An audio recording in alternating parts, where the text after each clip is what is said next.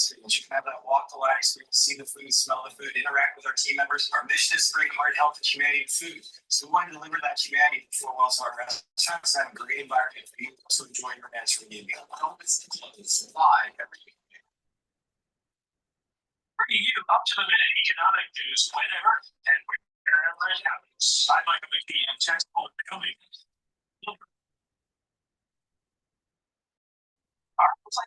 We could hit yet another record on this Friday.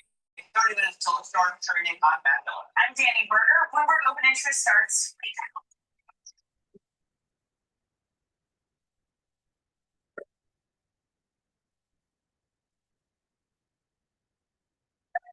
Momentum, small caps hit their first record high since 2021, joining the S&P and the NASDAQ and the Dow Jones Industrial Average in uncharted territory. Meanwhile, TikTok, tariffs, and NVIDIA looming large over a much anticipated phone call currently underway between Presidents Trump and Xi. And President Trump, meanwhile, his war on the media is expanding as late night comics.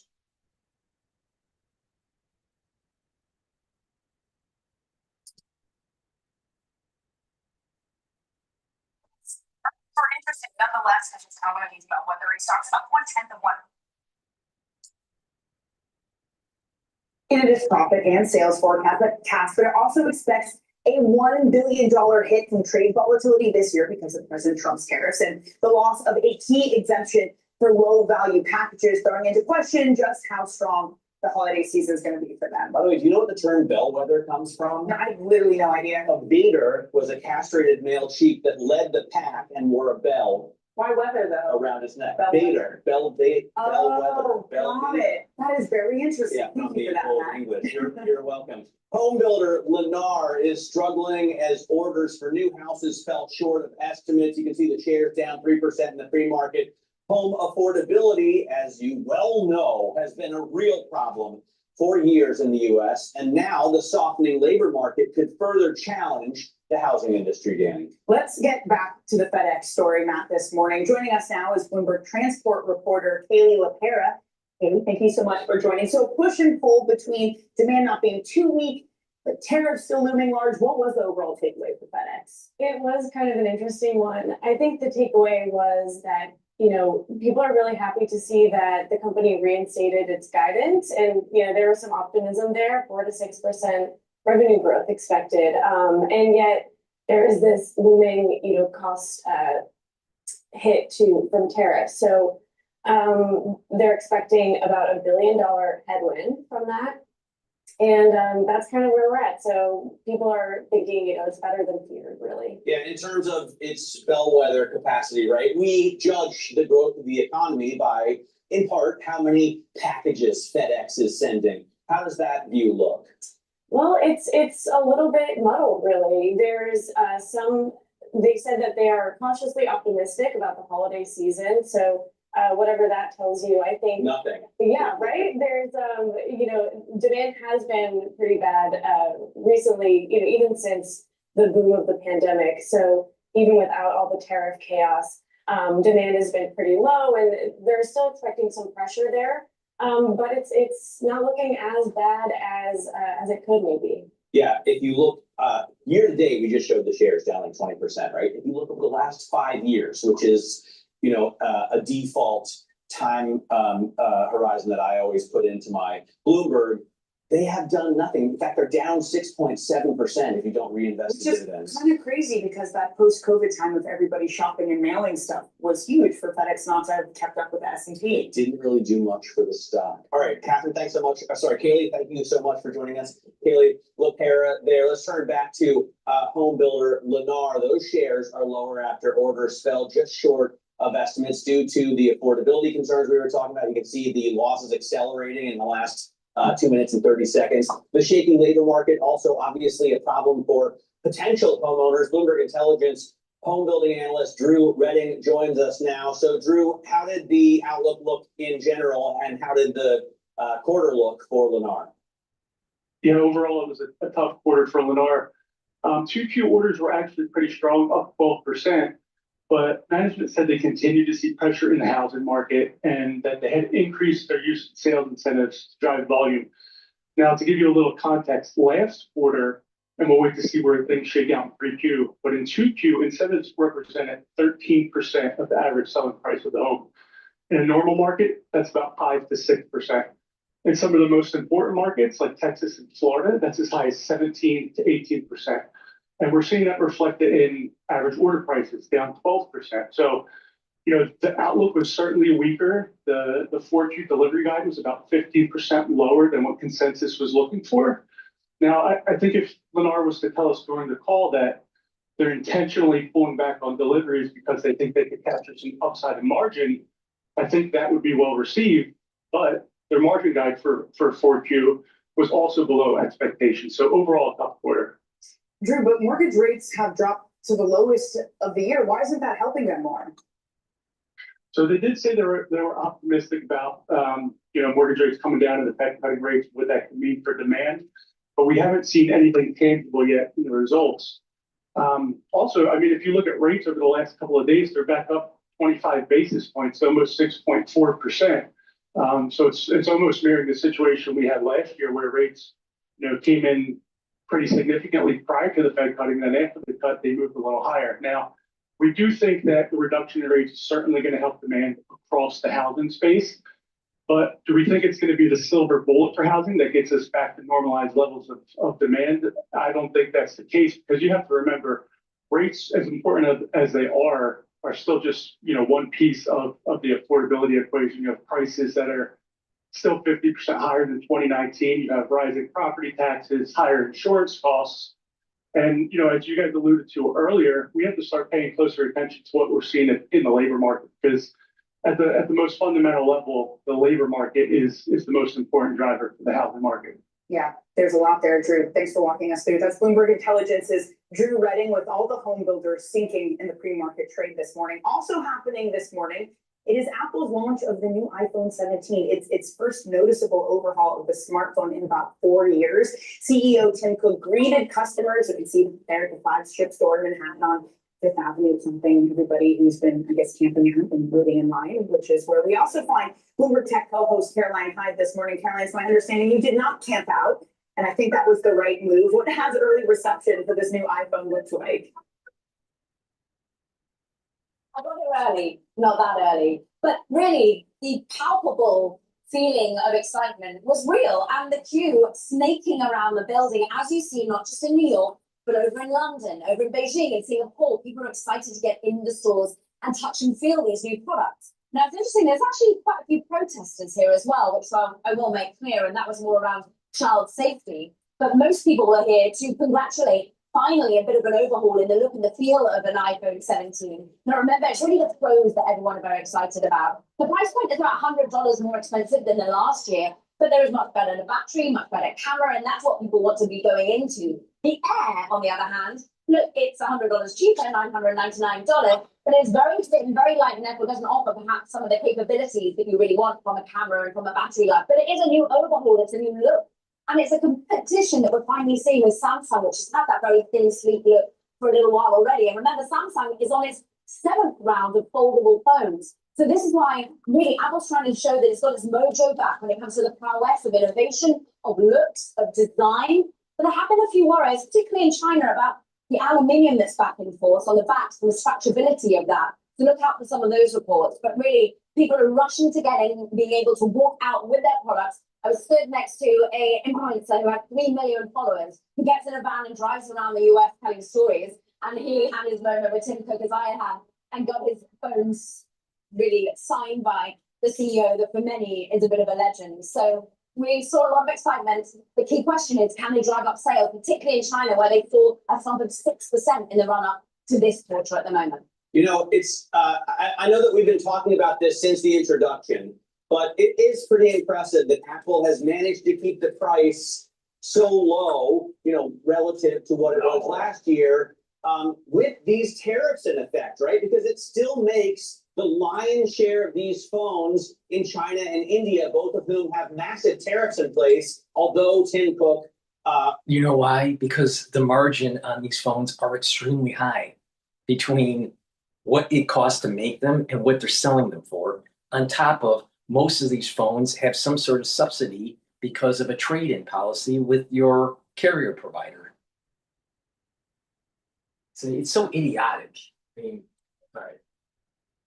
Hello, my name is DrPaulCottrell, and we are live streaming on YouTube today and on my website, the-studio-reykjavik.com.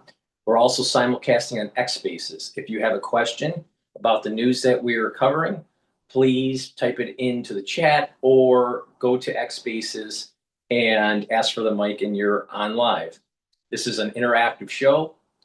We're going to be talking about the markets and breaking news. Thank you for joining. This is all free content. I do thousands of videos like this for free. Please help support the work that I do by making sure you subscribe to all the channels. I have 4 channels on YouTube, Brighteon, Bitchute, and Rumble. All the links are in the description.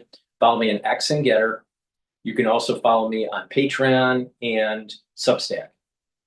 These are ways to support my work. You can also share the links, ask your social media to follow me.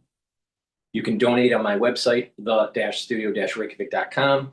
You can donate through Stripe, PayPal, or buy me a coffee. You can be a paid member to my Patreon channel or my Substack channel. But again, all the content that I create is for free because I believe that when you're covering the news and you're giving your opinion, it shouldn't be behind a paywall. It's that simple.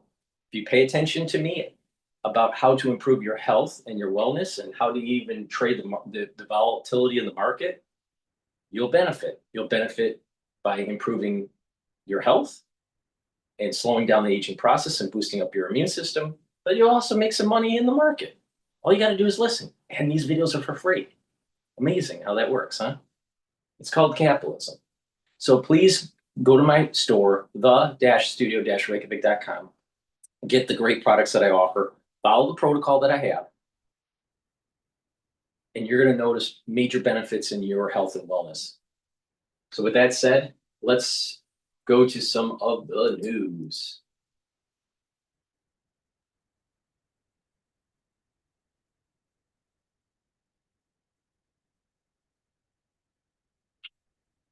All right. Right now, Live Now is talking about Charlie Kirk. So let's jump into Live Now here. Done with respect and an intent with a loving approach, tried to push forward his views and offer them as an alternative to those that debated him. Mr. Speaker, I'd also like to point out that a widow and 2 amazing children are now left without a husband and a father. And to Eric and those children, I'll just say that God has a special place in his heart for the widows of the world. Since ancient times, the widow of Zarephath with Elijah, the mite that the widow cast into the temple treasury, as well as Jesus Christ's own mother, Mary, a widow, whom Jesus on the cross, while he suffered and died for all mankind, offered that widow, his mother, to his most beloved apostle to take care of for the rest of her life, make sure that she was cared for. Eric, I'll just say to you and your children, God has a special place in his heart for the widows, for the orphans, and you also have a special place not only in my heart, but in the hearts of millions as you suffer through the loss of your husband, as well as the father of your children. Okay. Mr. Speaker, I'm inspired by... So what we're going to do now is we're going to pivot over to CNN, them talking about they're demonizing Trump because he hasn't solved inflation yet, even though the inflation that we have is an aftershock from the Biden administration because of bad fiscal policy during the COVID years and the misreading of data by the Federal Reserve and not doing shock therapy when they needed to. But they won't talk about that. They'll only talk about Trump.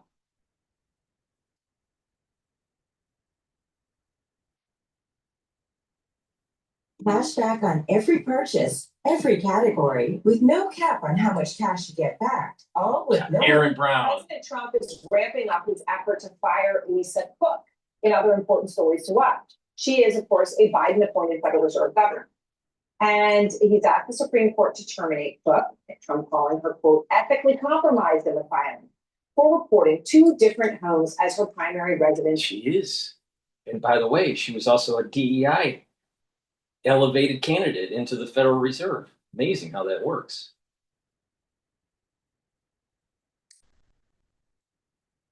Do as I say, not as I do type Mortgage one. documents.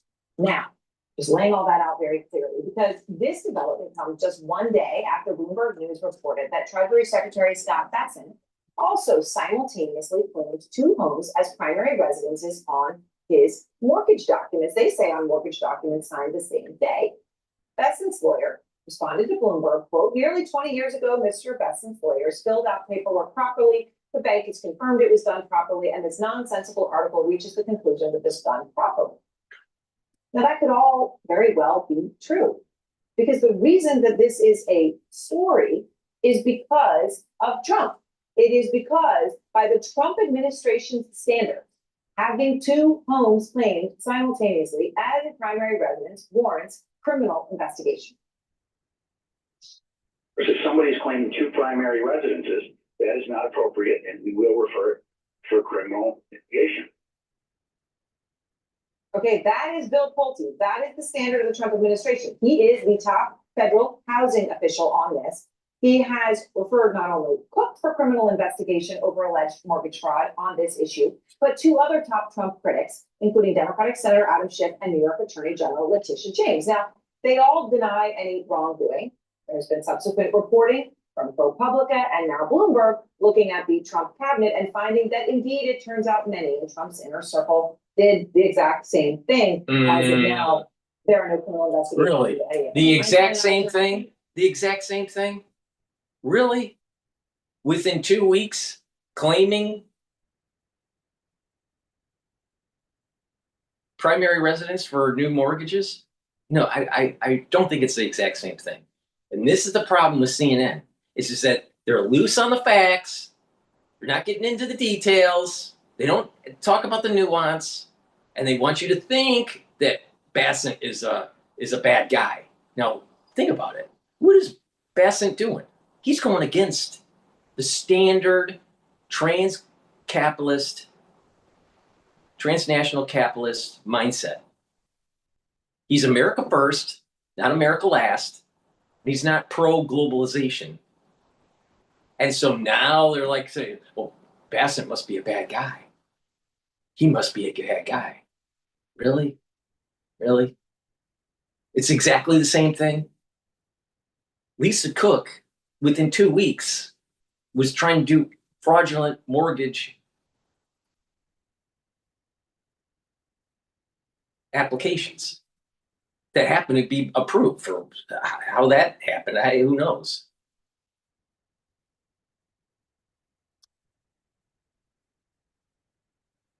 And by the way, Bessent doesn't control the interest rates for mortgages.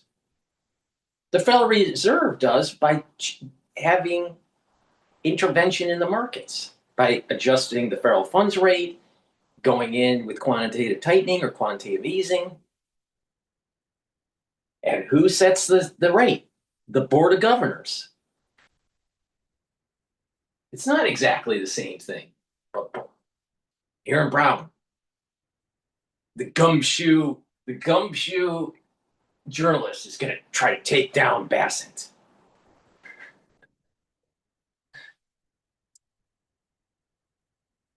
You're talking to Dan Ives, and I appreciate both of you very much. So Dan, here we are. As I said, this is literally a story for one reason, and one reason only, and that is because of what the Trump administration is doing, and the standard that they have explicitly put out that they are applying to 3 people who are critics of the administration or they don't like what they did in the case of Cook and her interest rate vote, and to none of the individuals, Bessent included in the Trump administration, who have also claimed that by their rule the same thing.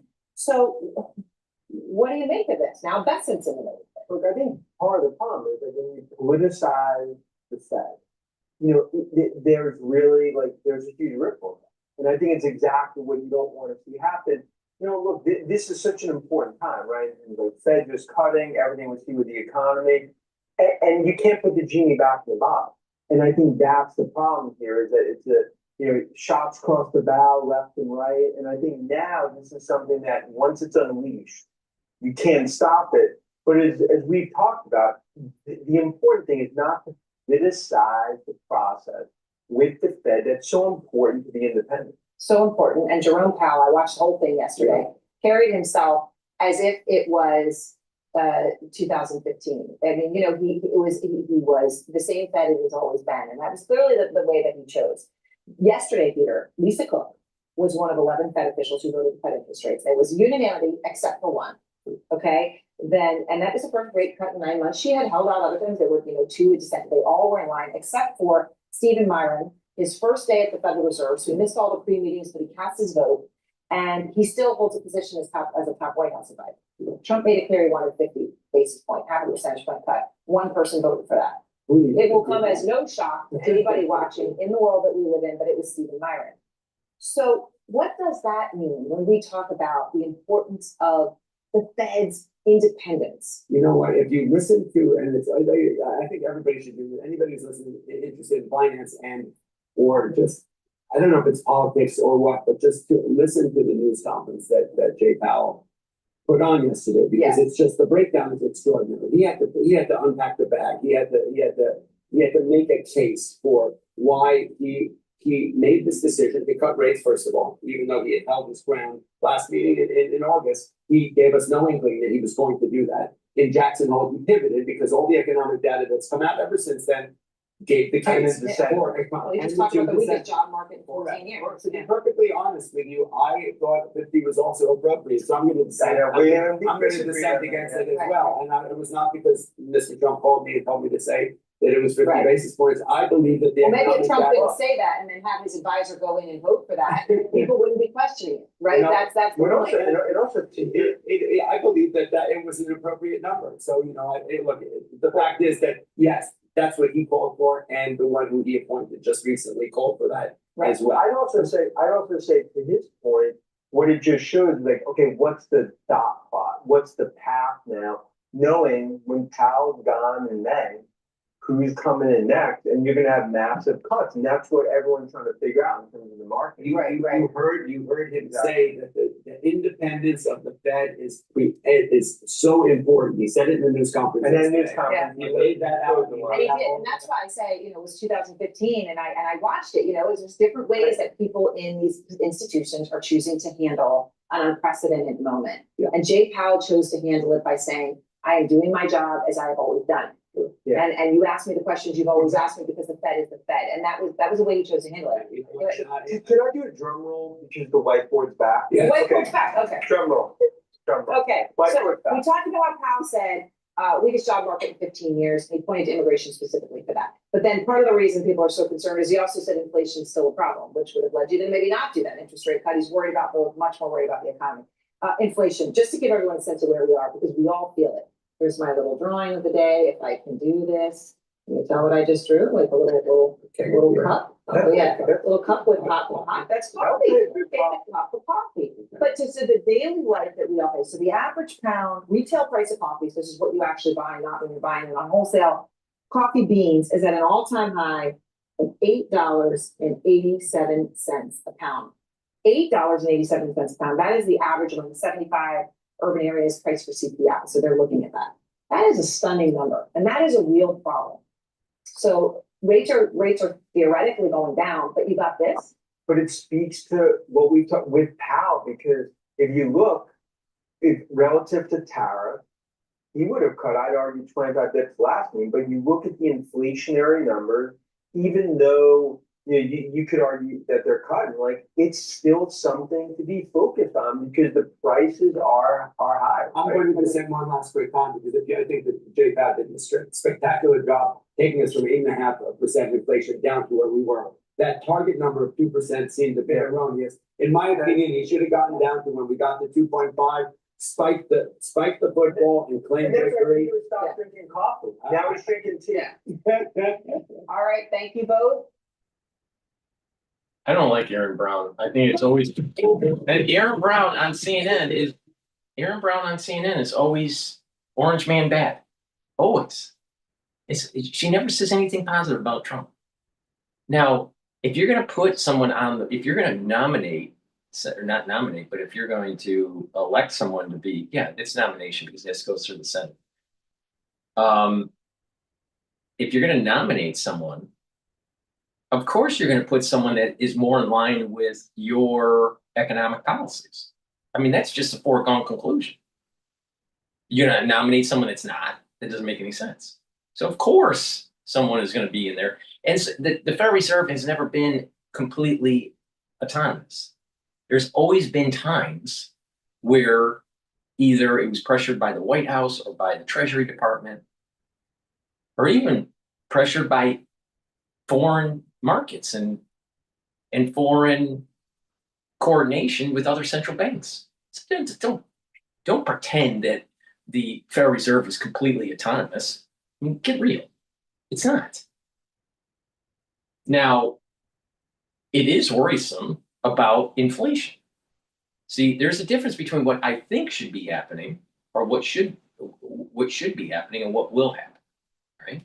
What will happen is the Federal Reserve is going to continue rate cuts through this year and next year. They're probably going to do another quarter point this year and continue cutting. They're going to go from about, the Federal Reserve is in a range, 4% to about 4.25%. It's probably going to go as low as averaging at around 3.25. All right, so it's going to go down another 100 basis points. Now, that would mean further rate cutting in 2026. And that projection is probably due to a weakening of the job market. Now, the problem comes in is that inflation is relatively sticky still from the Biden administration. And it's not so clear if tariffs have really truly affected the inflation.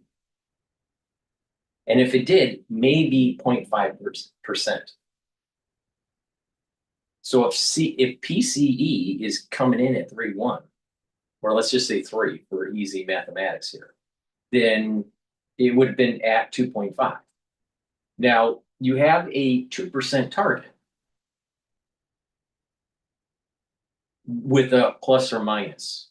So maybe 2.5, 1.9 or 1.8, that range. But on average, you want it to, the target's around 2%.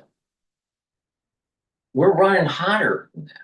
So if we keep on cutting and interest rate and inflation, I should say, stays elevated above the 2%, closer to 3 than it is to 2, then it's going to be problematic in terms of price elevation. Inflation is going to go up. Because what's going to happen is that the job market is going to be somewhat stabilized. Maybe more hiring takes place, and then there's going to be further fueling of inflation because they're printing money. That's when they're printing money. Now they can offset that printing of money. See, this is where the nuance comes in. It's more complex than just lowering rates. So you have high inflation, or above 2% target. Let's just put it that way, of approximately 3%. You're cutting rates, that's inflationary. That should weaken the dollar theoretically and bring down yields on the yield curve, assuming everything else is constant. They're pumping more money into the system. So that's inflation. But they're concerned about the job market. So if job market starts to soften, that's a deflationary signal into the market, even though you have prices going up.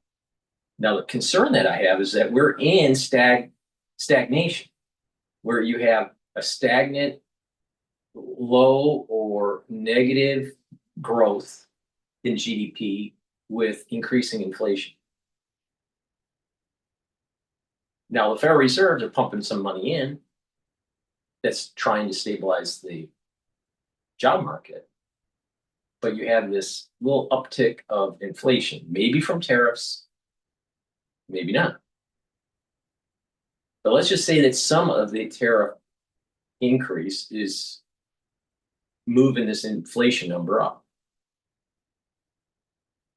The Federal Reserve is trying to do quantitative tightening. And when they're doing the quantitative tightening, so they change the rate, but there's also a longer part of the curve that they can affect by selling assets into the market instead of buying assets or changing the rate. So they're doing quantitative tightening. So they're lowering the rate and then they're doing a calibration with the quantitative tightening. And when they do the quantitative tightening, they're selling assets in the market and extinguishing money that's coming in. And in a perfect world, it would be neutral. They haven't created any new money supply. If they over quantitative tighten, they're actually extinguishing the money supply, and the dollar should go up, and actually inflation should go down. So there's this other aspect of the calibration through quantitative tightening that no one's talking about. And that's maybe what the Federal Reserve is doing, that if you just look at lowering the rate, that seems to be inflationary. But if you go in with the quantitative tightening, you should be able to bring that inflation down. So in essence, I would continue the quantitative tightening of the Federal Reserve balance sheet. But the problem comes in is that you have to do it slowly because you don't want to affect the weak job market. So they're stuck into, you know, in this situation where they're trying to help the job market, but they're also trying to prevent going above 3%. So quantitative easing, quantitative tightening could be that mechanism to bring down that inflation, but the side effect of it is potentially hurting the job market. Whereas lowering the rate, the federal funds rate, actually helps the job market theoretically, but could actually elevate inflation as a side effect.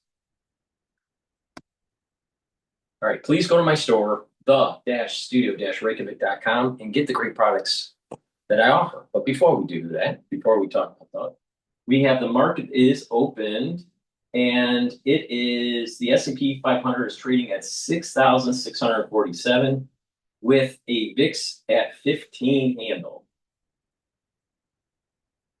Euro is trading at 117, and the Japanese yen is trading at 147.9. Natural gas is trading at 2.8. I'm a little surprised that natural gas hasn't stayed above the 3 level. It was trading at 3.1 and then dropped back down.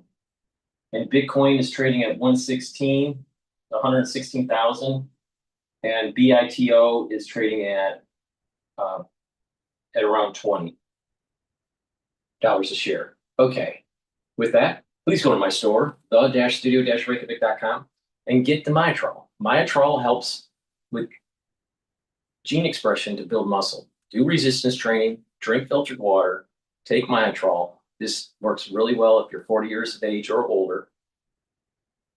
Do that resistance training throughout the week. Take the Myotrol. This has polyphenols, flavonoids, and lignans to help with that gene expression to build muscle. This will reduce the muscle atrophy and allow you to build that muscle, maintain that muscle. And it also helps with the health of your mitochondria that will boost up your ATP levels.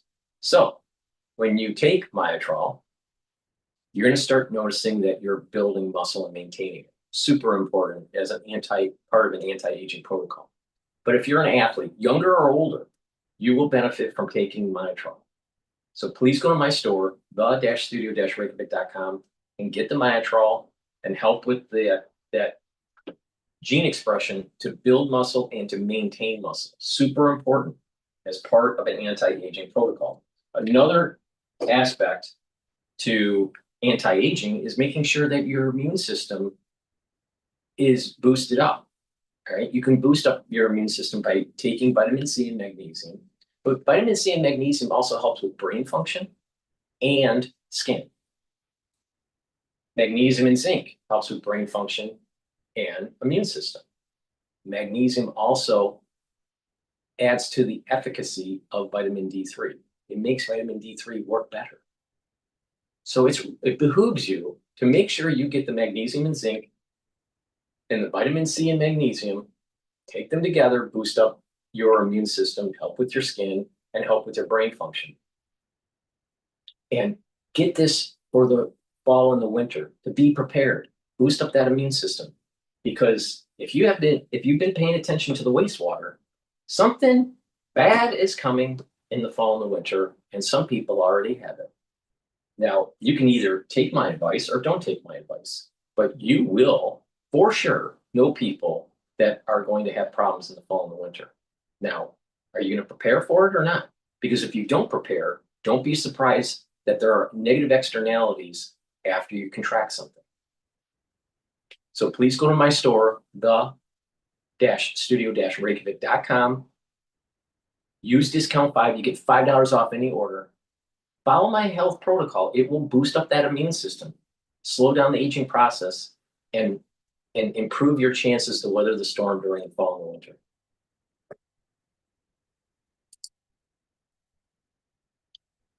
Continuing to lean in to U.S. equities. We have international. We've been favoring international growth over international value, which has worked out nicely for us.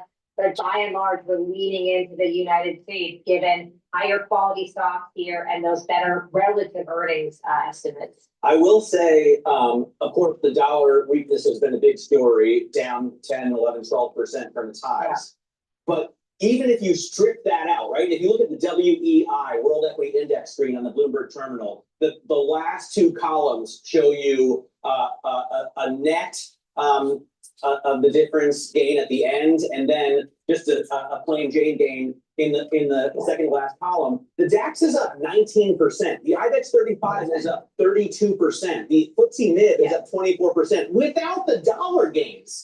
So it's just, I mean, as someone who lived in Germany and the UK for many, many years, it's just shocking to see this kind of outperformance. Are you upset that you're not there with like a pension in Germany? Yes, exactly. Because like with the dollar, right, in Spain, in Madrid, their benchmark index is up 50%. Yeah, it's beating the NASDAQ. It's beating the golden children of this market, which is the tech people. Yeah. But it's not just that, Emily, by the way. It is also small caps that have been on a tear since we got that August 1st jobs data. But Dan Greenhouse of Solus has this thing that's basically like, yeah, maybe you get bullish because rate cuts are happening, but do you actually know what's in the Russell 2000? If you look under the hood, it's companies like Z-Space, Vroom, Nerdy Inc. Yeah. I looked those up on the member screen. I'm sure they have great management companies, but Emily, they're not household names. It's not ones you necessarily know what they're doing. Is there a risk that we're getting over enthusiastic about rate cuts and failing to actually look at the fundamentals of this index? Yes, that is definitely a major risk right now. And the challenge that we've had with small cap equities is that about 35% of the Russell 2000 index is comprised of unprofitable companies. Right now, small caps are naturally rallying on the prospect for lower rates. These companies have much higher levels of indebtedness, but a lot of them don't make money. So we would fade the rally. We think it's a little bit more of a rental than a buy right now as it relates to small caps. We would look at going up in market cap to mid cap stocks. They're much higher quality. We also like large caps. Obviously, we've got a big valuation issue within the mega cap space, particularly within tech. We still like tech stocks up in cap in the US, but I think really mitigating the valuation risk there with mid cap equities and getting a totally different relative sector composition with things like industrials within mid caps, we think makes a lot of sense in terms of diversification. Emily, this has been so fantastic. Please come join us again. So Manuel John Hancock, co-chief investment strategist, Emily Rowland. By the way, Matt, Nerdy Inc., if I'm going to pick on a stock, it obviously is the nerdy one. Yeah, I agree. We're $250 million worth of market cap, down 17% year to date. Again, it's kind of one of these companies in the Russell 2000 that's not doing well. And it kind of, the mask of yay rate cuts is maybe covering up some of the individual members. Vroom. Broom, yeah. Broom. What does Broom do? Retails automobiles, Oh, that's cool. new and used cars, spare parts and accessory, does maintenance. It's $150 market, $150 million market cap. Okay, yeah. And obviously no earnings, so you can't get a PE of any kind. Yeah, exactly. All these unprofitable companies. Let's get a check on overall small caps right now. So I think we are going to hit another all-time high, not small caps, I should say. On the large caps, the ones in the names. Time until the close with Romaine Bostic. Yeah. And Katie Greifeld. Just wait. Yeah, okay, there you go. Well, here's where we stand on the large cap index. Here are the names you know and love. It is Apple. All right, let's go to Fox Business about British political revolution coming. Download the app and get 50% off your first Wonder order with code 50Google. Gusto is the best choice for small business payroll. It's fast. It's trusted. It's a great bet. A special guest joining now, Julia Montague. She's an American who married into British nobility and she became the Countess of Sandwich. Okay, does this state visit, does it cement the American special relationship with the Brits? Well, there's always been that special relationship, but I think last night really took it that step further. There's a lot of symbolism. So if you look at the after dinner drinks in particular, there was the 1945 vintage port, which was tribute to, of course, Trump having been the 45th president. And then there was the 1912 cognac, which is the same year that his Scottish mother was born. So, and absolutely Nice incredible. touch. Absolutely. Very nice touch. Okay, Lady Sandwich, listen to what Trump had to say about the honor of his historic second visit to the UK. Watch this.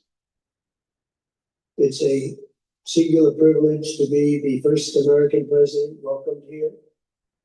And you think about it, it's a lot of presidents, and this was the second state visit, and that's the first, and maybe that's going to be the last time. I hope it is, actually. But this is truly one of the highest honors of my life. Such respect for you and such respect for your country. All this pageantry, it's used to sort of flatter President Trump. Is that because the Brits need President Trump? Yes. Well, the Brits are just very good at pageantry, tradition, pomp and circumstance. And of course, President Trump, now having met, President Trump having met now two monarchs. I mean, that's rather extraordinary, considering the late Queen Elizabeth II was the longest reigning monarch. Now he's been greeted by not only, of course, King Charles III, Queen Camilla, but the Prince and Princess of Wales. They pulled out all the stops. Absolutely. Do you think it makes a difference to President Trump? I know he likes this, but does it influence him? Well, absolutely it does. This is, his mother was Scottish born. He had said himself how much he, really enjoys all the royalty, the pomp and circumstance. You saw him when he greeted, in particular, the Princess of Wales on arrival. I think he was quite surprised that he was being greeted by them. Wonderful, I think, show of this pageantry and this pomp and circumstance, as I said earlier, that we know, but also, they really put in an extraordinary amount of effort to make sure that he felt welcomed. Forgive me for asking a personal question, a historical question, but am I right? You are Lady Sandwich. Am I right in saying that your distant relatives, way back in the past, created and invented the sandwich? You are correct. The fourth round sandwich, that what we eat today is all because of him. You haven't lost your American accent. Nothing. I haven't. No, a little bit there. Do you feel you fit? I think this is an awful question to ask, but do you fit into British society? I try to fit in as much as I can, but I also make sure that I keep my American roots. I celebrate Thanksgiving every year. My children always went to school with cupcakes for the 4th of July. They're rooted in American tradition just as much as they are rooted in British tradition over here as well. I'm going to go back to you. Do you think that that Britain will embrace Trumpism? I'm not sure about embracing Trumpism and this word. I think it's about embracing this special relationship, which they always have. And last night was a real celebration of that bridge between the two countries. And that was wonderful to see. Okay, Lady Sandwich, thank you very much for joining us. Niall Gardner, same question. Do you think that the Brits will embrace Trumpism? I think they are already, actually, and we're seeing the winds of change blowing across the UK.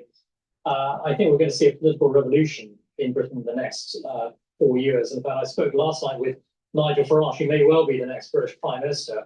And I do think that President Trump is an inspiration, of course, to those in Britain who want to see real political change here, who want to see secure borders, an end to mass migration, who want to see a return to a celebration as well of British heritage, history and culture. And at the moment, you've got a very left-wing government headed by Keir Starmer. The British people are reacting against Starmer. Starmer is the most unpopular prime minister of the modern era here in the United Kingdom. So I think that we are going to see a political revolution in the UK, a Trump-style revolution, yes. Would you go that far, Lady Sandwich? A political revolution? I'm not the politician here. I'm going to leave it over to Niall. I just like all the pomp and circumstance, and of course the gold dress that the Princess of Wales is wearing and the tiara. And again, solidifying that special relationship, I think, is the most important. Nigel Farage was on the show yesterday on this program, sitting right there. He said that all over Britain, suddenly, the Union Jack was beginning to appear. Have you seen that? I think that, the Union Jack, for me, I've always seemed to notice it. Maybe not, it's not as pronounced as, of course, in America. When I go back to America, it's wonderful to see the American flag out so many homes. It's everywhere. But little by little, I've noticed, yes, definitely the Union Jack is being flown more. I'm sorry to put you on the spot, Lady Sandwich, but I do. And I hope you'll come back again at some point. Absolutely. When you get to New York. Absolutely. Thank you very much. Thank you so much. Appreciate it. I paid for my own college, so I knew I'd have to start at Hewlett. Please go to my store, the-studio-reykjavik.com, and get the heirloom barley. Heirloom barley is dual purpose. It's going to help to detoxify your body, which is super important to do every day, bring down inflammation, and soak up free radicals with superoxide dismutase. This is a high-density protein. Mix it with soft foods, filtered water, a smoothie, or even with milk, but take it every day. It's a month's supply. And by detoxifying your body, you're helping your endocrine system and your immune system, even your brain function. By detoxifying your body, you're also helping with your vascular system and your kidneys and your liver. Bringing down inflammation, that helps with your cardiovascular health, that helps with your immune system and your endocrine system, that helps with your joints, that helps to recover after a workout. And by bringing down inflammation, chronic inflammation, by bringing that down at the cerebral level, you're helping to protect your neurons. So please go to my store, the-studio-reykjavik.com. Take the heirloom barley and take it every day. And another great supplement that I have is collagen. Collagen, again, is dual purpose. Helps with your skin, helps with your nails, helps with the health of your hair, helps with joints and cartilage, musculature, and bone density. Take it every day. It's a month's supply. Again, mix it with soft foods, filtered water, a smoothie, or even with milk. And you can even stack it with the heirloom barley. But take it every day and do some resistance training. Please go to my store, the-studio-reykjavik.com. Use discount 5. You get $5 off any order. It's all caps, discount 5. And if you spend $100 or more, you get a free gift until supplies last. Mentioned, do you remember in the Biden administration, Republicans were furious about social media giants, that they were silencing people, that they were hurting their free speech by deplatforming President Trump. Marjorie Taylor Greene, for example, was kicked off one of the platforms. Matt, to that point, how different are these sorts of cases around free speech when it comes to the media? How do they compare and contrast with the Republicans had complained about, brought suits about when it comes to social media?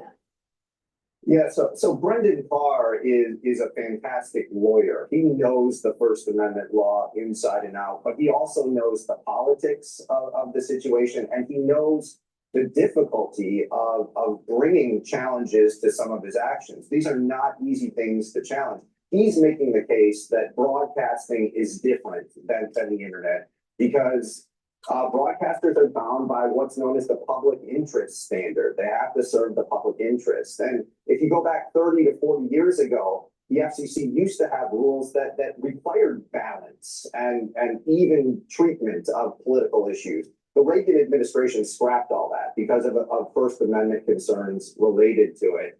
Brendan Carr is effectively trying to revive it. He knows that's going to be vulnerable. in court if you litigated this all the way up to the Supreme Court. But as a practical matter, it's very difficult to actually litigate this stuff. He can lean on companies that he knows need his support, need his deregulation. Companies like Nexstar and Sinclair that removed Jimmy Kimmel from their networks or from their stations, and without ever reaching the courts on a big fight about this. Yeah, and maybe it's important to note that Nexstar is planning to acquire a rival company, something that would require FCC approval. So maybe some self-censorship. Matthew, thank you so much for joining us this morning. Matthew Schettenhell of Bloomberg Intelligence. Coming up on We're the going to show. go to the Hill here. They're talking about Trump establishes new crime task force amid Memphis.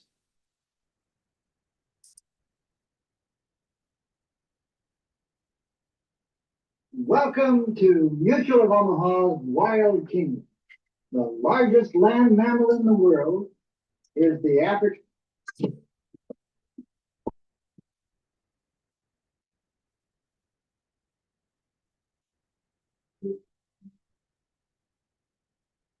Good morning and welcome to Rising. We have a great show for you today, and Amber is in the building on Friday as usual. How are you? I'm doing well. It's good to see you. Good to see you too. So tell us what's coming up on Rising. I absolutely will. All right, coming up on Rising, former presidential candidate Kamala Harris is revealing who her real first choice for vice president was. Plus, the CDC has an updated MMRV vaccine schedule, but some experts are sounding the alarm. And Tucker Carlson is issuing a warning after Charlie Kirk's death, apparently over comments made by Attorney General Pam Bondi. But first, Lindsay, tell us what you're seeing in your lens. Yeah, we have a lot to talk about today, so let's get to it. President Trump has now turned his focus to Memphis, making it the latest city he says needs federal intervention to fight crime.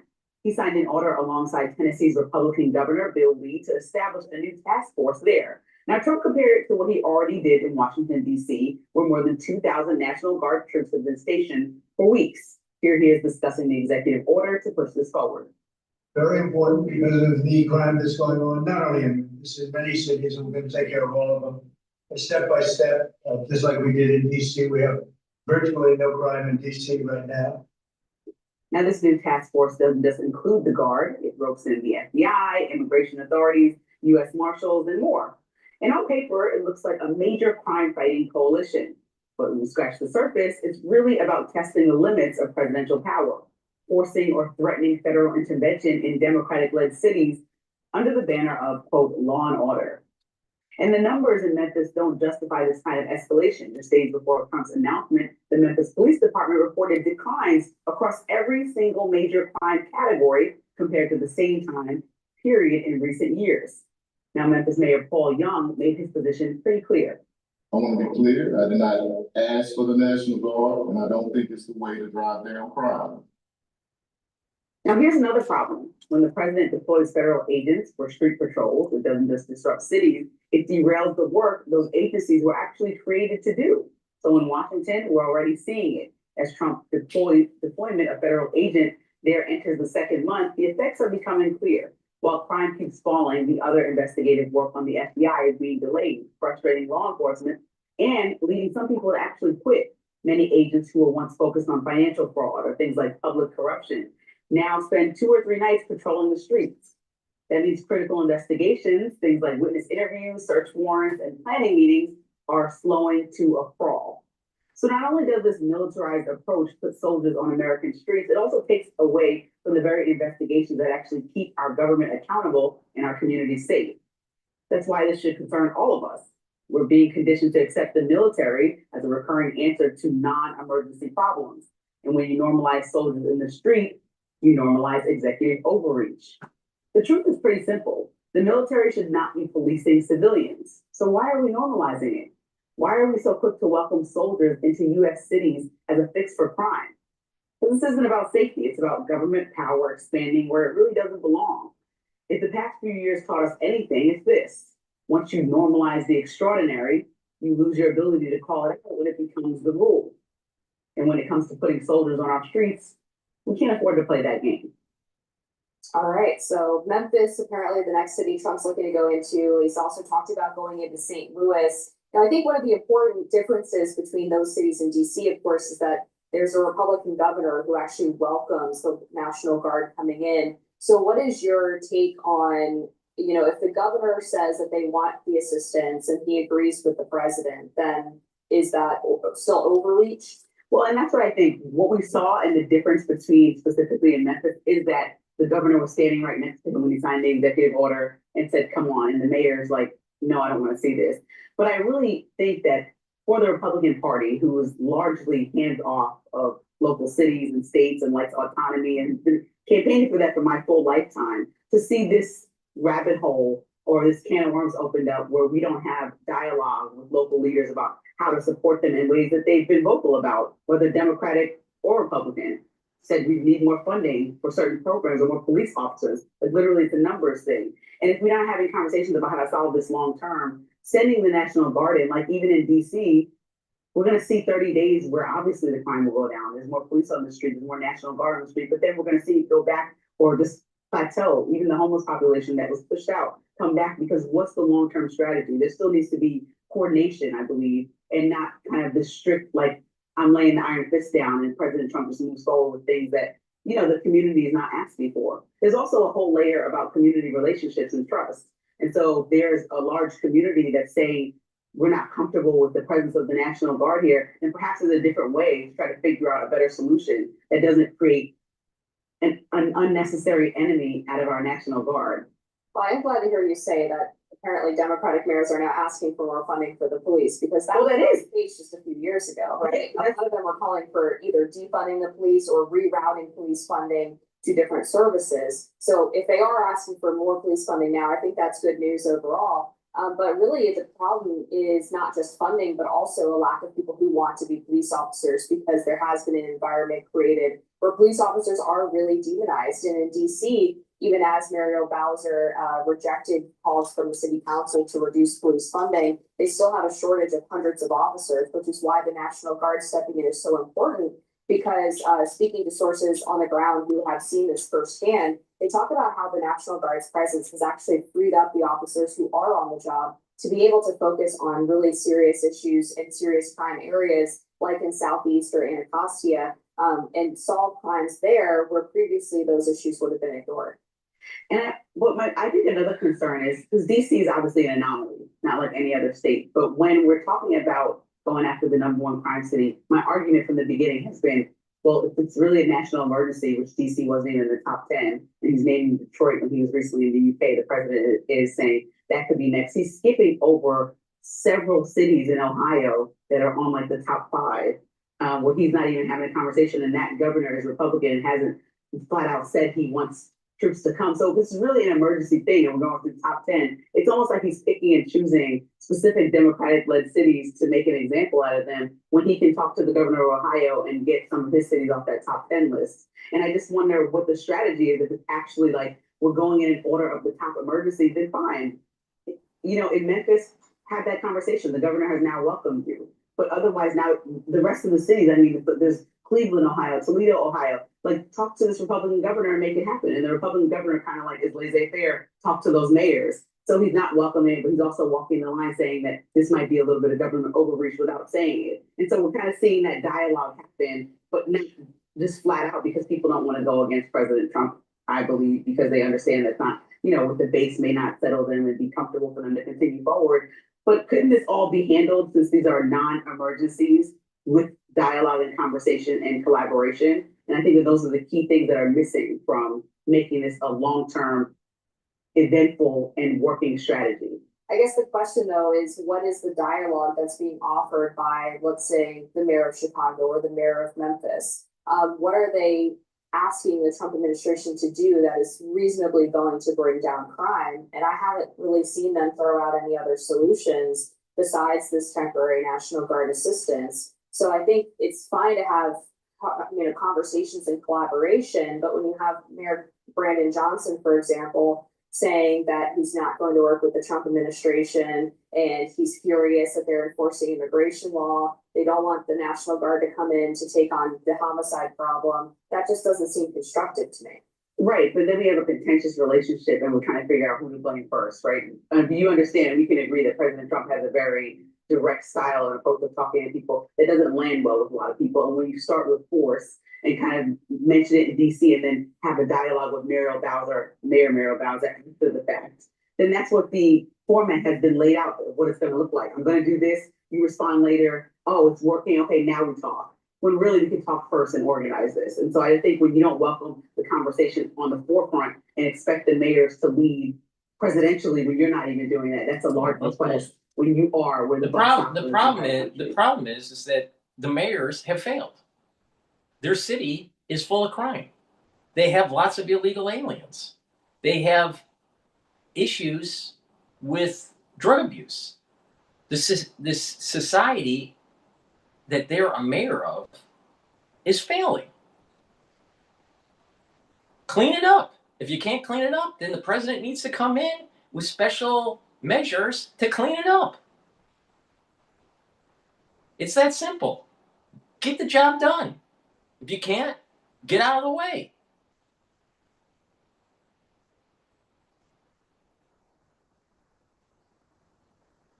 All right. With that said, let's take a look at some of the other news.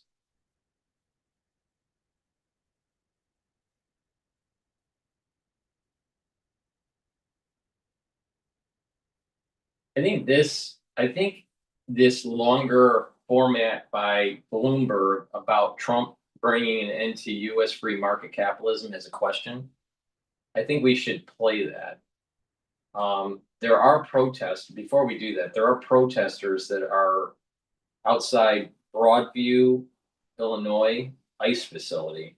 It looks like there's some tear gas being thrown. I'm not sure if that's by the officers or by, yeah, it looks like from the officers. So let's just listen in here. This is breaking news before we go to a different video.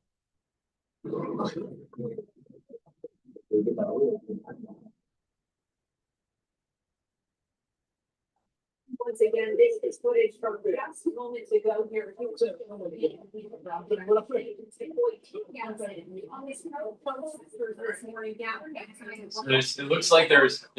looks like there's conflict between the protesters and the ICE agents in Broadview, Illinois right now.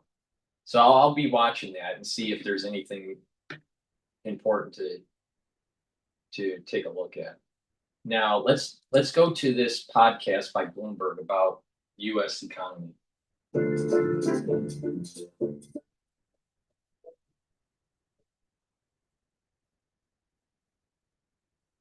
Roku's self-serve ads platform.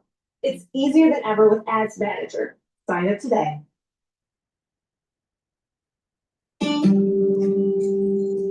Bloomberg Audio Studios. Podcasts, radio, news.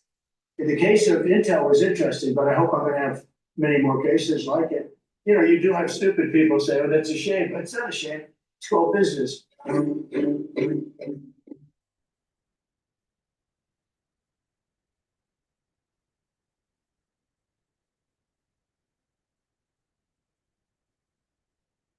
Stephanie Flanders, Head of Government and Economics at Bloomberg. And this is Trumponomics, the podcast that looks at the economic world of Donald Trump, how he's already shaped the global economy, and what on earth is going to happen next. This week, we're sparing a thought for the boardrooms of corporate America and how Trumponomics is working out for them. Donald Trump has involved himself more directly in American businesses on a wider range of issues than any president in living memory. He weighs in on social media, in the courts, and especially in the Oval Office. So is it just Trump being Trump? Or will history also say this was the point where the US embraced the kind of state-run capitalism previously associated with Moscow or Beijing? Just a few examples to introduce the thought. In late August, you'll remember the president sealed the deal that gave the US government a nearly 10% stake in Intel Corp. Celebrating that he got it to zero. What this means. Shortly after calling on social media for the CEO of that semiconductor company to resign. The president's banned American chip makers from exporting chips to China, only to change his mind a few months later after the CEO of the chip giant NVIDIA paid the president a visit and agreed to pay the government a 15% tax.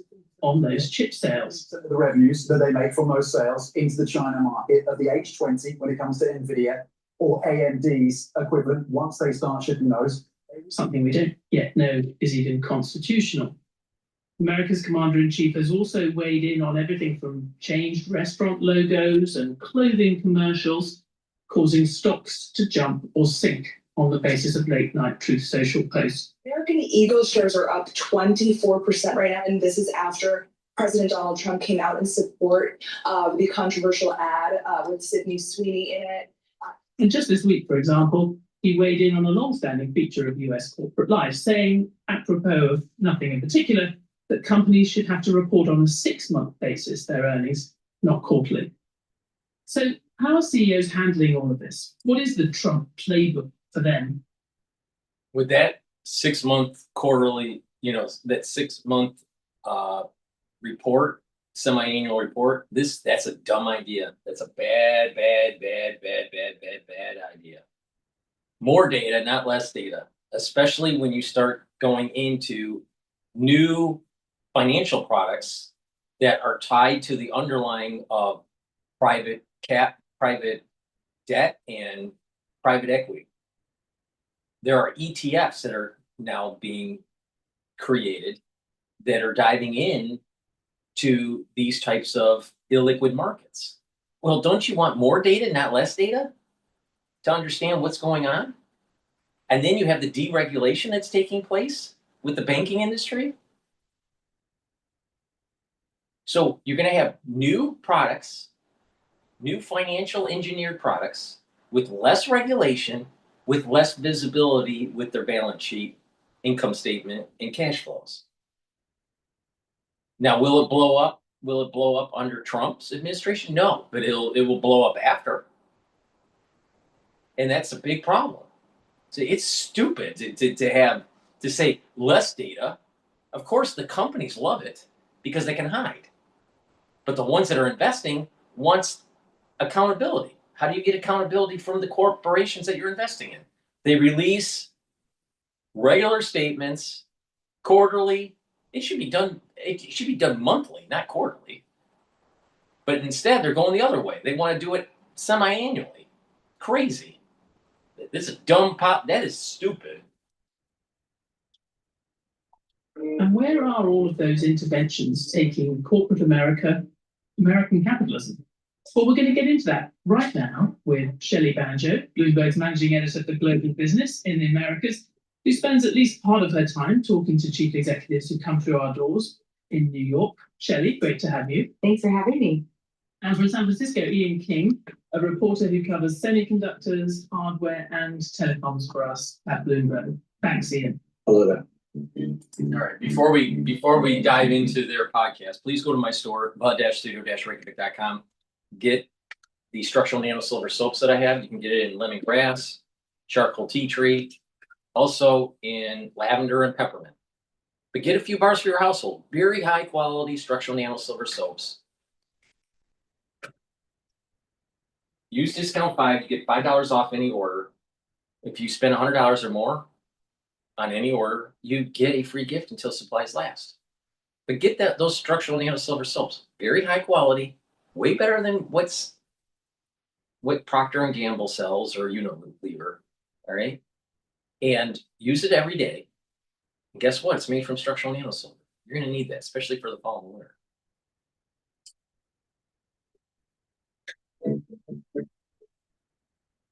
Shelley, I noticed that one of our esteemed colleagues, Wes Kosova, wrote this week a brilliant CEO guide to getting what you want out of Trump. I mean, if someone was trying to devise MBA courses now on handling this second term of President Donald Trump, 7 months in, what do you think will be in that kind of class? I think the first thing is do not come empty-handed. Wes's wonderful story, as you point out, talks about this trophy that Tim Cook has prepared for him. We had the Coca-Cola CEO come in with a personalized bottle for Trump, and we can sort of mock this or laugh, but the indication is I am here to kiss the ring, and I want to start that from the outset the way you would go and visit royalty. We've been talking about this over the last few days. It's not just these sort of, public times where you go to the White House and you lobby. It's also just the sort of never quite knowing what's going to happen next. Right, exactly, because you can understand what Trump might be after on, sort of the policies that he's into. But as a CEO, you're sort of living in fear that you're going to be the subject of a Truth Social post.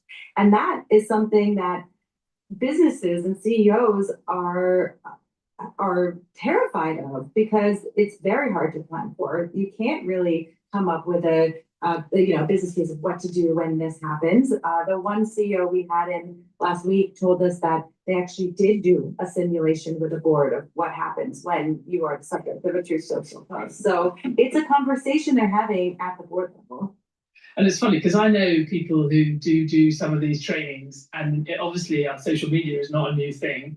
And I've heard sort of government relations and others talk about how does one handle it if there's a Twitter storm over something, airlines deal with it all the time when you've got, some prominent person stuck in a long line or their plane gets delayed. But I suspect, there's a whole different set of rules if you're dealing with the commander-in-chief.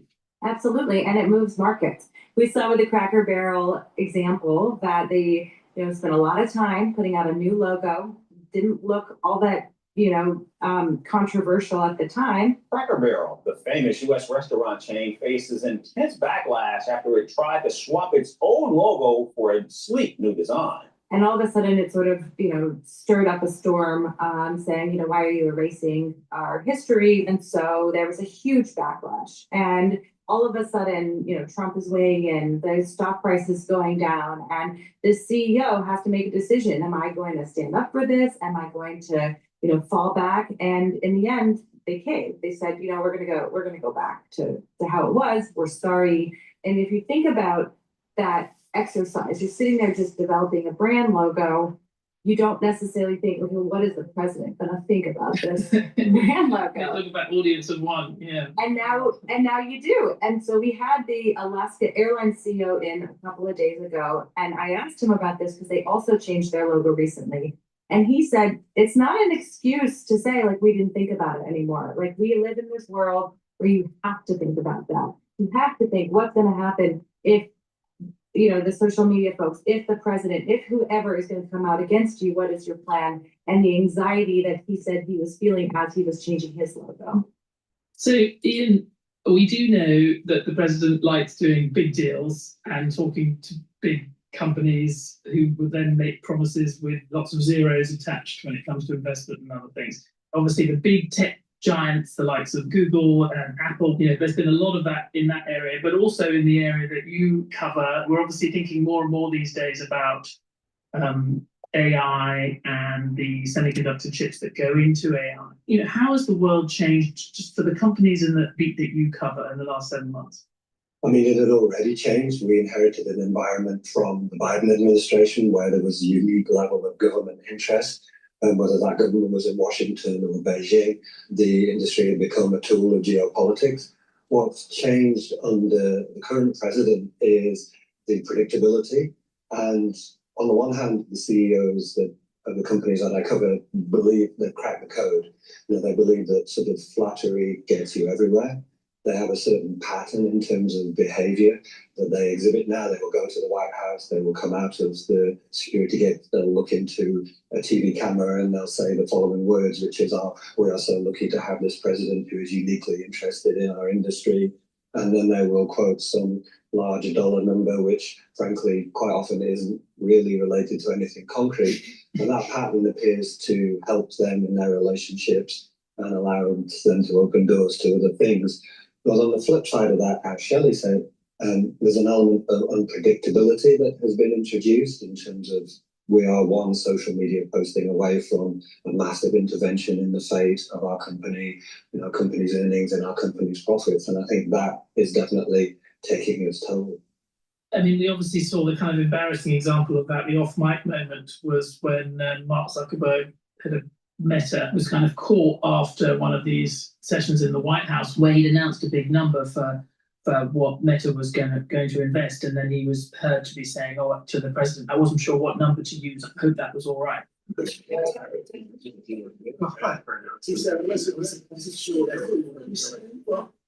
which sort of goes to this choreography that people are engaging with and not necessarily a great attention to what the actual number is, at least from a business standpoint.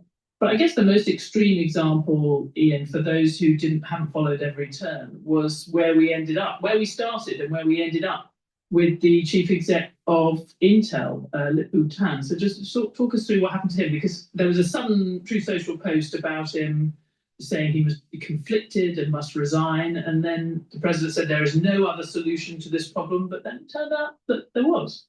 Yeah, this was an alarming moment, I think, in corporate history. This gentleman was brought in to rescue Intel. He is of, he's originally Malaysian. He's an American citizen now. He's of Chinese background. And there was a political sort of campaign to try to undermine him because of his investment links to China, links that we don't even know exist anymore, but that was certainly historically was the case. And what happened was the president saw that and seized upon it and immediately jumped to the conclusion that Lip-Bu Tan, the CEO of Intel, a publicly traded company, was in fact conflicted and should step down. That was a call he made. A week later, Lip-Bu Tan is in the White House. Everything is great. And this CHIPS Act money that had been assigned to Intel under the Biden administration is suddenly switched into shareholding stake for the US government in Intel. So, I mean, how do you follow that? How do you plan for that? How do you run a company with that kind of set of possibilities in the air? And the answer is you don't, you just react. And that's not a way to run a company. There's been some Republicans and certainly some sort of pro-market conservative commentators who've raised both eyebrows at that deal. But I think it's very striking how little opposition there's been to it, or sort of concerns about it. And I guess one has to, just for completeness, I mean, NVIDIA is the other area, the other big deal that the president has made, which financially is probably even more significant for the company. We're talking about much bigger numbers, but also could be quite significant strategically for the US. Again, it's geopolitics influencing the US policy. The underlying desire is to prevent China from getting access to advanced semiconductors because we believe in the US that is against national security interests. But somehow that's become negotiable. Somehow that has become the subject of a real estate deal. And if NVIDIA and AMD, which is a smaller company doing roughly the same thing, are allowed to send a certain type of chip to China now, a reduced capability chip, then they can do that, but with the provision that they give the US government actively a kickback, 15% of that. And there's a whole, as you alluded to, fuss or concern about whether this is even legal. We spoke with the CFO of NVIDIA, so this is the world's largest publicly traded corporation. We asked her about how are you going to pay this 15%? And she said, I'm not. There's no rules. There's nothing that effectively what she said is this is illegal. If I do this, I'm breaching my fiduciary duty. Can't do it until they give me a set of rules to do it. Those rules have not emerged. So right now it's not going to happen.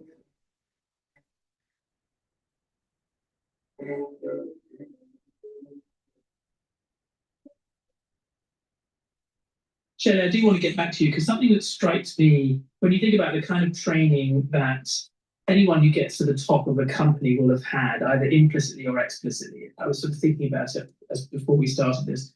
The implicit messaging has always been, you want to do everything you can to ingratiate yourself with the government, whatever country you are, but without it being evident and without necessarily calling attention or raising any question marks. Whereas it seems this is the opposite in this administration. Whatever you do to ingratiate yourself has to be completely open and ideally, in the Oval Office with cameras rolling.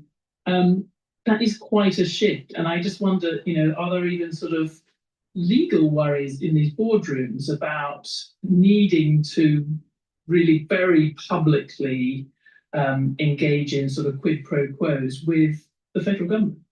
Yeah, I mean, the most striking example of that has obviously been Elon Musk and Tesla, and sort of how close you get to the president, where you're literally in the White House making and helping informing these decisions. And we saw the impact on Tesla. People stopped buying Tesla cars. You can sort of negotiate how much of that had to do with his association with Trump, how much it had to do with other things, but even we had the board chair of Tesla into Bloomberg this last week, and even she said as part of the negotiations with Musk with his pay package, like we would like to see him focus on Tesla, and so it does sort of raise the question of how much is it you're just doing your job as CEO includes now managing the emotions and the whims of the U.S. president, and how close is too close and how far is too far. I mean, you haven't really seen a consumer backlash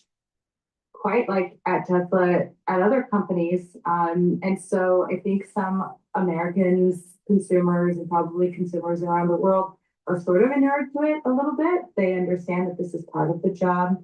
I think it's also a question of, are people really going to do what they say that they're going to do? Because I think a hallmark of the Trump presidency is we're throwing a lot of big numbers at you, a lot of big stuff, a lot of big threats. You don't know which ones are going to come true. This week, you had the TikTok deal come back into focus. I remember when I was living in Hong Kong in 2018, between 2019 2020, the first Trump presidency, and here we're talking about this. And so, fast forward to 2025, we're still talking about the same thing that Trump was talking about. We're still talking about tariffs. Like, there's some things that just haven't happened yet. So how do you know as the CEO which ones to take seriously and which ones you don't? And I think the answer has become, as Ian sort of alluded to, like, you have to take them all seriously. But I don't know, how much do consumers really get impacted by that? A part of the story of American capitalism was always sort of slightly economical with the truth. There has always been an enormous amount of subsidies and lobbying. When I worked in the US Treasury, having been brought up in the UK, I'm half American, I was sometimes surprised by the sort of assumption that businesses, the closeness of the lobbying and the closeness of the business relationships was certainly something that was different from the UK and seemed to be part of the American tradition, that you'd have businesses weighing in very directly on deals that were being done and other things, and there was no question of any wrongdoing. It was just like the way things happened. So I mean, given that, is it surprising that you haven't had more businesses sort of say, hang on a minute, what kind of capitalism is this?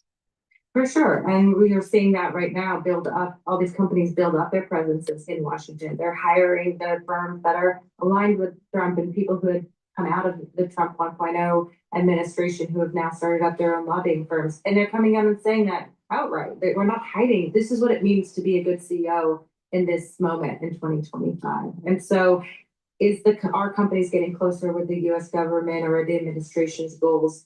Probably. I'm not sure if any of the consumers or investors seem to care at this moment. So far, we haven't seen some sort of big outcry or anything like that. I guess so far we've mainly seen stock prices go up rather than down, which makes a difference. Exactly. Ian, if we just think about the potential long-term implications of this, and I've seen that there's been a debate around this, some saying that America is embracing, for better or worse, more of a kind of Chinese-style state-run capitalism. Other people, I saw Michael Strain, the director of economic policy studies at the American Enterprise Institute, said, this is Trump being Trump, this is opportunism and a sort of thrill about having deals being done from Donald Trump. It's not a big ideological shift. I mean, even those two examples that you and I just talked about, taking a strategic share in an industry, a US company that makes something, chips, that we know is going to be sort of central to the future of the global economy, it doesn't seem, of all the things that Donald Trump's doing, that doesn't seem to me like the craziest thing. And it certainly is no different from some countries, that aren't China, like France, for example. Yeah, I mean, when you unpack that, there are a number of elements which I think talk to your point here. The first point is that he inherited an apparatus called the CHIPS Act from the Biden administration, and that was the kind of South Korean, Taiwanese development, state-directed capital development. Hey, we will give you money as a company if you do this certain type of thing. And that was the situation that Intel and a lot of its peers were in. What Trump said all along was, I don't like this. This isn't market capitalism. This isn't the kind of thing that the US government should be doing. What we should do here is, and then turn this into a loan. There was a lot of to and fro about this, but what he did was turn it into basically taking a stake and tried to sell that to his constituents, the US taxpayers, as, hey, this is a win for us. We've got something. This is a transaction. This is back to that real estate deal mentality. And so there's a complicated situation there. The other side of it is the geopolitical thing. There's one through line through the first Trump administration, the Biden administration, and the current Trump administration, which is the concern, the geopolitical rivalry with China. And that is a constant. That is something which has only increased. The only wrinkle is being, hold on a minute, maybe we'll let NVIDIA and we'll let AMD give the Chinese some of these old type chips, and that's the only wrinkle. Well, and you say it's the only wrinkle. I mean, we've discussed it in the past on this show with some of our geo-economists, at least one of whom was very heavily involved in the CHIPS Act in the Biden National Security Council. And I think that was the one that everyone has found very hard to square. If you think about the objectives of the first Trump administration, highlighting the risk of China, the way that Biden's administration kind of institutionalized that and to some extent developed it in the form of the CHIPS Act and some of the export controls that they put on board, and the way that continued in the first few months of the Trump administration with the initial ban on those chip sales. The reversal of that, you might say, just for the sake of a few bucks for the federal government, that's the one that people find hard to square in the kind of policy community. Is that also true in Silicon Valley, or they just think, oh, great? No, I think it's back to what we were talking about earlier, which is the ability of CEOs to say the right thing, to appear at the right time. And what has effectively happened here is that the Trump administration has adopted the language and the thinking of NVIDIA Corporation here. NVIDIA has said, look, these chips are so old now, they don't matter. We're not even sure that the Chinese want them. Why can't we just send them there anyway and get that bit of money that we'll get for them, and we'll use that money to make America great again by paying for our research. Otherwise, if we don't do this, we don't have any presence in China. They do their own thing, and we've lost completely. And they've constructed this logical framework that kind of has the cogs have matched with some of the geopolitical concerns, some of the free market concerns that exist around this intervention, and made it work. And whether it's Howard Lutnick or others have just decided to adopt this and allow this to happen, and then you have the man at the top who said, well, give me 15% and you're okay. That, I think, and the way it was done has caused concern. But the fundamental logic, I think a lot of even the hawks are like, well, okay, I can see that. Shelley, I wonder whether anyone has observed that to you. I mean, there's a lot of deals that aren't really deals. They're not deals in the kind of corporate sense of, oh, there's a bit of paper or many pieces of paper and lawyers in the room and kind of clear terms. Sometimes they're unwritten. Sometimes we find in some of the trade, quote unquote, deals that, in case of Vietnam, for example, there was a profound disagreement about what the actual deal was after it was supposed to have been done. That is part of the issue, isn't it? That these deals are sort of semi-deals until the next deal. Yeah, they're squishy. And I think going back to your original question of what is chapter 1, 2, 3, 4 of the Trump playbook, coming up with a big number that can't necessarily be tracked and promising it to the Trump administration probably deserves a chapter in that playbook, because, you know, you look at a company like Hyundai, you look at these drug makers, Johnson & Johnson, they're all coming up with these numbers and they're putting it forward. And I'm sure that they can justify it. But some of these numbers account for factories they built 5 years ago, inspired by Trump, maybe in Trump 1.0. So they're squishy numbers, they're squishy deals. The examples that Ian cite are a little bit more specific, but a lot of these manufacturing commitments that these companies have done and these ribbon cutting type scenarios are not some things that you can necessarily track and really hold accountable. Shelley, I don't want to put you on the spot, but just before we end, it occurs to me that before you came back to New York, and when you and I first met in Hong Kong, and we tend to think that this is more of a quote unquote Asian way of doing things, you know, to have more of these kind of backroom deals and state government sort of strategic involvement. Does it feel similar, or does it feel like something completely unique to Donald Trump? It's such an astute question, because when I was sort of reflecting on this idea of, is this just the now? Is this the CEO saying, I need to get through this, I need to move on to the next thing, or is there lasting impact? I think I came to the conclusion that the lasting impact is that the window can shift. And that, you know, if Trump pushes the envelope, now I'm mixing my metaphors a little bit, but if Trump pushes the envelope, you know, right, exactly, then it's sort of like, opens it up for anything to happen. And that's sort of what had happened with China in so many different ways over the last, number of decades, right? You start to normalize things little by little by little by little, and then you look back and you see, wow, this whole thing has created monumental shift. I wonder, Ian, we think of the tech world now and semiconductors in particular as being something that is moving incredibly fast, and potentially decisions made now could be affecting, the whole path of AI as it sort of takes hold of our economies and our societies. Do you think there are some lasting shifts here, or is it going to be a sort of a kind of Trumpian fever dream? No, I think lasting shifts are in the offing, that there is an absolute policy in place, whether it's in Beijing, whether it's in Washington, whether it's in Seoul or Taipei, aimed at structuring things in a way that those economies and those sets of capabilities will succeed. I lived in Korea for 11 years and covering Korean companies. They succeeded because the government decided that semiconductors were important. In Taiwan, TSMC, they succeeded partially because Taipei made that a national priority. That's happening in the US, and that's unprecedented, obviously, in many respects for the US. How it's done, whether it's done in an organized fashion, whether it's done in a logical fashion and a consistent fashion, to your point, is really important, because guess what?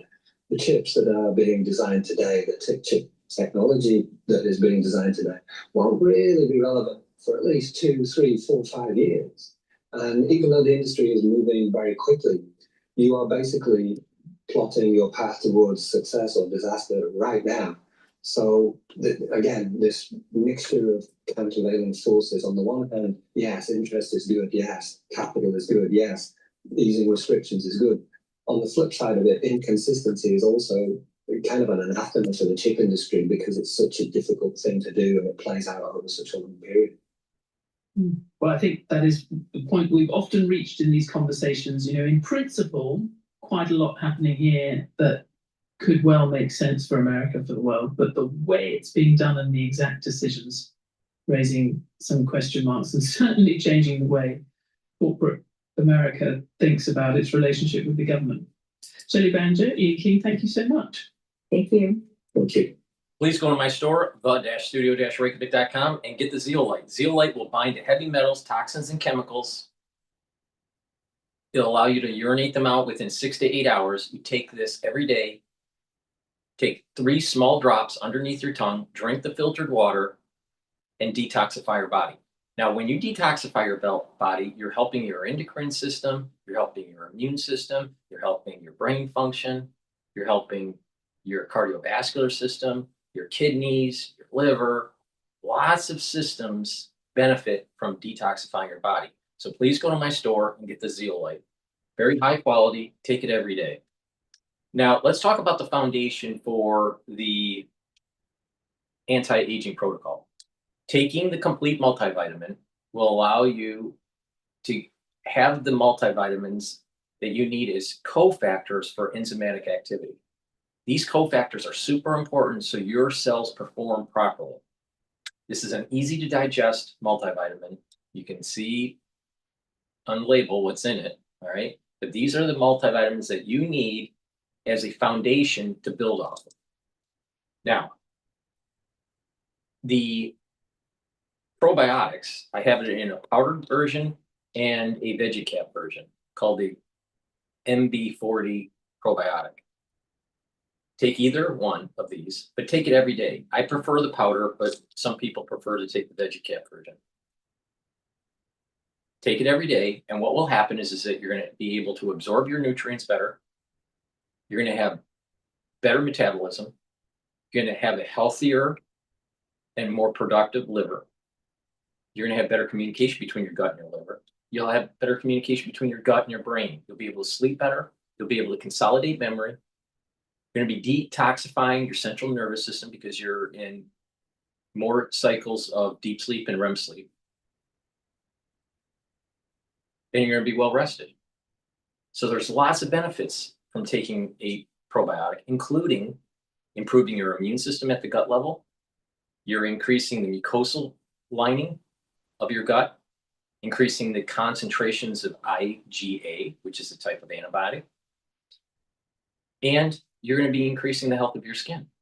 So taking a good probiotic is really important, and stack it with the multivitamin as a foundation piece to build off of and create and customize your own anti-aging protocol. But I'll tell you how to do this throughout the broadcast.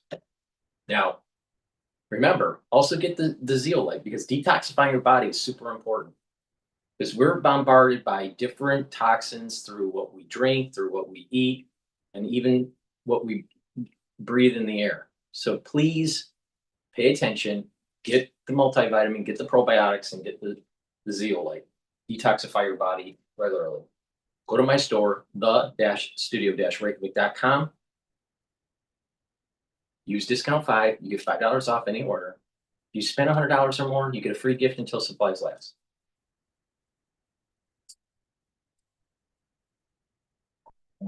Now the young folks today are gonna do it. You're ready, home building analyst at Bloomberg Intelligence. Thanks so much for joining us. He's down there in Princeton, New Jersey. Again, we are feeling the effects of a little bit of a tougher market at their rates. Come down a little bit, but they're still, higher than a lot of people want them to be. And still, these new home builders have to, supply a lot of incentives just to get people into the homes. So we'll stay on top of that. A little bit of green on the screen here. Coming up, we're going to check out James Walker, CEO of Nano Nuclear Energy, adopting nuclear reactors in the UK. I think some of these smaller modular reactors, I kind of think they might be a part of the energy solution overall. This is Bloomberg. Of course, it's going to be part of the energy solution because it creates energy, and they're easier to maintain and easier to install. But what do you do with the nuclear waste with fission? It lasts for thousands of years. So you have to dump it someplace. And what usually happens is you dump it on the site, because they don't want to travel it on a train and move it into Cheyenne Mountain or wherever the nuclear mountain is in. Is it in Montana? Or no, it's not Montana. Maybe it's in Montana. I don't know where it's at. Maybe it's Colorado. But either way, wherever Cheyenne Mountain is. But the bottom line is, these people don't want to pay attention to the nuclear waste that's created by fission. I think nuclear plants are a bad idea for two reasons, especially the fission ones. Black swan event, where if there is a low probability but very high impact, you can be radiating 50-mile radius to 100-mile radius for hundreds of years. Secondly, what do you do with the waste even if there isn't an accident? So would you rather have burning coal, or would you and plant trees and burn coal, or would you rather have a nuclear plant that potentially could go really nuclear, and you have radiation for hundreds of years and waste that lasts for the regular waste material that lasts for thousands of years? What do you do with the waste? It's stupid. It's stupid. But you can make lots of money if you're in uranium mining. You can make lots of money if you're building these reactors and installing these reactors and running the reactors and maintaining the reactors. Too much risk. Too much tail end risk for nuclear energy. It's too simple to just say, let's just use nuclear. No. All right. Let's go to CNN, them talking about Jimmy Kimmel getting canned from, I think it's ABC. Is it ABC? I think it's ABC, but it's tied to Disney. Please go to my store, the-studio-reykjavik.com, and get the turmeric. Turmeric will soak up free radicals and also bring down pro-inflammatory cytokines. That's really important for your immune system and cardiovascular system and brain function. Lignans. This is going to bring down inflammation, soak up free radicals, help with your endocrine system, help with your immune system and your brain function. Because when you're bringing down inflammation, you're protecting your neurons. And ashwagandha root helps to control cortisol levels and blood glucose levels. When you stack these together, what happens? You're starting to boost up your immune system and helping with your cardiovascular system by reducing plaque formation. It's dual purpose, and also helps to bring down inflammation at the cerebral level. So it's helping to protect your neurons.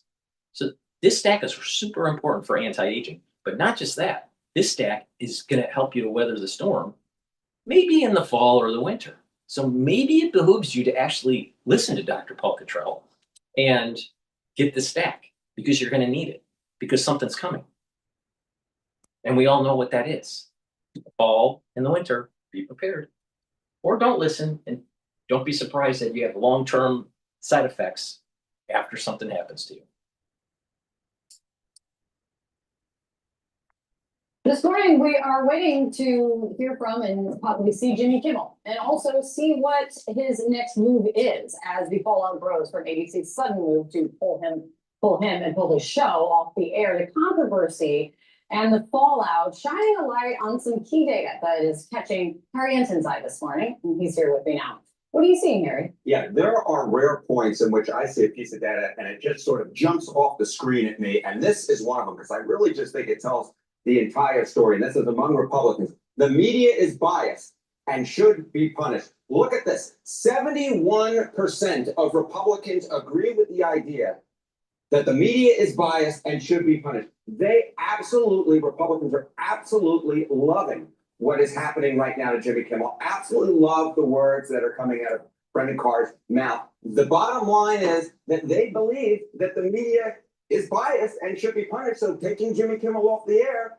if there's government influence. Okay, tautology, you keep on repeating yourself. Come on. Punished by whom, I guess, is the question. How are Republicans, and how much are Republicans, as you're pointing out here, likely to, or what are they going to think about that this decision was made with government influence? Jimmy Kimmel is an ass, but even asses have the freedom of speech.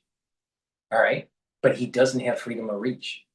If people find him to be offensive and the advertisers don't want to advertise on the channel, or the affiliates don't want to carry his show, it's their prerogative. It's a business decision. It has nothing to do with freedom of speech. So when someone is like saying, if someone is demonizing someone or a group of people, like Jimmy Kimmel, ever since Trump became a political punching bag for the left, his show is all about demonizing the Trump supporters. Now, if you have affiliates that are in middle America, flyover country, that voted for Trump or represent a certain type of Americana, do you think demonizing them makes sense? Of course not. So, of course, these affiliates are not going to carry Jimmy Kimmel. And not just that, his ratings have been falling. And the reality of the situation, if you really sit back and think about it, he's been wrong.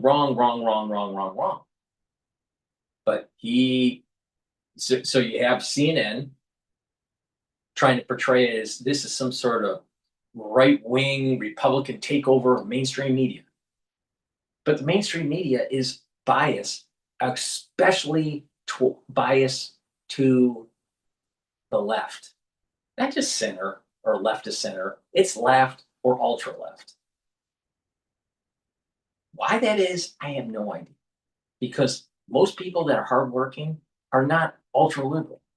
They're center, slightly left to center, or slightly right to center. But they're not ultra-left.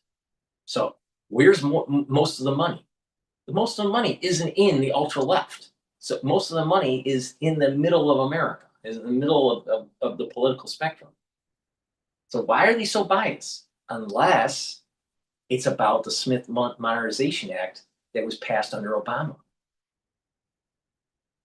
where propaganda domestically is legalized. Oh, doesn't that start to make sense? Because if you sit back and start thinking about it, Barack Obama came in, he was sworn in 2009, and he left in 2017. All right. in January. And during that time period, mainstream media has been weaponizing domestic audience. And just sit back and think about what was going on in mainstream media and the whole idea of fake news. And there's enough content to do the research. Take a look at pre-Barack Obama and during Barack Obama and post-Barack Obama, and look at the trend that was going on in mainstream media. With local stations, like Channel 4, Channel 7, Channel 2, and cable stations. And you will notice that there was a change.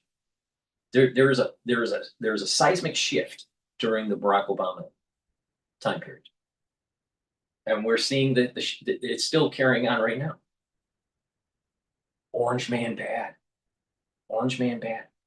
And Jimmy Kimmel is part of this modernization.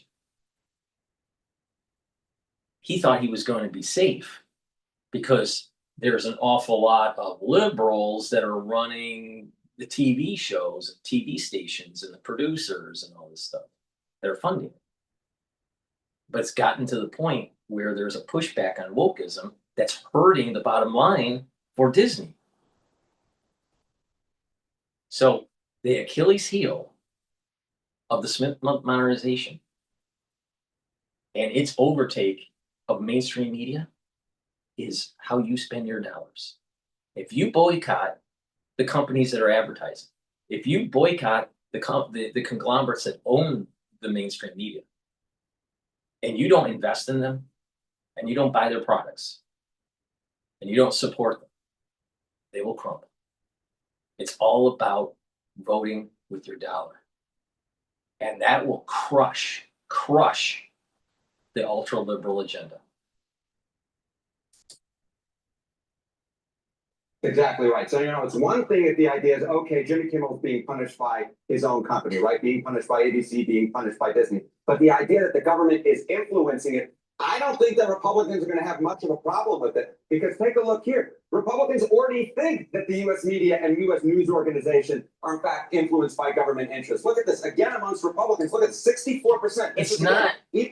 It's not about what you think. It's about what really is happening with the Smith Modernization Act under Obama.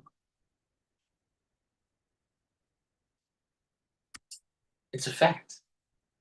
Before the Kimmel News broke, 64% of Republicans believe that the U.S. media is influenced by government interests a great deal. We're talking 2/3 of Republicans. And then you get another 26% who say are somewhat influenced by government interests. That totals up to nearly 90%, when of course you're not just rounding, as if you would, you read 90%, but we're talking about 89% of the public, of Republicans, who say that the U.S. media is influenced by government interests. So no, Republicans, A, they like the idea that Jimmy Kimmel's being punished, and B, they're not at all going to be against the idea that the government might be influencing it, because they already think, 2/3 already think that the government is influencing U.S. media organizations a great deal in this country. I mean, or just turn off the channel.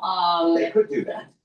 What is there is a big question about what Jimmy Kimmel's next move is. There's reporting from within, sources saying that ABC is trying to find a way potentially to bring him back on air. What's conventional wisdom around this? Yeah, what's the conventional wisdom? Well, I'll go to the prediction markets here. Chance that Jimmy Kimmel live returns by the end of 2025. It's just a little bit more than 50%, 56% the last reading that I was able to get. By the end of this month, it's 20%, about a 1 in 5. So at this point, the prediction markets basically have it as a coin flip that Kimmel returns by the end of the year, which I think kind of feels right. Okay. Thank you, Harry. Thank you.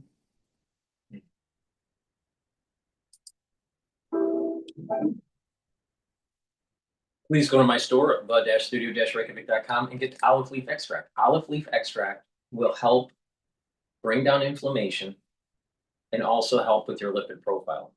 It'll help to bring down LDL levels and increase your HDL levels. When you do that, it's going to help your cardiovascular system. And by bringing down systemic inflammation, it's helping your immune system, your endocrine system, and your brain function.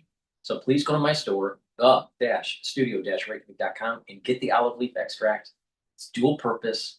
You get a lot of benefit if you're taking this every day. Please go to my store, the-studio-reykjavik.com. Use discount 5, you get $5 off any order. Spend $100 or more on any order, you get a free gift until supplies last.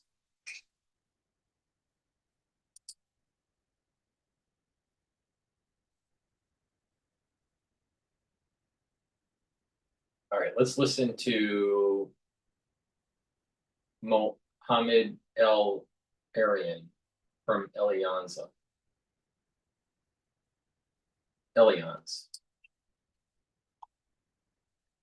We've got one day after the Fed cuts rates and signals more cuts ahead, at least to the end of this year. We've got stocks jumping to record. It's bond yields moving up as well. So here to explain all of this, Allianz Chief Economic Advisor and former PIMCO CEO, Mohammed El Arian. Mohammed, it's great to have you back on the show. Welcome. Thanks for having me, Morgan. Man, talk about volatility in the treasury market here. I mean, you had a 10-year yield that broke below 4% at one point yesterday in the midst of Chair Powell's speech and on the heels of a rate cut decision. And now we're at 4.116. What's moving yields higher? And is this the right reaction from the market here? So two main things push yields higher. One is the jobless claims number. As Rick said, that was quite a number. If you look at it, it's the biggest weekly decline in 4 years. And then the second thing is that people are starting to realize that when you look closely at the summary of economic projections, if you look closely at the dot plots, there isn't that big a support for 2 more cuts. It was only by 1 member. So I think people are sort of revisiting the initial reaction to this was exactly what we wanted. We got the 25 basis points cut. We've only got 1 dissenter, so things are fine. And guess what? They've now got 2 cuts. People are realizing it's much more complicated than that. So based on the data, your analysis of the data, the idea of this being a risk management cut, as Powell put it yesterday, does that make sense? It does. I would have gone a step further, saying we are prioritizing the risk to the employment side of the mandate relative to the risk to the inflation side. That's not to say inflation is going away. It's not. In fact, if anything, inflation is going to go higher. But the biggest risk to this economy right now is the employment side. You do not want the cliff effect when companies go from hesitating to hire and start firing. Because when companies start firing, that has a way of spreading to the economy. So we don't want to get to that point, and the Fed should be as supportive as it can to stop us from getting there. Mohammed, the Fed Chair Powell talked about the risks being balanced and two-sided. It sounds like you see them a little bit heavier on one side, or maybe significantly heavier on one side than the other. I do. I think they are two-sided, absolutely. And let's not forget that with the new projection, the Fed will have missed its inflation target for 7 years in a row. I mean, that's a very long time.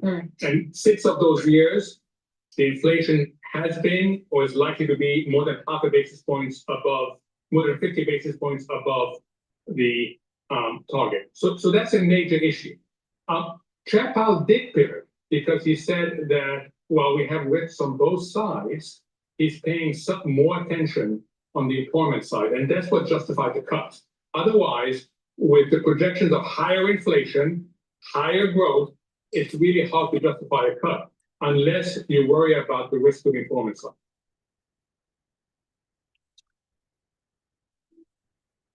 At Janus Huntington Investors, we believe working together is the way to work better. With your goals and our expertise in perfect harmony. All right, so let's dive in just slightly. What Mohammed what was his name? Mohammed, whatever, was saying 7 years, not meeting the 2% target for inflation. So the interpretation that one should have is that the Federal Reserve, and I've been saying this for a long time, the Federal Reserve has not done the shock therapy it needs to control inflation because they're afraid. They need to raise rates, not lower rates. And we're still feeling the aftershocks of the inflation effects from the COVID era. But people don't want to hear that. Politicians don't want to hear it. Trump doesn't want to hear it. Okay. But that's what needs to happen.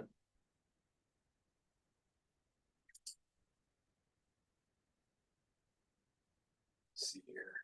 Next. All right, let's listen into CNBC News. Yeah. We've got Michael Landsberg, Chief Investment Officer of Landsberg Bennett Private Wealth Management. And you were listening to what he said, Michael, and looking at your notes. If the Fed does not continue, then all bets are off with what he just said about not fighting the Fed. And your viewpoint is that the next inflation rate could be 3.15, which would make this, theoretically, could make it a one and done. And then you're not fighting the Fed. So are you uncomfortable in the market like he is? He said he was very uncomfortable. I would be in certain parts. I think what inflation needs to go down. I think we're in a similar situation where we were a year ago, which is kind of shocking. We had 4 rate cuts last year, 2-year treasury was at 3.5, we went to 4.4.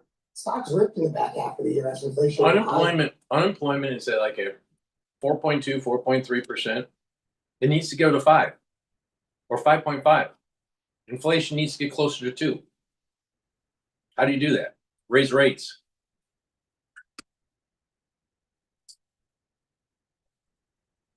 To me, I don't see a huge difference between where we are now. The 2-year treasury is right around 3.5%. It moved to 4.4. I think you can see it move higher. I do think inflation is going higher. I don't think that's a bad thing. I think inflation going higher when economic growth is there. I think one of the issues I've always had has been recently, the valuation game hasn't worked. I get what David's saying, things are expensive. But if I looked at NVIDIA and Broadcom 3 years ago, That's so everybody's thought asinine. they're crazy to buy those. That's so asinine to say. It's okay to have higher inflation as long as they have economic growth. Really? The economic growth minus the inflation is what your real growth is. All right. Well, wait a minute here.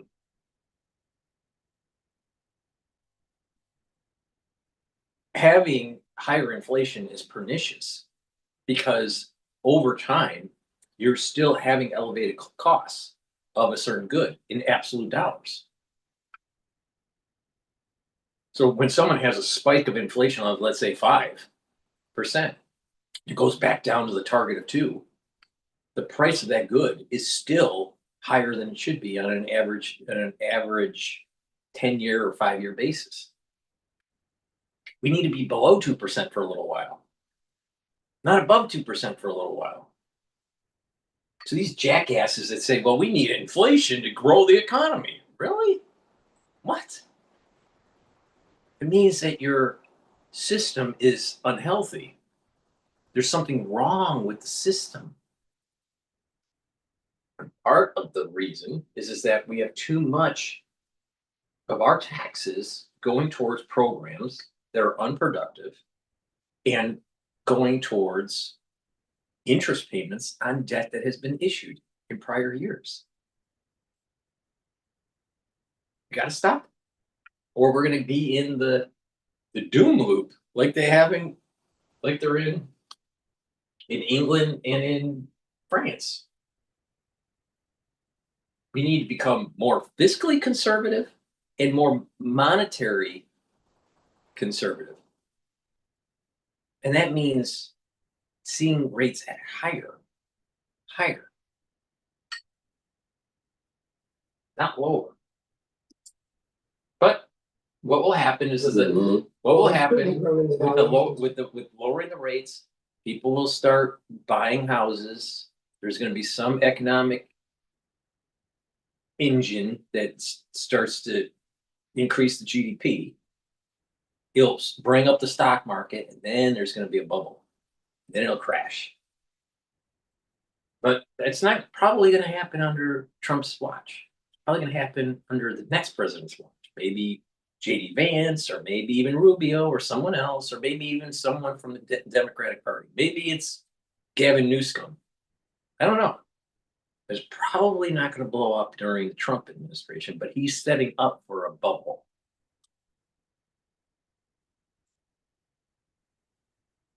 End of the day, the earnings have really been there. If you ever have invested money for people, one thing you learn is that when stocks are hitting high, a lot of times they hit more than high. Yeah. When stocks are hitting lows, unfortunately, they tend to, they can go all the way to zero. You bury your losers, you bury your losers, and some winners. No one ever went broke taking a profit of like 15%, and then next thing you know. No one gets rich taking a profit. It sounds like you could be long equities and short bonds. You could be. I mean, or at least not long bonds. Yeah, and typically, when we look, we have a lower bond allocation. We've actually added alternatives. The goals of the world have that kind of balance from just having all stocks.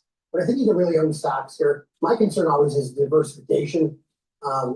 Dave talked about international and in China. I look at lower rates as the small caps really under-owned. Nobody in Wall Street's consensus bearish. When I look at what's going on, the futures are short and the futures are short S&P. They're really short the Russell. And the Russell's probably, lower rates is going to be probably the best thing for small caps. So I think people could look at diversifying some of their Mag 7 exposure to small caps because the Mag 7 is so concentrated. You like talking about individual names, or you just rather talk about? I like talking individual names. So what do you think? Someone that's in cash today. Again, clients have cash today, and a lot of times if they've got overexposure to the Mag 7, which we're going to probably assume is the case. Right. When we find things that are going to grow, there's about 25 or 30 names in the last 6 or 7 quarters that outperformed the Mag 7 that aren't Mag 7 names. So one of the names I like is Axon. They make body cams, they make tasers.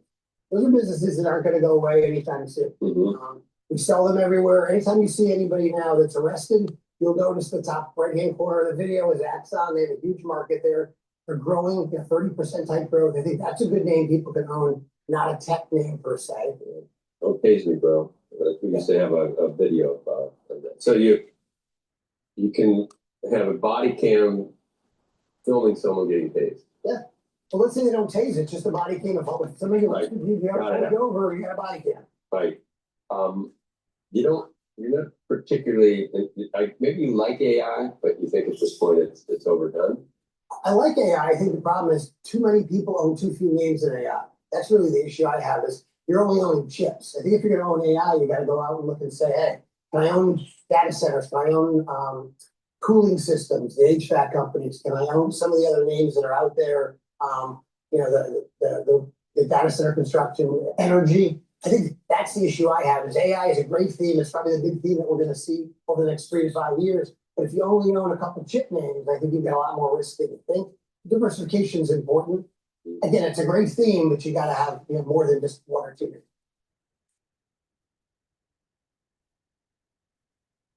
At KPMG, we make the difference by prioritizing data as the primary driver of informed decision-making and competitive advantage. We know smart data processes enable organizations to engage with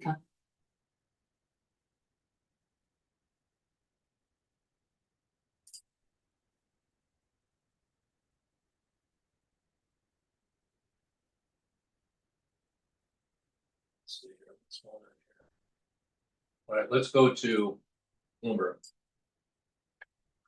The 10-year, 4.13% of the 2-year that's currently yielding 3.57%. Gold up $24 the ounce, 36.68. That is a gain of 0.7%.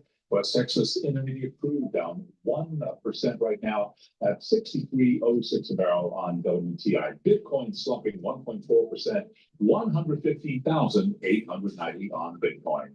Bottom line here, stocks holding at a record. What about the market backdrop though? Terry Spath is Chief Investment Officer for Zuma Wealth, and she was a guest last hour right here on Bloomberg Intelligence. Where we see some risks is the obvious one is valuation, as well as the Congress having trouble with the budget later this month. So we think that this rally can continue, but not without risk, not without volatility throughout the rest of this year. Terry Spath, Zuma interviewed right here on Bloomberg Intelligence. By the way, you can hear more of that conversation on the Bloomberg Intelligence podcast. You can download it wherever you get your podcasts. This Bloomberg Business Flash is brought to you by BAM Mutual. Put America's strength to work in your portfolio with BAM. BAM! Insure municipal bonds. Protect your investments with an added layer of security and guaranteed income. Invest with strength. Build a stronger tomorrow with BAM Mutual. Apple shares are advancing right now. We are looking at Apple stock up by just over 2% today. We've got Apple gaining 2.1%. Long lines from Hong Kong to London to New York for Apple's latest iPhones, but some early buyers say they're finding certain store models already scratched after just a few hours of being on display. Again, Apple right now up by 2.1%. I'm Charlie Pellet, and that is a Bloomberg Business Flash. Hi, Charlie Pellet. Thank you so much. We appreciate that. Appreciate that. BAM read. Decent, not quite as good as Matt Miller's read, but we can all work on that. Northern is sitting in for Charlotte Blue. I'm Paul Sweeney live here in our Bloomberg Interactive Brokers studio. Before we get to Bailey Lipschultz, we got some readout from the Chinese media on the call between President Trump and President Xi. Getting some headlines. Xi asked for U.S. to refrain from taking unilateral trade measures. President Xi asked for the U.S. to avoid undermining outcomes from recent talks here. So we'll have some more reporting on that. We're starting to get a readout from the Chinese sources on that call. We'll have more reporting going forward. Let's get a look at what's happening out there in the world of stocks. I'm Paul Sweeney with Laura Melinda. We're joined by Bloomberg's Bailey Lipschultz. Bailey, what do you got for us today? Yeah, I want to start with FedEx, ticker FDX, stock up just about 3% right now. This comes after the company reported earnings that were better than expected and the fact that it maintained its full year sales and profit outlook. The big question mark, though, has been the impact of tariffs. The company noted that they expect a $1 billion hit from trade volatility this year. Bloomberg intelligence analysts coming out saying that the parcel environment may not be as dire as feared. FedEx's domestic business doing well. But the big question is the impact of the de minimis duty-free exemption, how that's going to impact FedEx, given that's a pretty healthy chunk of the business, but certainly an area that FedEx has been, working out and being a bigger part as it relates to that kind of operations, moving things around. Right now, stock trades about $233, hit a low in the wake of tariffs, below 200. So rally off the lows pretty strong. Yeah, shares down 17% so far this year. What other companies are you keeping an eye on here? So I want to preface this by saying it is a stable market day. S&P is up like 5 points.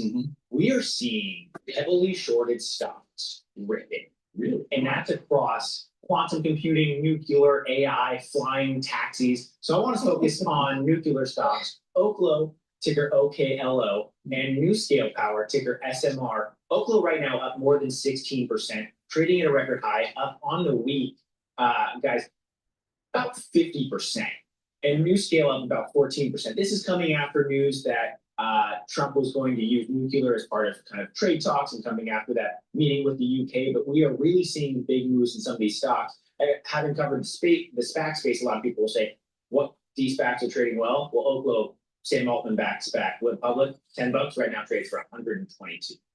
Wow. We've been Nora and I were just talking with James Walker, CEO of Nano Nuclear Energy, NNE. That stock is up 13% today, up 300% over the trailing 12 months. And you kind of said, hey, the market's trying to identify winners and losers in this emerging kind of micro nuclear technology. And you said the stocks are horrific today. And it's been an interesting patch to just keep an eye on, just to that point, is if you're putting your money across and betting on every horse, presumably one or two will win, and that can be result in some big bucks. And I just want to end on Netscope. Company went public yesterday, ticker NTSK. Traded well, traded up about 18% yesterday, up another double digits. So right now up 30% from its IPO price. This is a cybersecurity company, so we've been keeping a close eye on software, cyber, and potential new entrants in the IPO market. A big positive data point, especially in the wake of StubHub, which is traded pretty darn poorly. So a big move higher again in Netscope. That ticker NTSK up about 30% from where it priced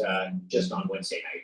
Hi, Billy. Thank you so much. We appreciate that. Bailey Lipschultz covers all the equity markets for Bloomberg News. For more conversations like this, subscribe to our Stock Movers Reports. Listen for 5 minute audio reports on the biggest winners and losers in the stock market. Subscribe to Stock Movers on Apple Podcasts, Spotify, or anywhere you listen. One of the big earnings stories of today was FedEx. The company's saying they're going to take a $1 billion hit as tariff chaos upends parcel business. So for those thinking politicians that say, I don't know, China's going to pay the tariff, or India's gonna pay a tariff, or the EU's gonna pay a tariff. That's not the case. It's the US economy that pays the tariff, whether it's the companies themselves taking it in the margin, or whether it's the importer maybe taking it in its margin, or maybe it's even the consumer in the form of higher prices. That's where the tariffs ultimately get paid. Thomas Black joins us. He's a columnist. He covers logistics, manufacturing, and It's aerospace not for just Bloomberg Opinion. or, it's a combination of.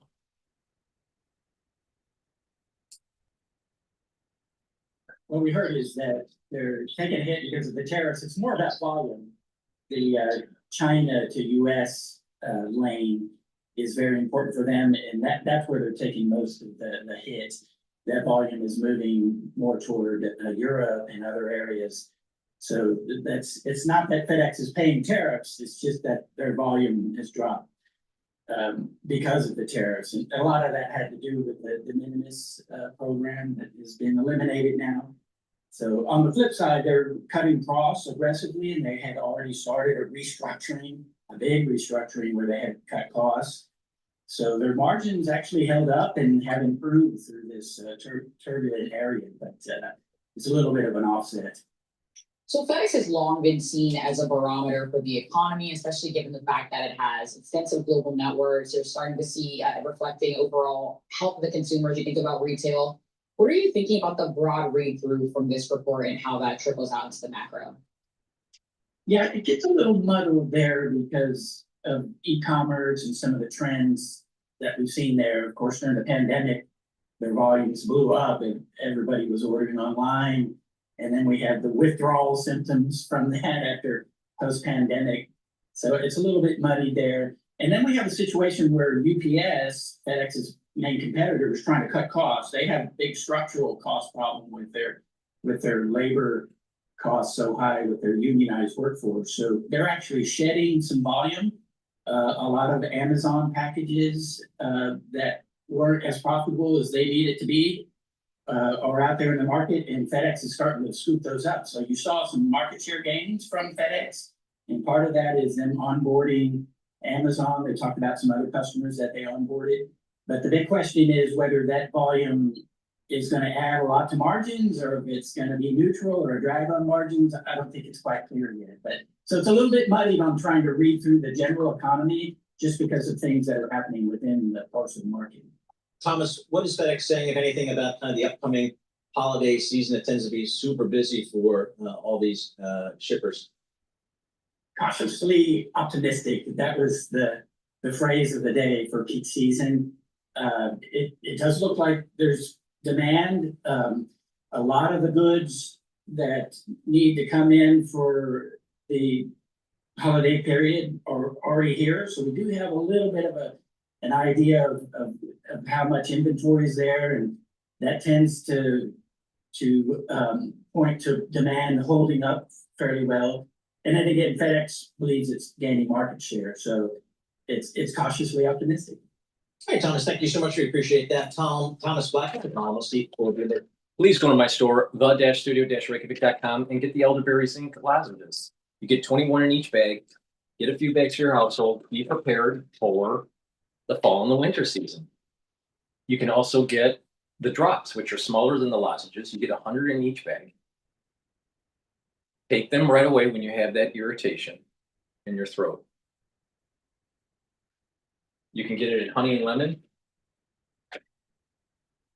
cherry flavor, or blueberry. But get a few bags for your household. Be prepared for the fall and the winter. You're going to need this right when you have that irritation. Take the lozenges or the drops right away. Go to my store, the-studio-reykjavik.com. Use discount 5, you get $5 off anywhere. To it, but only from a mindset perspective. And I'll give you some examples for turnaround very difficult to execute in the public domain, right? If there is a new launch into a new product category and a new avenue of growth, it's very difficult to get the market to demonstrate the patience for CEOs and management teams to do that with confidence. And I think to the detriment of a lot of public shareholders as a result. That being said, I will not buy the stock of a US company, or frankly any company, that doesn't report on a quarterly basis, that refuses not to disclose quarterly if this comes in. Because I do feel that the transparency, the discipline of accurate reporting of the quarterly cadence is important, even if I personally invest with a much longer term mindset than that information might imply.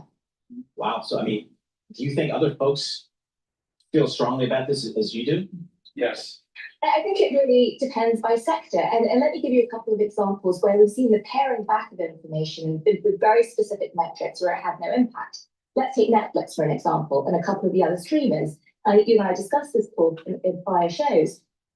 Netflix, for example, is no longer providing the same kind of subscriber information that it used to, right? Has it impacted Netflix's share price? No, right? It's continued to go up. It's continued to perform very well in terms of return to public investors. But if Netflix was suddenly to stop reporting completely on a quarterly basis and going to every 6 months, I absolutely think other people would have the same reaction. Yep. It's not about the guide. It's not about guidance about subscribers or internal managerial metrics. They need to release their quarterly filings. And that is material change in the business, the balance sheet, the income statement, and the cash flow statement. And you can learn a lot about the company with that. But when you are pushing for semi-annual, you're hiding. You're hiding. Crazy. The cool thing you just said in your question would be get buy. And again, I have a very strong view on this. I would not buy a US company that doesn't disclose falsely. But I do think some of the more capital intensive industries, for example, real estate, right, particularly when it comes to new build, some of the housing stocks, for example, where it may take a bit of time for rate impact to happen on buyer appetite for buying homes, or other kinds of sectors where there's very long gestation when it comes to construction. So heavy industrials, you might see it, but I really don't see how a global market that is used to getting high quality information on a quarterly basis is going to throw up their hands and say, totally fine to be flying blind every 6 months. I agree with her on this. So I agree with her on this. But the thing is that it shouldn't be sector by sector.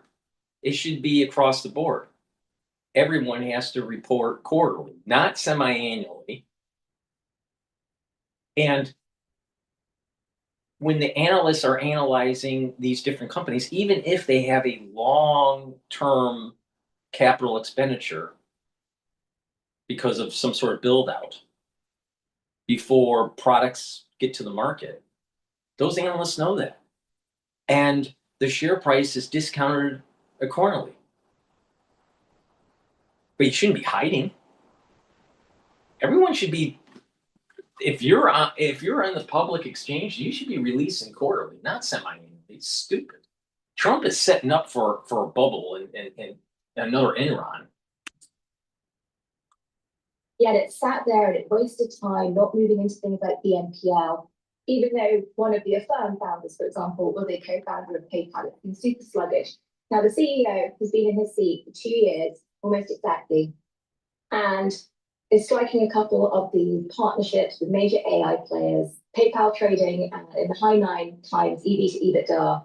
That's the kind of thing, Paul, I say, lots of things are really expensive right now. They do continue to hold some of the juggernauts, but something like a PayPal is looking more value-oriented to me. Same with the Salesforce. I think Workday, even though it's hot lately, some of these older software companies, great free cash flow, great margins. They're just not as glamorous as some of the others right now. About 30 seconds or less. What was your takeaway from the Fed meeting? Has it changed at all your investment thesis? It hasn't changed my investment thesis. I was delighted that the Fed was less divided than had been feared. The thing that did weigh on me a little bit was the preponderance of the emphasis of being based on the labor market as opposed to inflation. So this is one where I continue to look at the impact of tariffs. We're not out of the woods yet. I think we have to remember, even if tariffs feel final, we've seen that, this administration wouldn't be shy about reversing even deals that have been struck, in my opinion. And thanks so much for joining us. Always appreciate getting your thoughts there. Ann Berry, she's a founder and managing partner of Red Needle. Joining us here gives just another bullshit fund manager. You're surrounded by. I'm surrounded by them all the time at the Harvard Club. All right, and I'm also surrounded by them just being in New York. But the problem is that everyone's tripping over each other to try to get more funds, more money to flow into their funds, so they have more assets under management. They're just another bullshit manager with, bullshit thesis. All right. Please go to my store, the-studio-reykjavik.com, and get the Boomer Boost. The Boomer Boost is 68 nutrients. It's very comprehensive profile for the powder. You take it with soft foods or filtered water, milk, or even a smoothie. But take it every day. This is a month's supply. And what this will do is target multiple systems. And there's a short-term and long-term effects here. The long-term effect over time, many months doing this, you're going to notice that you're slowing down the aging process. And your immune system is starting to get better. And your endocrine system is starting to get better. Your musculature is getting better, right? And there's also, you'll also notice immediate benefits. You'll have more vitality. You'll have more energy. Your metabolism is revved up. You'll notice that you have more energy and more desire to have activities instead of just slouching around within 72 hours. It's a very powerful supplement to be taking every day. Now, take 1 scoop a day. This is a month's supply. Now, when you take it, it's going to target multiple systems. It's going to target your brain function. So you're going to be able to think more clearly. You're going to get rid of that brain fog. You're going to sleep better. You're going to be able to concentrate. You're going to be able to, over time, increase that neuroplasticity, positive neuroplasticity. You'll be able to think faster and have better memory recall. They'll help with your heart and your vascular system, so it improves your cardiovascular health. It helps with musculature, revving up your metabolism and your energy levels, helping with your immune system and your endocrine system, helping to control your A1C levels.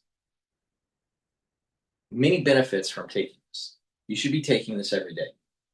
And it's a great way to lose weight if you want to lose weight by calorie restriction and taking this once a day, either for breakfast or for lunch. But if you're at your targeted weight, you still should be taking this. It's really important. It's very powerful and it works. And it helps to slow down the aging process. So please go to my store, the-studio-reykjavik.com, and get the Boomer Boost. And get the structural nanosilver toothpaste. It'll whiten your teeth, freshen your breath, bring down inflammation at the gum line, improve your gum line health, and with good oral hygiene, you're reducing the chances of vascular problems or valvular problems. In addition, because this is structural nanosilver and it has no fluoride, you really need this for the fall and the winter. Because the fall and the winter this year is going to be problematic. I don't know if you've been paying attention to the news. I don't know if you've been paying attention to the wastewater, but guess what? There's a problem. And you really need to pay attention because the fall and the winter is going to be a problem in the United States, probably worldwide. But you're going to need this. You're going to need really high quality, special toothpaste. Please go to my store, the-studio-reykjavik.com. Use discount 5 to get $5 off any order.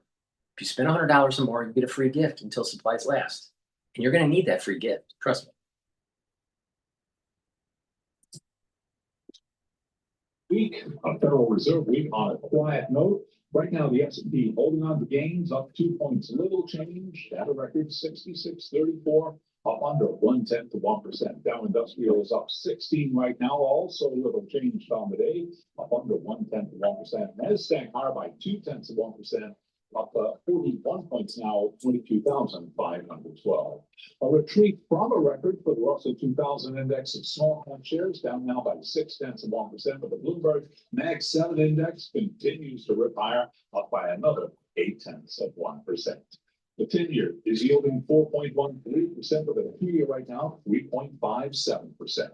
The U.S. Supreme Court will not be immediately acting on President Trump's bid to fire Fed Governor Lisa Cook. Chief Justice John Roberts has asked for a response from Cook by September 25th. on the president's bid to immediately remove her from office. Earnings news, home builders, Lennar down now by 2% after earnings. Its forecast for quarterly home sales did miss analyst estimates.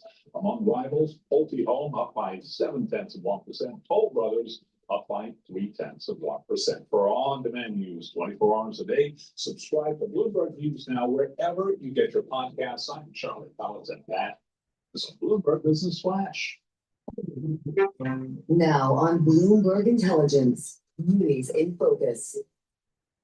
All right, today's Focus on Munis is brought to you by BAM Mutual. Put America's strength to work in your portfolio with BAM insured municipal bonds.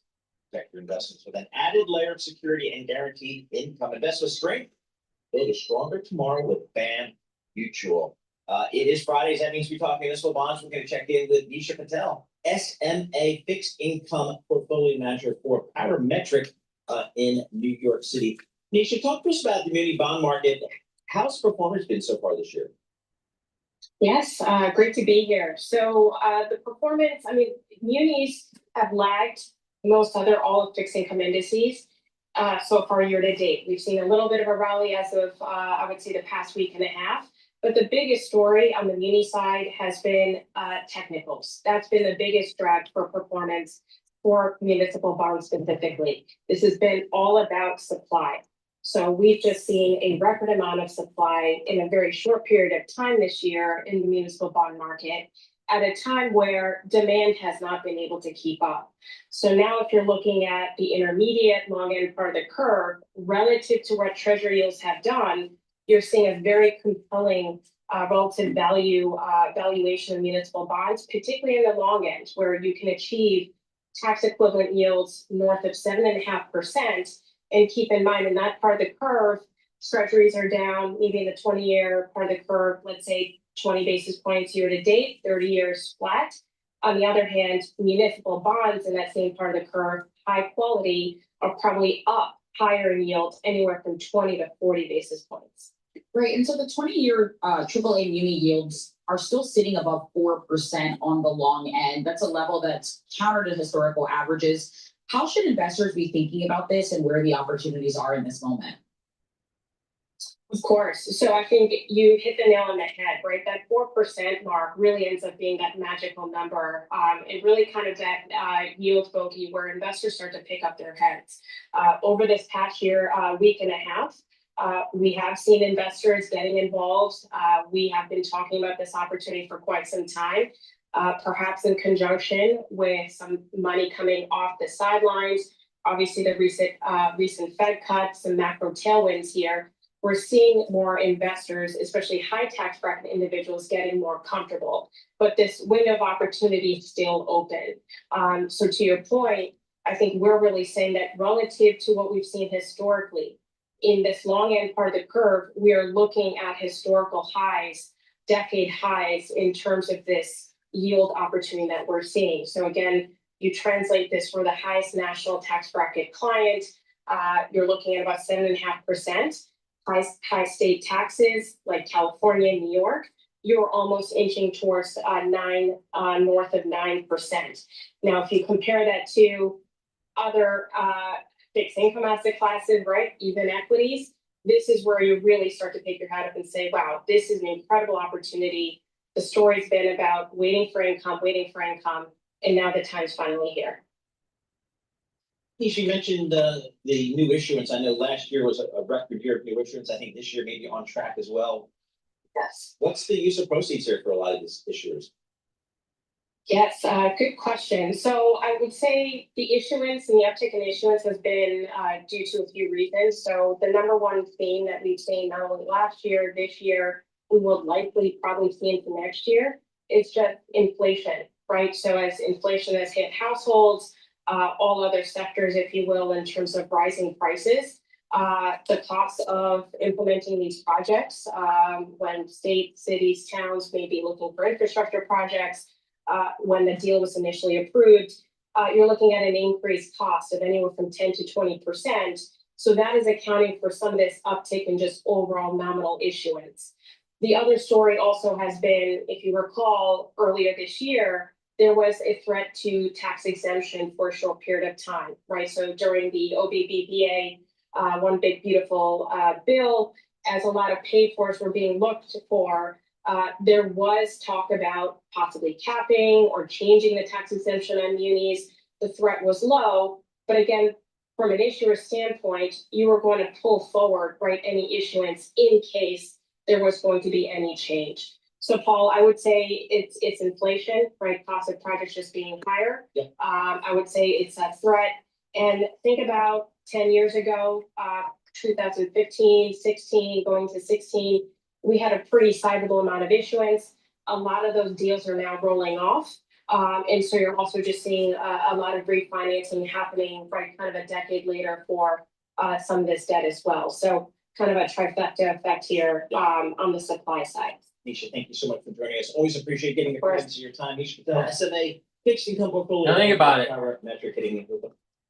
Managing of a portfolio that's asking for your money, but she's doing a podcast. She's doing a stream with Bloomberg on their show out of her living room. Don't you think that you would, if you're going to give money to someone to manage, you know, especially if you're a high net worth client, don't you think that it should be coming out of a damn office instead of out of her living room? I mean, get fucking real. I mean, these people are just like, it's the Slavification of America.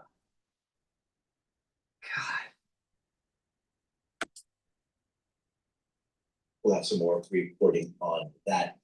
In the world of digital media, the Federal Trade Commission is investigating whether Amazon and Google misled advertisers about the terms and pricing for ads on their websites. For more on this, Justin Teresi joins us, the antitrust and litigation and policy analyst for Bloomberg Intelligence. Justin, what's behind this U.S. Federal Trade Commission investigation? Yeah, Paul. So that was announced last week. That related more to search advertising. But the big news we're really focused on right now is on Monday, Google's ad tech remedies trial starts in the Eastern District of Virginia. So this is following a liability ruling from last April.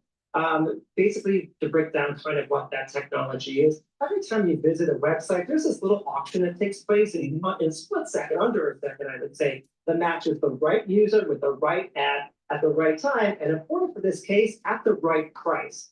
In April, it was found that Google had illegally monopolized the market for the sell-side platform that connects those websites with the right users and the exchange in the middle that operate the actual auction. So this now is deciding what to do about that problem. Really, you know, it's a debate over, do we do a breakup? Do we have some rule changes? What's that going to look like?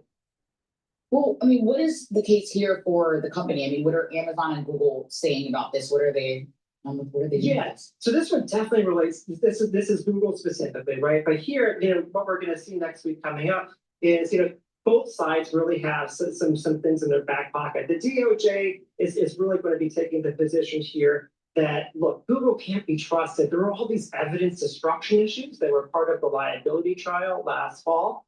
They're also going to say, look, Google's offered to sell parts of its advertising exchange business in the past here. And in so doing, they really have made the point that it would be feasible to sell some of those things off. On the other side of the coin, Google, great team of lawyers per usual, they're really going to take the standpoint that, you know, we do a really great job with security features. We protect publishers and website publishers from malicious advertising and things like that that might appear on their website. Also, I think they're very likely to take the position that, you know, the trial itself, it was only about desktop ads, and the market's changing, right? We're going to see things. Let's go to Fox News. They're interviewing Douglas Murray. Download the app and get 50% off your first Wonder order with code 50Google.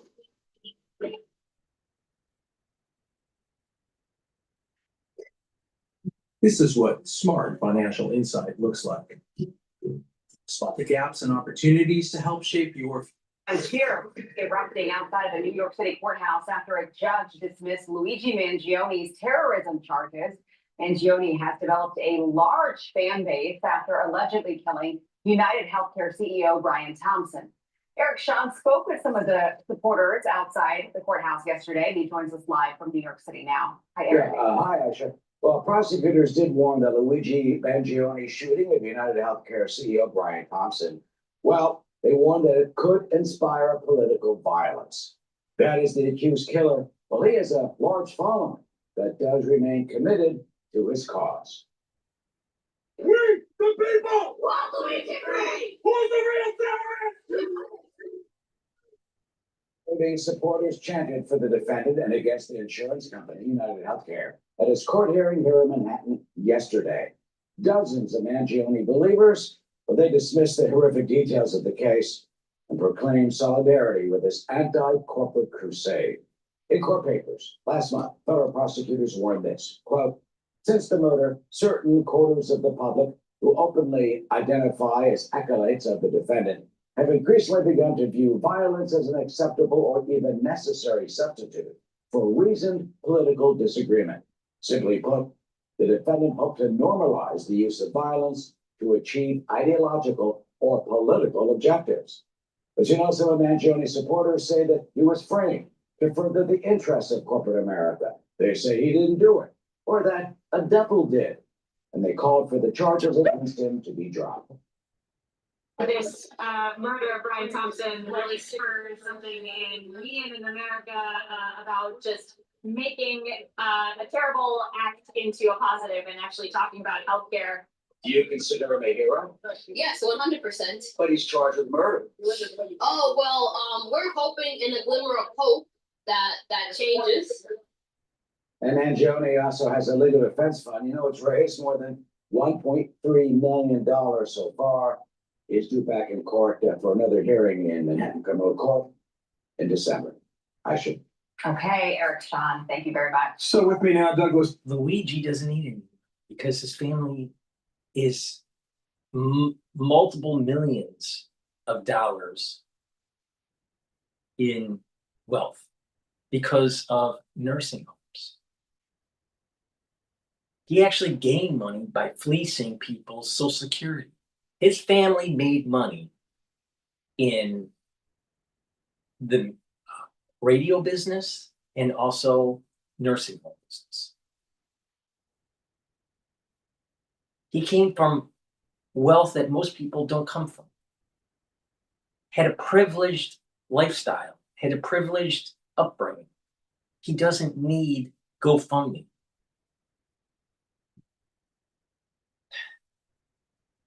These people. And the irony is that he came from wealth because of fleecing old people's Social Security. Take it. Please go to my store, the-studio-reykjavik.com, and get the gels. The gels are dual purpose. You can use it as an aftershave to soothe your skin. You can use it as a daily skincare. You can put it on a cut, an abrasion, or a minor burn. It will help to heal it quicker because it keeps it clean. And if you're not feeling well, or someone around you is not feeling well, especially in the fall or the winter, put it on your hands, around your mouth, around your eyes, around your ears, lightly coat your nostrils. Guess what? Stays active for 5.5 hours. You can't do that with Pharrell. You better be prepared. Please go to my store and get the gels. Very New York Post contributor. Nice to see you, Douglas, especially in person. Good morning to you. It is clear from Eric Sean's report there that Luigi Mangione has supporters. Okay. And it's clear when you go online that this killer in Utah has supporters also. That's right. Where does that leave us? It's a profoundly sick place where this happens. There have always been people who have fallen in love with criminals, written letters to mass murderers in prison, seeking to marry them.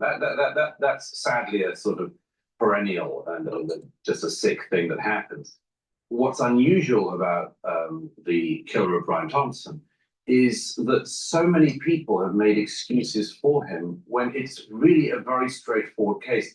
Do people have the right, or should they be justified, in taking things into their own hands and murdering other Americans in cold blood on the street? Yes or no? And any decent person would say, of course not, of course not.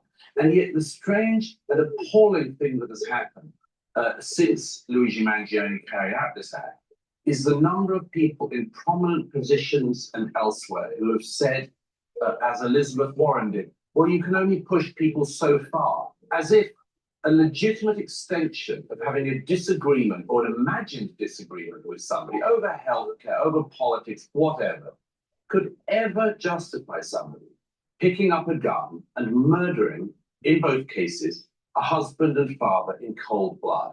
Most decent Americans would say absolutely not, but there is unfortunately now a gray zone that has emerged in this society where the terrorists and the assassins and the murderers now have this growing number of people who seem, frankly, as I wrote in the post the other day, to treat life as if it's some kind of computer game. As though you just take people out. That's a good analogy. I think that technology, gaming, especially these like Doom games, they actually create a group of people in the gaming community that have to disregard the sacredness of human life. So you have it almost like dehumanizes the situation. And then you add in social media and the dopamine response and the negativity. So you got the gaming culture, you got the social media negativity and the doom scrolling. And it gets to the point where the loss of life doesn't register with people. Now, take, for example, what happened with that Ukrainian woman that was killed on the train, that was stabbed. There were so many people just so glued to their phone that they weren't paying attention. And when they did realize, they just didn't react. So there's a lack of regard for life now. But not just that, they can't even respond after they see the death. There's no, very few people have this visceral response to it. It's desensitized. That's a big problem in society. That's a really big problem in society. Now, to get back to what he was saying about the elevation of Luigi in certain circles of society, there is a growing discontent on right or left where representative government is not helping solve social anguish and problems. And that the representative government seems to, from these individuals' point of view, be focused more on the lobbying group, the ones that are well-heeled, the white-shoed, the ones that have lots of money to put in PACs to affect legislation, including healthcare. So it's not out of the realm of possibility that you have people that do things like what Luigi did. Because of this lack of representation of the lower class in comparison to ones that have lots of money. And these groups that are going through K Street. And until you truncate that power, this disparity, more of these things are going to happen. Now, is it justified or not justified? It's hard to tell, because what's happening is that the uber wealthy is circumventing the will of the people, the ones that actually do the voting, right? So there's two things that are going on here. A major discontent because of lack of true representation in the legislative branch of the little people. And this desensitizing of regard for human life. And so it goes back to God, country, and family. You know, if you have an ethical point of view,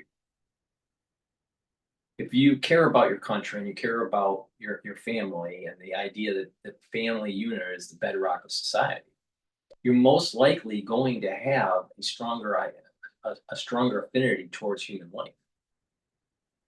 And when you start having a stronger affinity towards human life, then you will try at least to peacefully right the wrongs of this disparity between individuals that are non-wealthy compared to individuals that are wealthy that are affecting the politic through lobbying.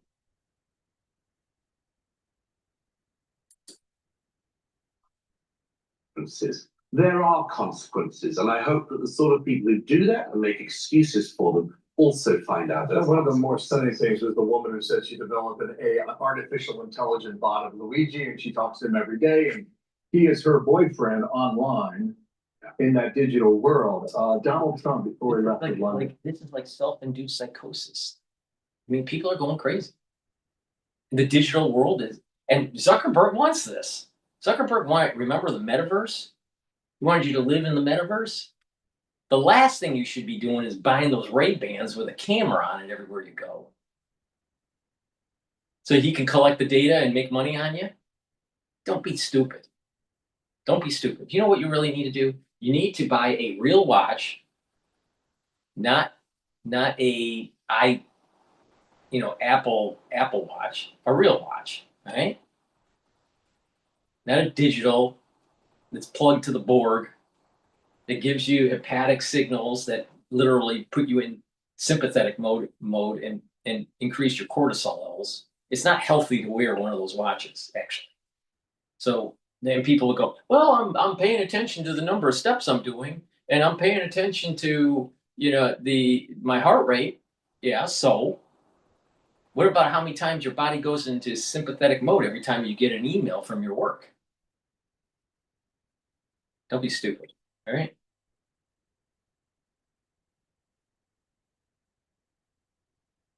So you just got to get out of this Borg. Get out of the Borg.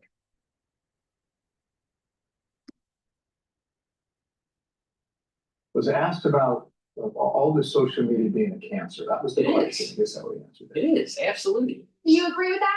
The Utah governor said that social media is a cancer and more people should log off and take some time away. Well, it's not a cancer in all respects. In some respects, it's great, but there are segments, there are deep, dark holes that are cancerous after living. Beyond cancer, they're death. Finley got to that in Wall Street Journal today. She says, Tyler Robinson, America's lost voice.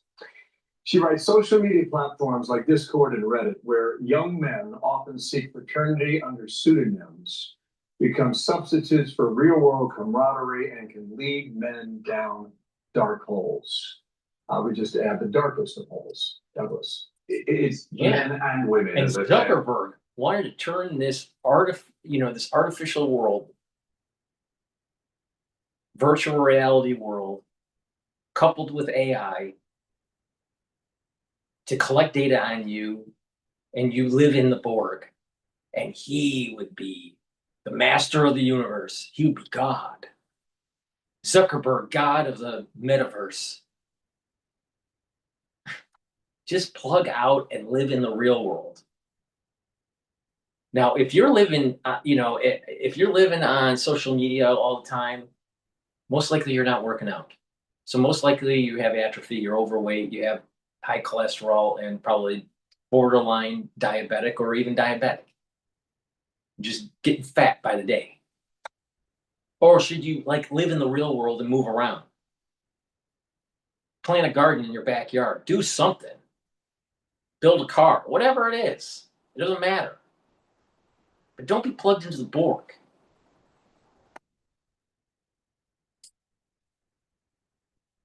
Social media has sped up a lot of these phenomena. They're not entirely new. As I say, the sort of women who would write to mass murderers in prison can now do it on Reddit platforms, on X, all sorts of things.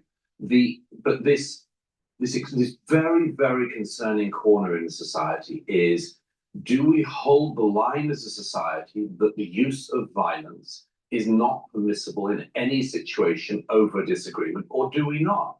And there are far too many people who have been saying, yes, we do. And that makes this whole online sort of subculture get endless sort of encouragement. Yes, one of the things we've seen from the alleged assassin of Charlie Kirk is that he lived in this horrible, disgusting, dehumanizing place where, you know, you could just say, I've had enough of people who I disagree with and I'm going to take action. That is something that has to be addressed. But we also have to address this question of why so many people, including some prominent politicians in this country, have made excuses for the use of violence. And of course, It's very there's going to be a simple. sort of It's very simple. It's very, very simple. They're trying to erode the Constitution. This is a Marxist takeover. What they want is a one-party system. Now, you add another layer of complexity. This is natural psychosis because of social media, the gaming culture, and a lack of morality within the society. But also, there's an infiltration from the CCP in our universities. There's an infiltration of the CCP in our government. There's an infiltration of the CCP within our society for us to devolve and become less productive. So they would have an upper hand with a war in the Pacific. So there's multiple layers here that's going on. You got big tech making money on doom scrolling. You have lack of morality because you have a big portion of society that doesn't have affinity to God, country, and family. And then you have actually infiltration from the CCP.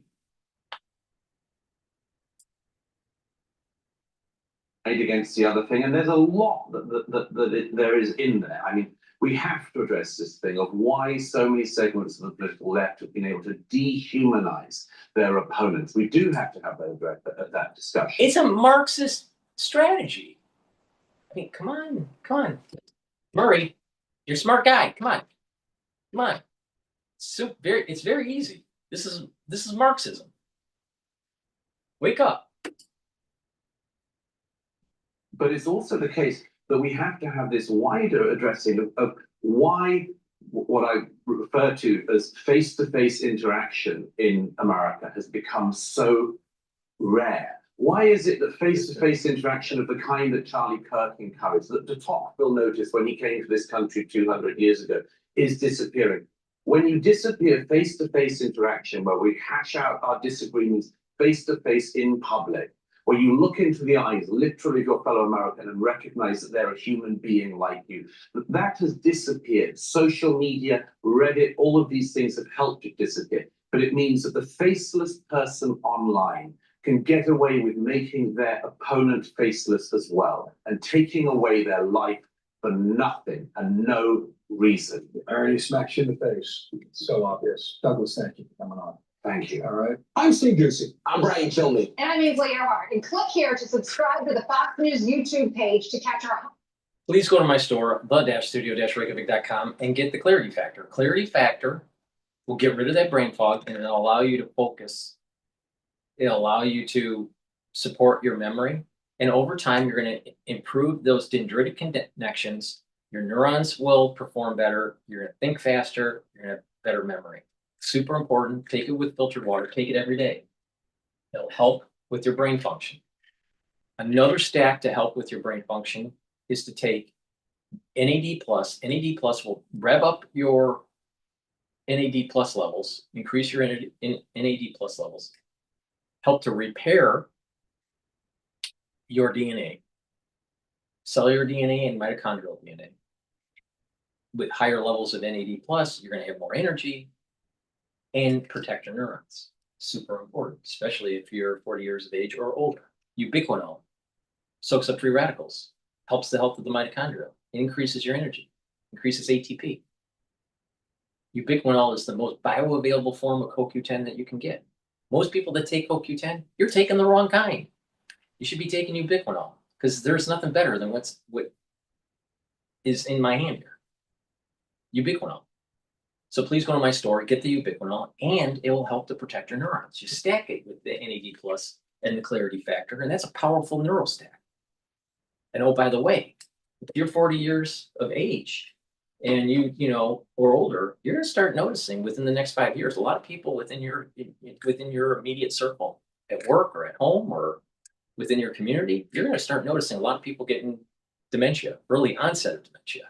I'm not talking about geriatric dementia. I'm talking about early onset of dementia.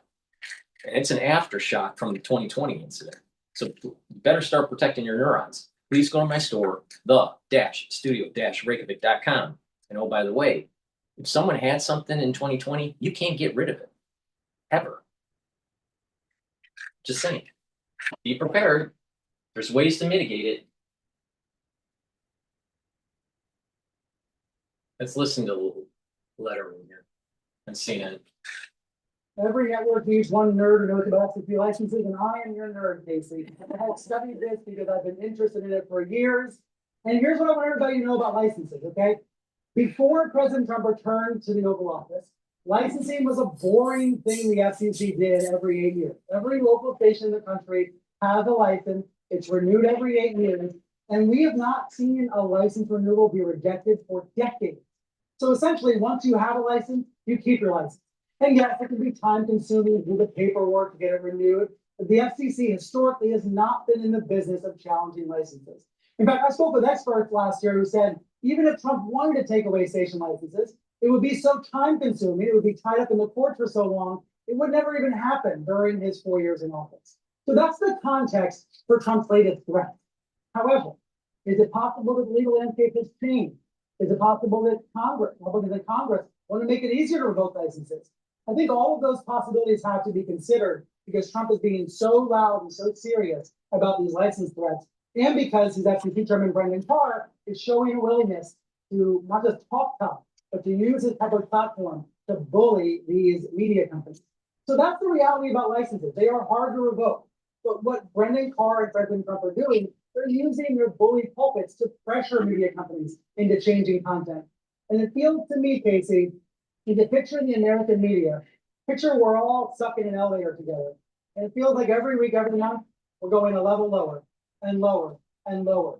We're in an elevator, and every time Trump sues a news outlet, every time he gains a settlement, every time he threatens the licenses, every time Disney or Paramount capitulate, we're sinking lower and lower. And here's the problem.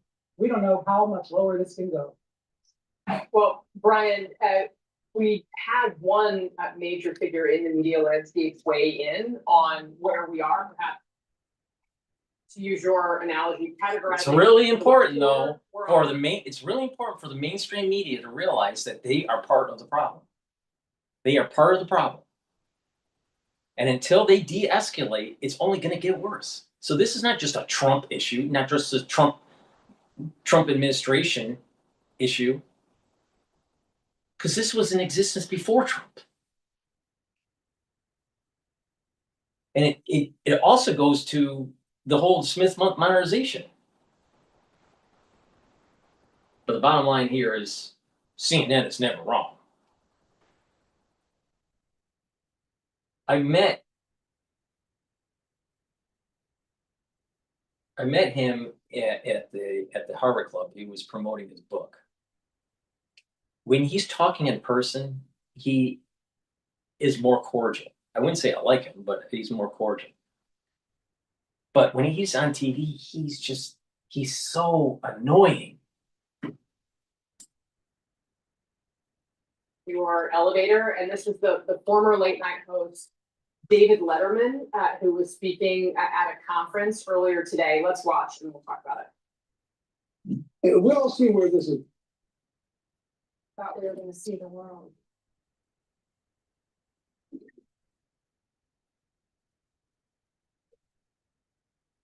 We all see where this is going, correct? It's managed media, and it's no good. It's silly. It's ridiculous, and you can't go around. Do you think that media was never managed? Get real, dude. Get real. It was just managed by the ultra libs. Heaven forbid that conservatives have a little bit of a say. And what's this, him looking like Moses?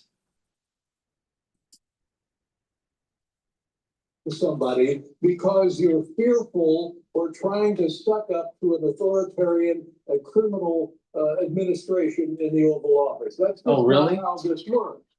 Oh, really? Worth noting Letterman City. And this is the Atlantic, all right? I believe that magazine is owned by Steve Jobs' wife, and that's, you know, it has a liberal bent to it.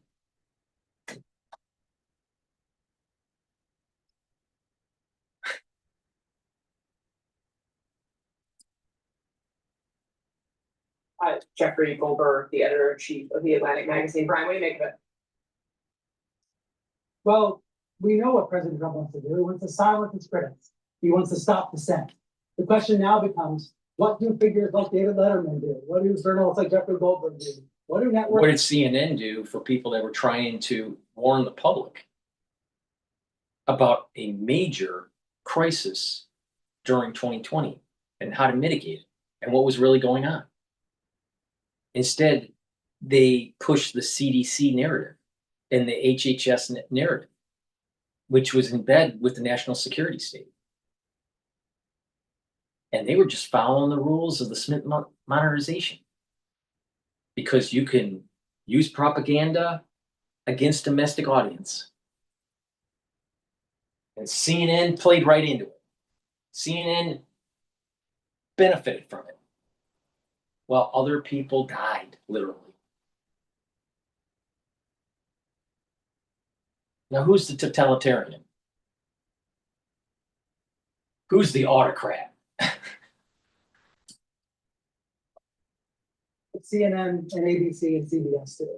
ABC's under a lot of pressure right now, a lot of angry Kimmel fans that want to hear from the network. We've heard nothing new from ABC today, but we're already hearing from showrunners, producers in Hollywood who say they don't want to work with Disney anymore because of the action against Kimmel. So I'm really struck by that. I'm also struck by some breaking news in the last few minutes, Casey. Jon Stewart, who normally only hosts the Daily Show once a week on Mondays, he's coming back to the show tonight. He's hosting his Comedy Central program tonight because he wants to weigh in on this matter. So we are seeing some loud, some vocal voices trying to push back against the president's threats.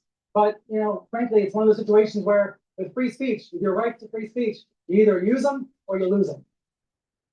All right, Brian, stand by for us. You're going to be part of our panel here. We're also joined by CNN senior legal analyst Ellie Koenig, CNN special correspondent Jamie Gangel is here, the former Democratic New York Congressman Max Rose, and senior advisor to the Trump 2024 campaign, Brian Lanza. We are also rolling out something new here on the arena. On the left side of the screen for parts of our show, you're going to see our arena text chain. You're going to get some additional analysis from some of our top reporters. You can see that conversation has already started. So if you're one of these people who watches on mute, this is for you. And we're going to continue, of course, to have our usual conversation here. And Jamie Gangel, I do want to start with you, and I want to put up what the Drudge Report currently has on their homepage, or did earlier today, and double check to see that it's exactly still there, but it looks like this.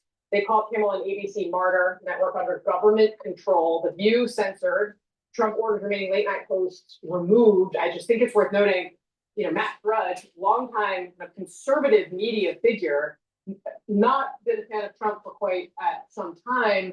But as Brian noted, we are at a very difficult moment. Experience growth with Realize. Thousands of advertisers are already using Realize and experiencing growth.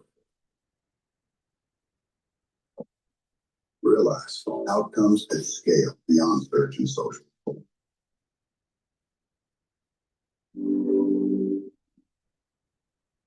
Centuries, women's health has been incomplete.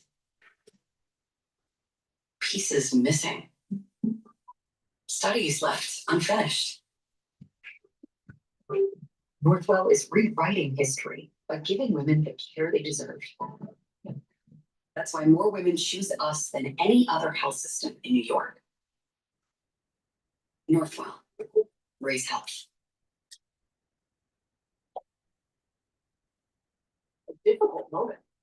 I would say this, I'd add a word to what David Letterman said, and that's dangerous moment. The number of calls that I got from people for the first time who said this is too far, from both Hollywood people, media people. Look, breaking news.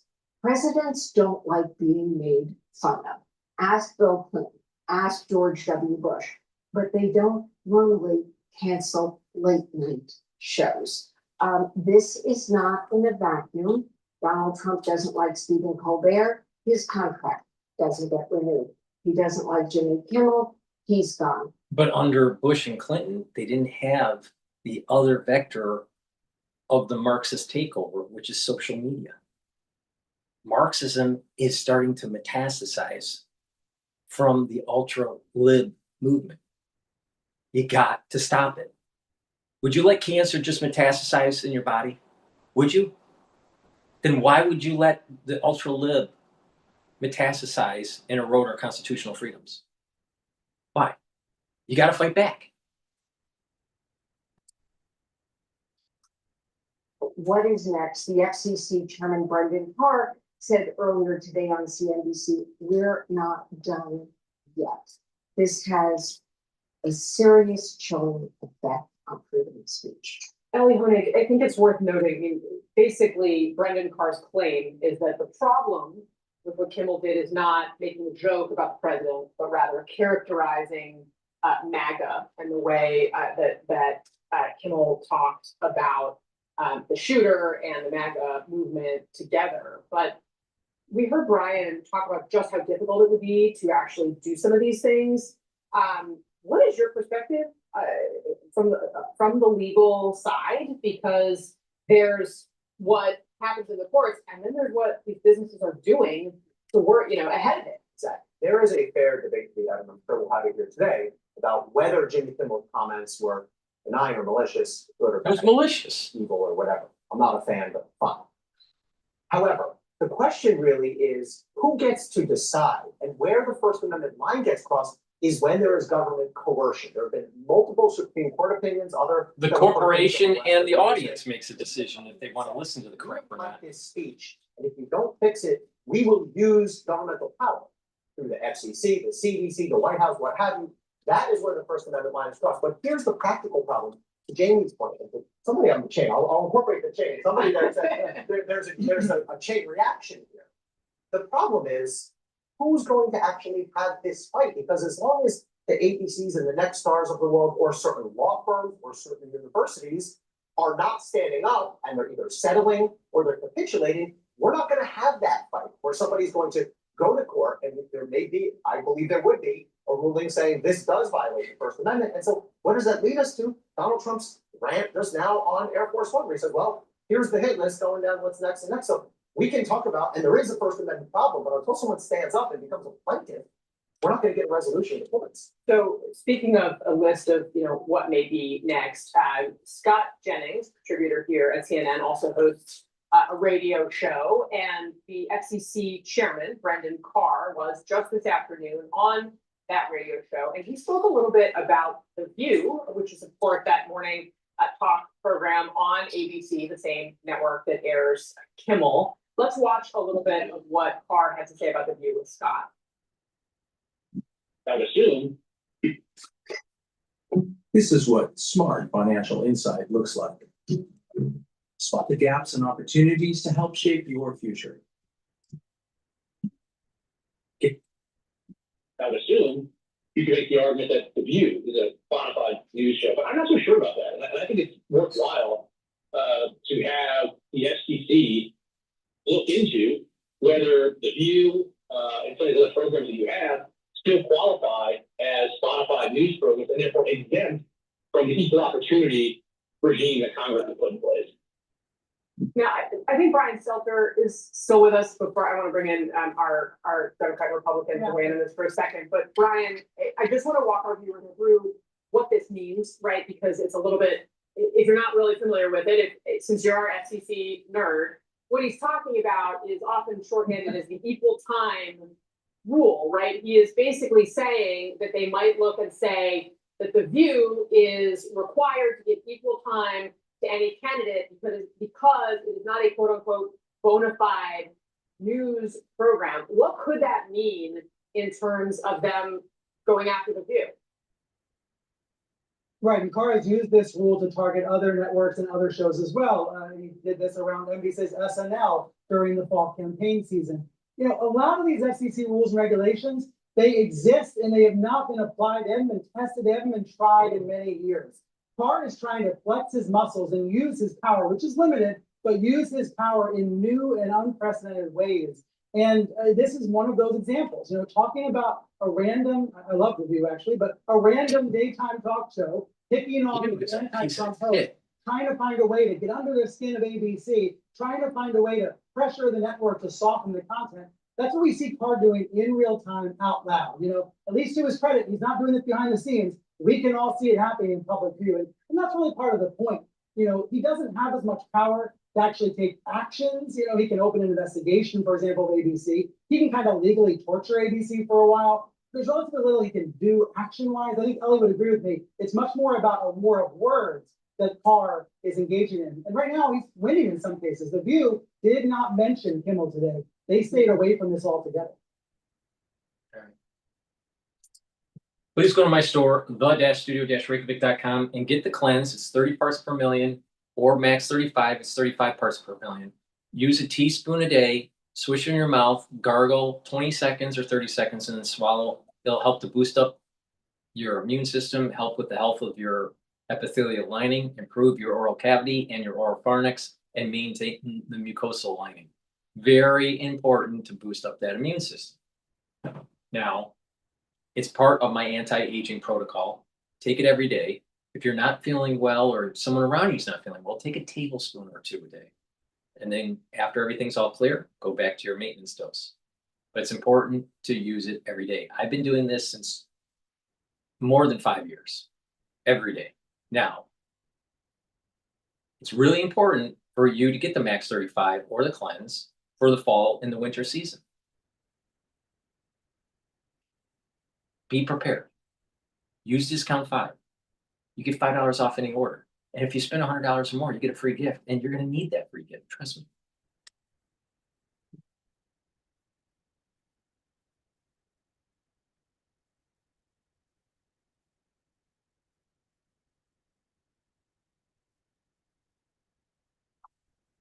Zero helps me take my business anywhere I want.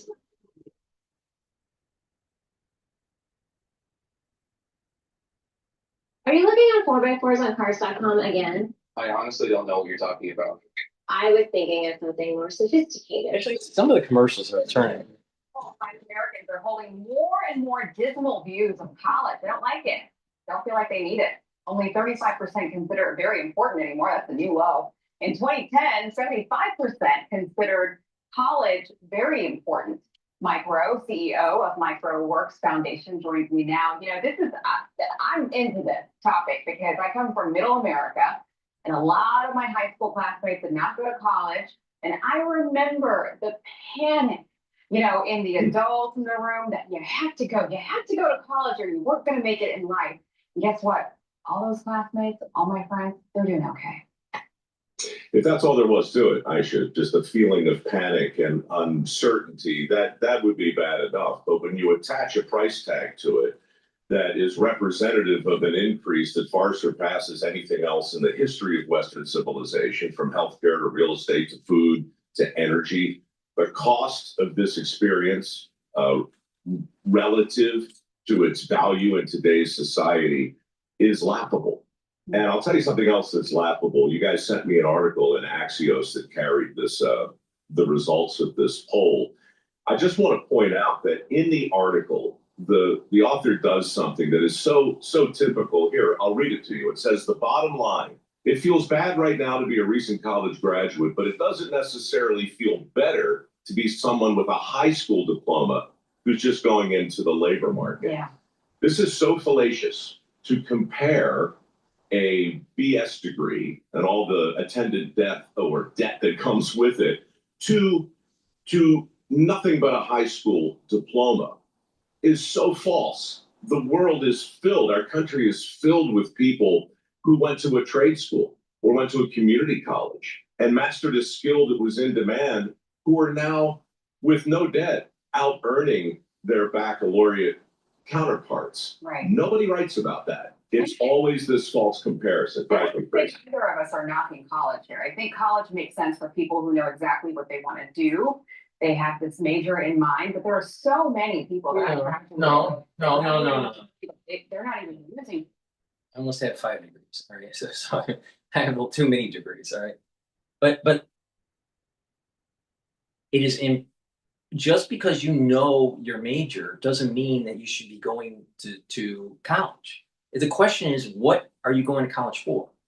Are you going to college for employment? Are you going to college for academic attainment? Are you going to college for sports and being part of, or are you going to college for learning music? What are you going to college for? And some majors aren't equal. Going to college for engineering versus going to college for history. All right, there's nothing wrong with getting a history degree. I think it's actually important to get more knowledgeable about history, but there's many ways to obtain that knowledge. So it depends on why you're going. So just because you know your major doesn't mean you should go to college. I mean, like, there's not that much you can do with a sociology degree. So should you really go to a college and spend all that money on sociology? Probably not, even though you know that you want to go into sociology.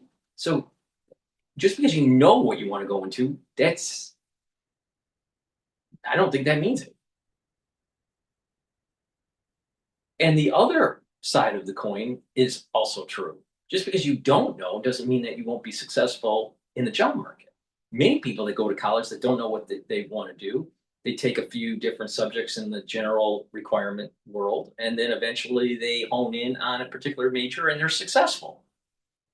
So there's many different types of students. But what's happening today is that most people, they're gravitating to business, they're gravitating to the psychology degrees, they're gravitating to coding degrees, right? Computer science degrees. And what they're noticing is that the job market isn't as plentiful as what they thought when they went in. Then you have the other side of the coin, where there are many liberal art majors in the humanities or the language studies. They aren't going to be able to find good paying jobs.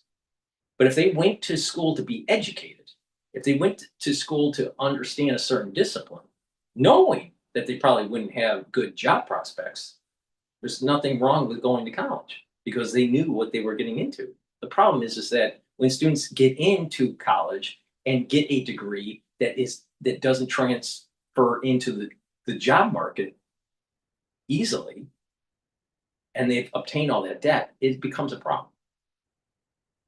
So we're probably seeing the apex of the degree, the college degree, and you're going to start seeing more and more people moving towards what they call skill-based hiring. See, before, Gen Xers had to go through, and even Gen Y had to go through this era where it was, did you go to college? And that's an entry into the job force, unless you were a coder, unless you knew something, a unique skill that was related to computers, programming or drafting or whatever, right? Most jobs you'd get in because you went through college. So that was degree-based hiring. Well, it's shifting. It's shifting to skills-based. That means that if you have a degree or not, it doesn't matter as long as you have the skills that they're looking for. The problem is that you have to constantly update your skills all the time and be a lifelong learner to update your skills and stack those skills for your career. So it's not the traditional way to be educated. So you're going through your whole career arc constantly being updated with new skills that are related to whatever field that you're working in or want to work in. So it's going to be based on skills based, not degree based. The problem comes in is, okay, so now they get hired because it's skill based. But the problem comes in is that you do this for a generation. How many of those individuals really understand the classics? Understand long sentence structure and writing and doing scholarly research and all that. Many of them don't know that. So this pendulum, I talk about the pendulum between conservative and liberal, or between collectivism and individualism. Well, there's a pendulum between overall educated individual and a skills-based individual. For the last 25 years, it's been formally educated individual, college educated individual, but that pendulum is now swinging towards skills-based. But the ones that were college-based educated, a lot of them didn't have skills that were transferable. But when that pendulum swings to the skills-based, there's going to be a lot of the society that doesn't have some of the positive externalities of a college education. And so probably the answer is college needs to be cheaper. It shouldn't be 4 years. It should be 3 years. And it's a combination of skills and well-rounded classical. Now, if you don't want to do the well-rounded classical education, then it needs to move towards the high school level. And so it gets back to the really the root of this issue. College probably should be skills-based, or more skills-based, less general requirements and more skills-based related to a field.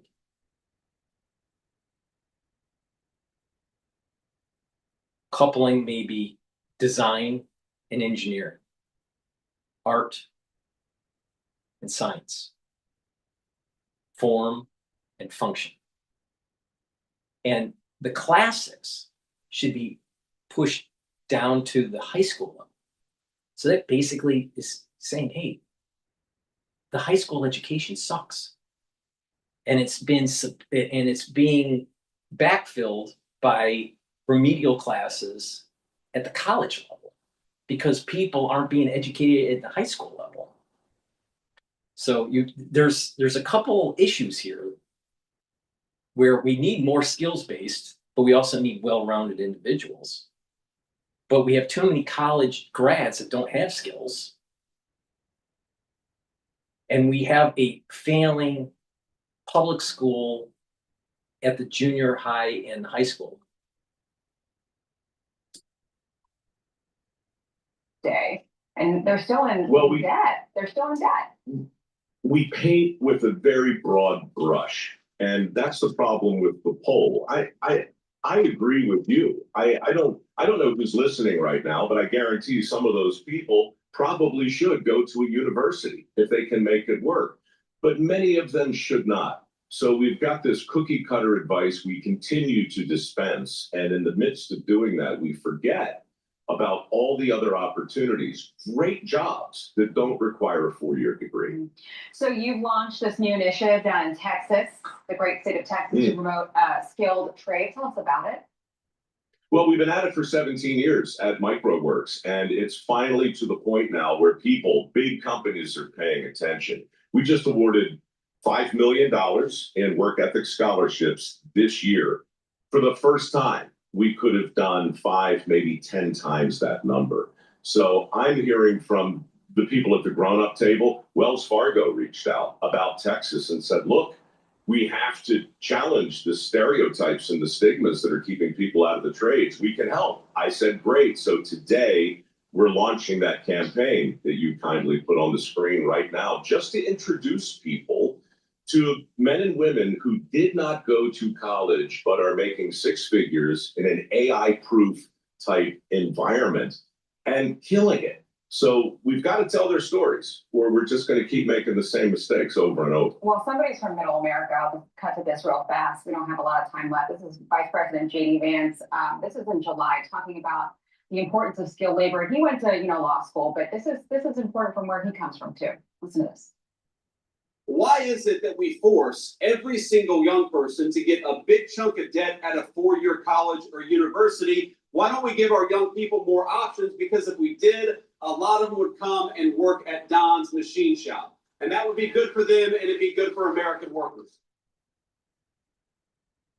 Real quick final thought from you, Mike. Hey, well, the quick thought is amen. The slightly longer thought is, call me, Mr. Vice President. Let's talk. I was in the room with the president last month. He raised $92 billion for investment in these kinds of I'm not joking. I'm not joking about this, all right? But during the heyday of the economic cluster in the 80s and the 90s in Detroit, an average tool and die designer or tool maker was making more than the average Harvard College graduate. Now, some of those Harvard College graduates would be making way more, like in the millions. Sometimes they make their own company or whatever, right?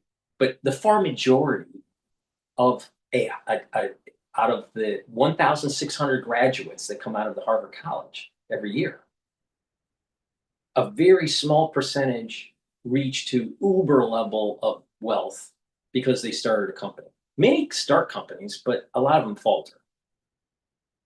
A lot of them go into consulting. And then many of them go back to school for graduate studies, going into law or medicine or whatever, all right? But the far majority of the class makes less than a tool and die maker. Because that's a high-end skill that takes a lot of mechanical engineering.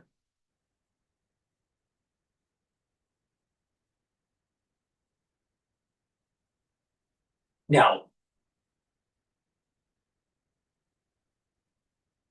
there's going to be a shift here. There's going to be a shift.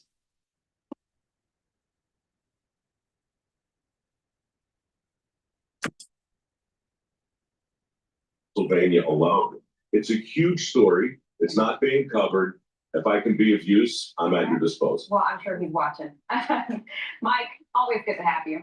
Hey, it's Will Kane. Click here to subscribe to the Fox News channel on YouTube. It's the best way to get our latest interviews and highlights. And click to subscribe to the Will Kane podcast for full episodes right now. Please go to my store, the-studio-reykjavik.com, and get the Gladiator Barley. Gladiator Barley brings down inflammation, soaks up free radicals through superoxide dismutase, detoxifies the body, and helps to build muscle. Take it every day. It's a high-density protein. Build muscle, and guess what? You're going to be controlling your A1C levels too. Many people in the United States are either borderline diabetic or diabetic. You got to get healthy. Please go to my store, the-studio-reykjavik.com, take the Gladiator Barley, and you can snack it with the Boomer Boost to get added benefit. And also, I have dual-purpose deodorants. These are deodorants that you can use every day. It's for males and females, but it'll also help to detoxify your body. And when you detoxify your body regularly, you're helping your immune system, your endocrine system, your brain function, your cardiovascular system, your kidneys, your liver. Really important. Now, this is made from essential oils from the Himalayas. You can get it in citrus or peppermint, lavender, and tea tree. It's for males and females. Get a few bars for your household. Help support the work that I do. All this stuff is for free that I'm telling you on how to improve your health. And oh, by the way, how to trade the tumultuous markets. And I give you my opinion on what's going on. It's all for free. So help support the work by going to my store and getting the great products that I offer. And by the way, when you do this, you're slowing down the aging process. So you can listen to me longer. So instead of listening to me for 10 years, you can listen to me for 30 years. Please go to my store, the-studio-reykjavik.com. Use discount 5, you get $5 off anywhere.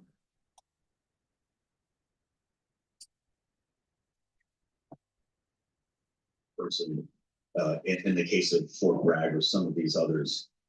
Pete Hegseth, the Secretary of War, as the president calls him, and President Trump both want the old Confederate names to be restored. How does that coincide with the removal of the images that we're describing? Well, I'm glad you see the connection, because there is a connection. And first, I would point out that a lot of the names that were removed of former Confederate generals didn't exist in perpetuity. I mean, these were bases and forts and the like that were renamed in advance of World War I during the height of Jim Crow and the resurgence of white supremacy in America, to get Southern Democrats at the time to get on board with America going into World War I. And so, when we say, the time has passed to have names that reflect the beautiful mosaic that we are in America, and to remove the names of those who were traitors to the nation. It isn't, you aren't erasing history. You are, in fact, making history more reflective, or the present more reflective of America's values in the present, which is critically important. And just to link the two more clearly, one of the things. Oh, really? Why are they bringing down Robert E. Lee's statue? Why did some cities try to take down Jefferson? There was talk about taking down George Washington on Wall Street. Really? Really? You want a civil war? You want another civil war? You want another revolution? Guess what? You bring down George Washington, and the ultra lib is not going to survive. National Cemetery, the plan by Pete Hegseth in this case, honoring the Confederacy here in the nation's capital. They unveiled plans to rebuild statue commemorating Albert Pike, a Confederate brigadier general, just a few blocks away from the U.S. Capitol as well. What we heard when we asked about this from the Pentagon was the United States and the Department of Defense is not interested in erasing our history, acknowledging it and honoring it, which also would run counter to the removal of certain pieces of history, wouldn't it? Removing statues, updating names so that they reflect the values of the society in which we live, the principles, the goals, the objectives, is not erasing history. You can remove Confederate monuments. The Confederacy still lost. Robert E. Lee was still a traitor. And so that's a talking point. What you are doing, in fact, is, and I think every community over time, every nation over time should pause. Oh, they melted Robert E. Lee down.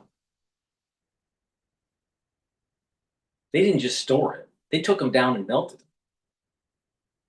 Now, was he a traitor to the country? Yes. But he also had a pardon from a president. I don't know which president it was that did the pardon. And not just that, it's more important to realize what Lincoln said before he was assassinated. And that was, there should be no reparations against the South. Oh, what wisdom. But when you have the Black community and you have the ultra left trying to change the zeitgeist, oh, we got to whitewash the history now. Really? No, you need to show Robert E. Lee to remind people that there was a traitor. You need to remind people that the South did try to secede from the Union, and thank God that the Union forces won over the Confederacy. Why would you want to take that down? Don't you want to teach future generations about the Civil War and how important it is to maintain this union and try to make it more perfect? instead of bringing down statues? Do we really need a Martin Luther King statue?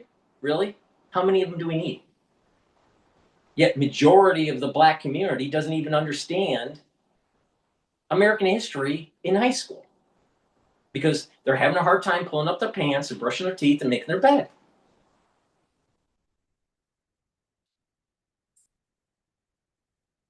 Actually already bent the knee. They've shuttered diversity, equity, and inclusion program. They right now just announced the ACLU of Ohio has filed a lawsuit on behalf of a student who was expelled for nonviolent, non-threatening posts about the war in Gaza. And so I'm less worried. I mean, Ohio State has demonstrated that they are aligning with the Trump administration on many of these issues. So I'm less worried about them, succumbing to political backlash, and more worried about them clamping down on not just free speech. And you mentioned the memorial of the protest, the peaceful protest there, but clamping down on the right to dissent and on campus, particularly among students. And it's not, and it's pressure that they're feeling and they're going along with it, not only from the Trump administration, but also from the Ohio State legislature. And so many of these now, as we would call them, red states, are facing this sort of dual threat when it comes to free speech and the right to dissent, not only from the federal government, but also from state government. So I'm deeply concerned and worried that we're continuing to make it more difficult and not create space for that kind, for students to raise their voice and dissent, not only about what's going on campus, but also what's going on in their nation and in their world. Well, I appreciate the conversation, Professor. I hope you come back and see us. Students should not be disrupting the normal operations of the university and creating an environment where it is unsafe. There's nothing stopping a student from protest because they're adults. There's nothing stopping them from protesting on Main Street. Why do they need a safe space in the university? Oh, let's get to the root of the problem here. Because they think that they're protected. And that they think that a liberal biased administration within the school will protect them. Now, people should have freedom of thought and allow for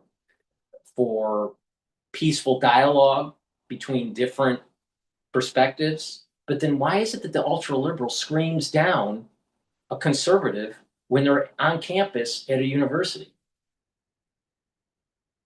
And then they have to cancel it. Either because there's too much disruption or it becomes unsafe. This is a tactic by the ultra-lib. This is a Marxist tactic.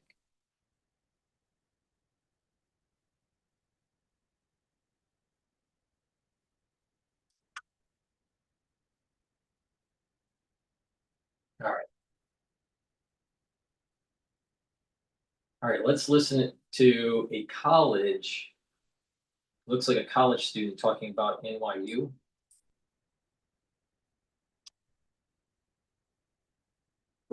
Businesses everywhere are turning to Gusto for payroll, benefits, and more.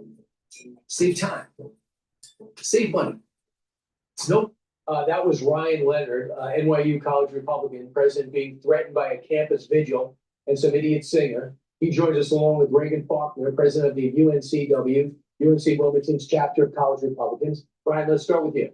What were the threats like on Sunday? What really happened? Yeah, so that was one of many.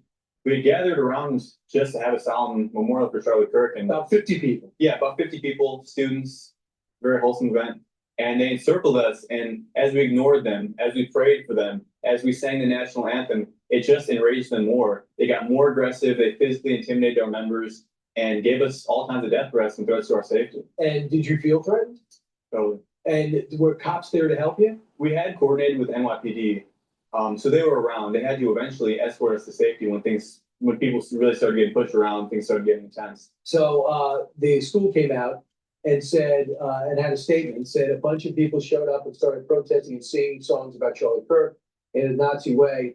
They also came out, you guys said, to they sang that See, notice. They use freedom of speech to try to disrupt a vigil. Now, maybe, and maybe I'm going too far to the safe space world, right?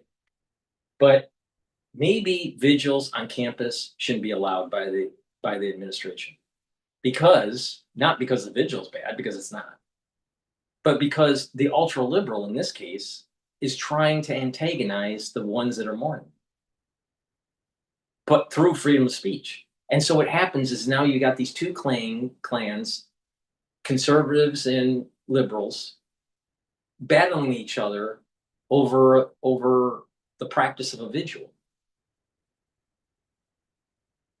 It creates disruption, makes it potentially unsafe. So this is where the administration needs to come in, say, no vigil, no animosity, take this off campus. This is not the place for it. If you want to do the vigil someplace else, fine. My understanding is this is on campus. Now, if it's not on campus, then it has other issues. See, you can have freedom of speech. If someone is like doing a public gathering to mourn someone, and you have another group of people that are trying to disrupt it, and they're doing it legally, it adds to the potentiality of problems. It adds to the potentiality of criminal activity. What are you going to do? See, this is a battle between conservatism and ultra-libs. The ultra-lib is going to try to demonize God, country, and family. And the conservatives are going to try to promote God, country, and family. There's no winners here. This is going to eventually be met with violence. This is not going to just go away and dissipate because of we've come to the meeting of the minds. Really? Look at what's happening at Congress. Congress is becoming a free-for-all now and losing etiquette and proper procedures. This is going to turn more violent.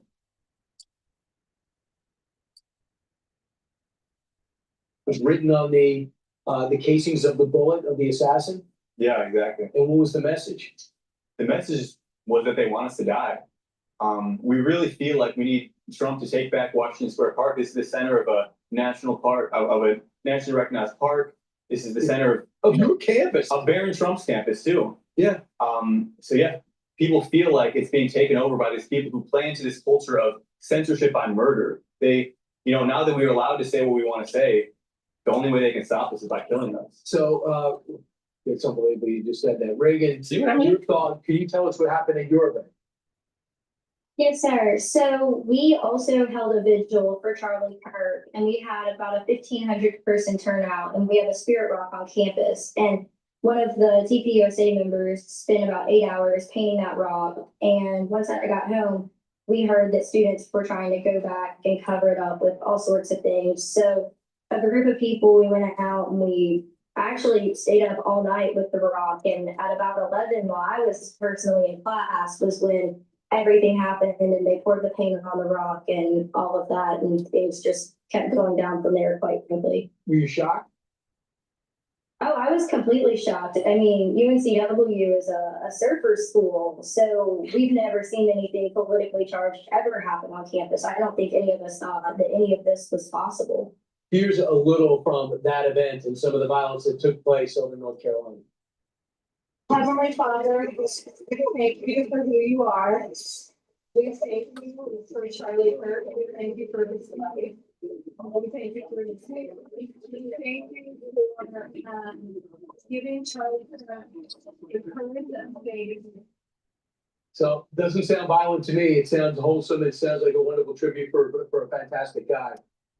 For you over here, Ryan, the NYU response is this incident didn't occur on campus. University officials first became aware of the incident when we received an inquiry from a news organization mid-morning.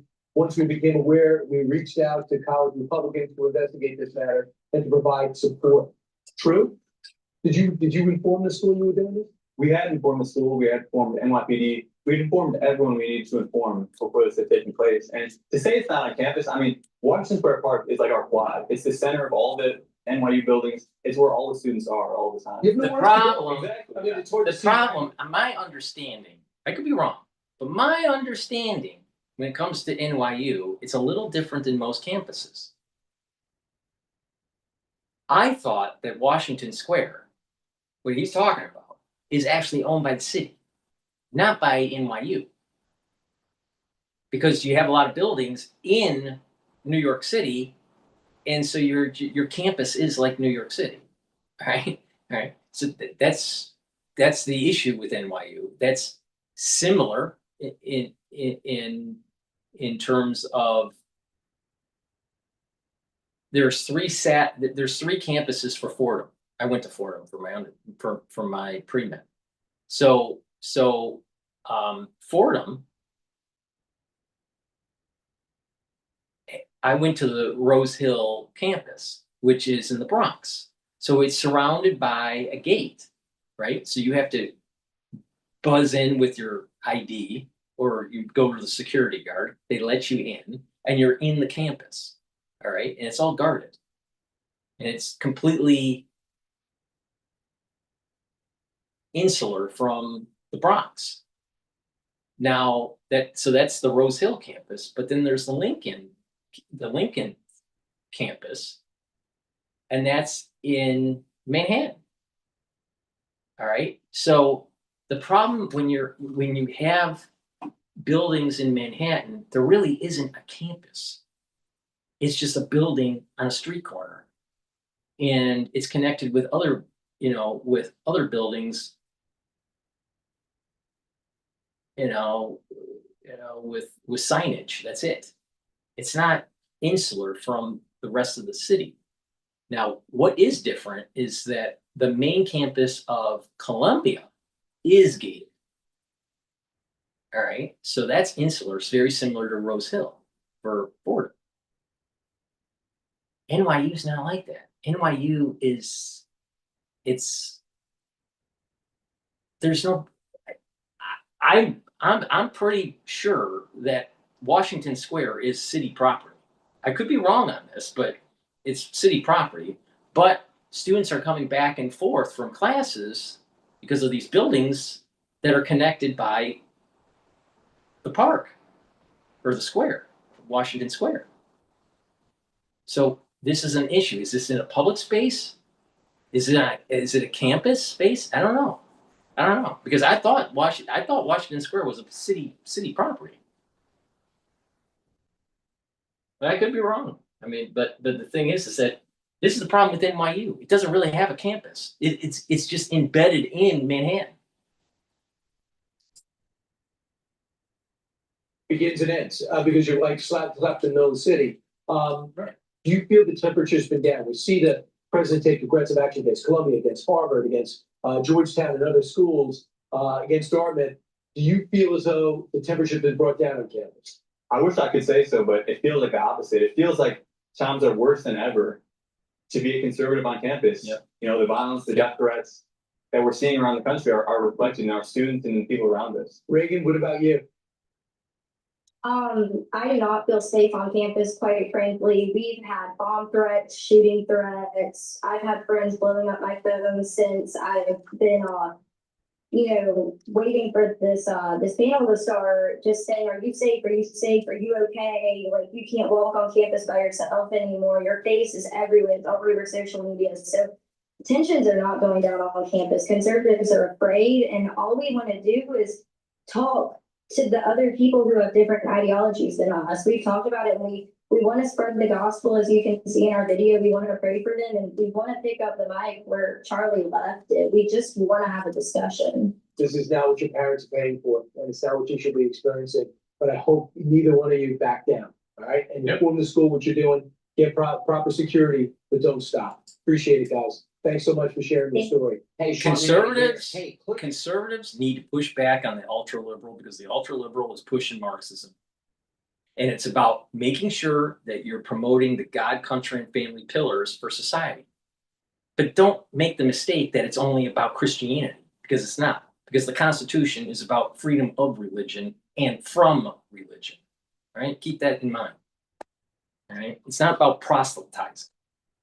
Please go to my store, the-studio-reykjavik.com. Vitamin B complex. This has the first 4 B vitamins to help support the health of the mitochondria, helps to boost up the energy levels because your mitochondria produces ATP through the electron transport chain. This vitamin B complex helps with that. It revs up the metabolism and protects neurons. Take it if you're 40 years of age or older. Super important. Omega-3 brings down systemic inflammation, helps prevent oversticking of your red blood cells, which reduces clot formation. And omega-3 will help with your lipid profile, help to bring down LDL levels and help to increase your HDL levels. Super important to maintain and help with your cardiovascular health. Resveratrol. I've been taking resveratrol for decades, and I look a lot younger than Alex Jones, but I'm older than Alex Jones. Resveratrol soaks up free radicals because it's an antioxidant. Helps the health of the mitochondria so they have more energy.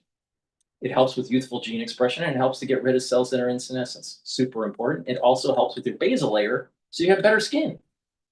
But not just that, this slows down the aging process. And it stacks well with C60, NAD+, ubiquinol, omega-3, and vitamin B complex. A powerful stack right here. You get the youthful gene expression, you help with your cardiovascular health, and you protect your neurons and rev up your metabolism.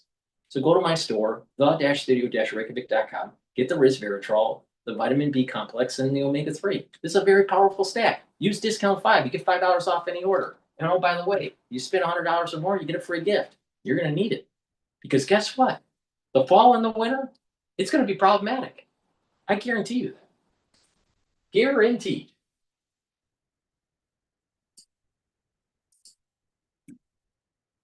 Shut down, they can't decide what bills get paid and what don't, but there are a lot of mandatories in there too. They can decide to shutter agencies or not. And at the end of the day, I think that's the sideshow. I think what is really amazing, even though I believe Republicans will get more than their share of the blame for a shutdown because they are in charge, the Democrat strategy makes no sense whatsoever. I mean, they are trying to legislate on a CR. And the CR is, here's what we're spending today. We're going to keep spending that tomorrow until we get our appropriations done. And they should take credit. The Senate has actually done good work on these appropriations. They don't have much left to do. That's where policy is made. And so, for Schumer, who's very much working off of his disastrous cave-in in March when he did cave in and shouldn't have on a CR, he's fighting March's battle today, and you got to know where you are in the cycle. Right now, the smartest thing that Chuck Schumer can do is instruct 5 Democrats to vote on this bill this afternoon and go home. Chuck Schumer isn't that bright. Did you see him how he was trying to grill a cheeseburger? We'll never know until they do it. I quit a long time ago trying to predict what this White House is willing to do or not do. No doubt. Jeannie, tell us your thoughts on this. Surely Chuck Schumer knows what we're talking about and has heard the message from the White House. Is that what he wants to see?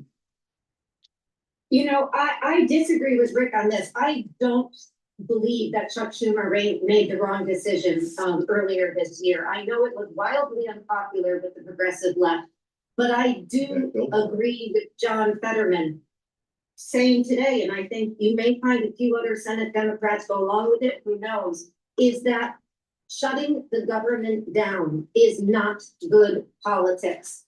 And to what end? The only way Democrats can get back power is by retaking the House or maybe the Senate and/or. That requires, I understand the base play because they need to get their voters out, but they cannot open this window for Donald Trump to hit them as the reason that the economy is what it is. And so I think it is a wrong move, especially now, to shut down the government, because again, what can they do? They can negotiate. Let Republicans, if they want to sit on top of a government that cuts Obamacare subsidies by 20, 30, 40%, let them. If they want to sit on top of and responsible for a government with the inflation that we have, with the unemployment that with the tariff wars that we have, I mean, the list goes on and on. Let them take responsibility for it and go out and make your case to the voters. These shutdowns do none of that. So I don't see this as good politics. And I know I'm very much in the minority on that because there is a real interest, and I get it, on the Democratic base to fight, fight, fight. But this maximalist posture is a loser, I think, in the long term for Democrats. Ooh, well, would it be the? Wait a minute, there's some breaking news by the BBC. NATO intercepts Russian warplanes violating Estonia airspace. So let's play that from the BBC. Before we do, please go to my store, the-studio-reykjavik.com, and get the nattokinase before we have nuclear war. Nattokinase will break up clots because it's fibrinolytic. You're going to need this in the winter and the fall. Trust me. And nattokinase also helps with your lipid profile. It helps to bring down LDL levels and increase your HDL levels, so it improves your cardiovascular health. You're probably going to need that for the fall and the winter. I'm just saying. And oh, by the way, Dr. Paul Cottrell is not wrong.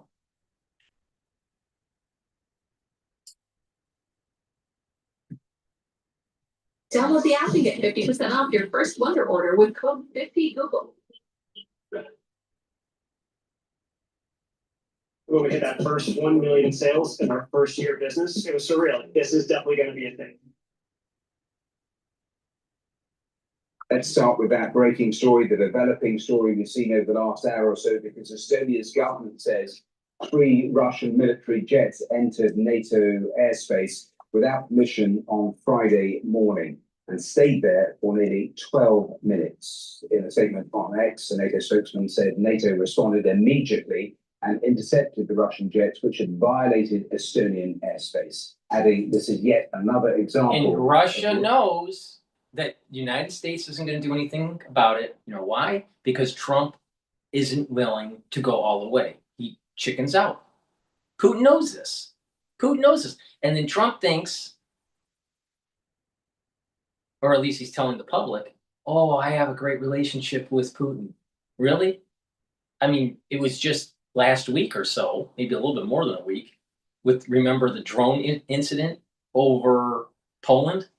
Now we have Estonia, 12 minutes in airspace with Russian jets. Trump's not doing anything. Trump's not doing anything. We're slowly creeping into activating Article 5 of NATO. And when that happens, the stock market is going to tank. Jobs are going to start being lost. And you better, if you have a kid that is draft age, they better start doing push-ups because they're going to war. Because Russian behavior and NATO's ability to respond. The foreign minister of Estonia said the incident was the most brazen violation yet of its airspace and the 4th this year. He said Russia was increasingly testing its neighbors' borders with its aggression. The incident comes after a week in which more than 20 drones violated Polish airspace, prompting NATO jets to shoot some down, and a further Russian drone incursion over Romanian territory close to the Ukrainian border. So let's get immediate reaction from Vitaly Shevchenko, BBC Monitoring's Russia editor and host of Ukraine Cast. And Vitaly, tell us more, because this doesn't appear again to be some sort of mistake. It is there in Estonian airspace for a considerable amount of time, isn't it? Of course, there will be people who will be asking the question of, could this be an honest mistake? It's not an honest mistake. This would be giving Russia too much benefit of the Yeah. doubt following a clear pattern that has been emerging over the past weeks. Last week, 10 days ago, at least 19 Russian drones violated Polish airspace. Then another drone entered Romania's airspace. So now we have these three Russian MiG-31 jets over Estonia. And that is the pattern that is emerging of Russia testing, well, basically how much it can get away with. And frankly, despite all the expressions of concern and statements, such as the one we heard from Kaja Kallas, the EU's foreign policy chief, that the EU stands in full solidarity with Estonia. This doesn't really amount to a reason for Vladimir Putin to fear any sort of consequences following these apparent attempts to violate NATO airspace. So this is one reason why Russia's neighbors, such as Estonia and Ukraine, have been saying that more needs to be done to stop Russia from carrying out such violations. And that is repeated by Ursula von der Leyen from the EU, saying that every provocation has to be responded to with determination while investing in stronger operations in our eastern flank. What does she mean by that? Well, it's the best the EU can try, because it's a collective body which is governed by consensus. So if there's any opposition within the EU to stronger action against Russia, there's deadlock. And to give you one example of what happened in the past, because the Estonian Foreign Minister Margus Tsahkna said this is the worst violation of 4 this year. In May this year, the Estonian Navy attempted to detain a Russian tanker, which they suspected to be part of Russia's so-called shadow fleet, which Russia uses to avoid Western sanctions. So when Estonia attempted to stop that tanker, board it, Russia sent a fighter jet into Estonian airspace. And what happened? Well, not much. Just as now, back then, there were expressions of concern, but will they stop Vladimir Putin? As we can see, well, they haven't, and they probably will not. Vitaly, thanks very much. Let's bring in Mikey Kay, host of the Security Brief here on BBC News and former British military strategist. Mikey, Before we do that, please go to my store, the-studio-reykjavik.com. Get the C60. This is a very potent antioxidant. You get it in MCT coconut oil, avocado oil, or extra virgin olive oil. You can get it in a 2 ounce, a 4 ounce, or an 8 ounce configuration. It's cheaper for the higher ounce configuration. Now, C60 is a molecule of 60 carbons that can absorb and neutralize free radicals 1,000 times stronger, 1,000 times more than 1 molecule of vitamin C. 1 molecule of C60, 1,000 times stronger than vitamin C. Now, when you do that, you're soaking up free radicals, you're reducing the stress in the cell and in your tissues, your organ systems will perform better, even your brain. And your energy levels will go up because the health of the mitochondria will improve and produce more ATP. If you soak up those free radicals at the vascular level, you're reducing plaque formation.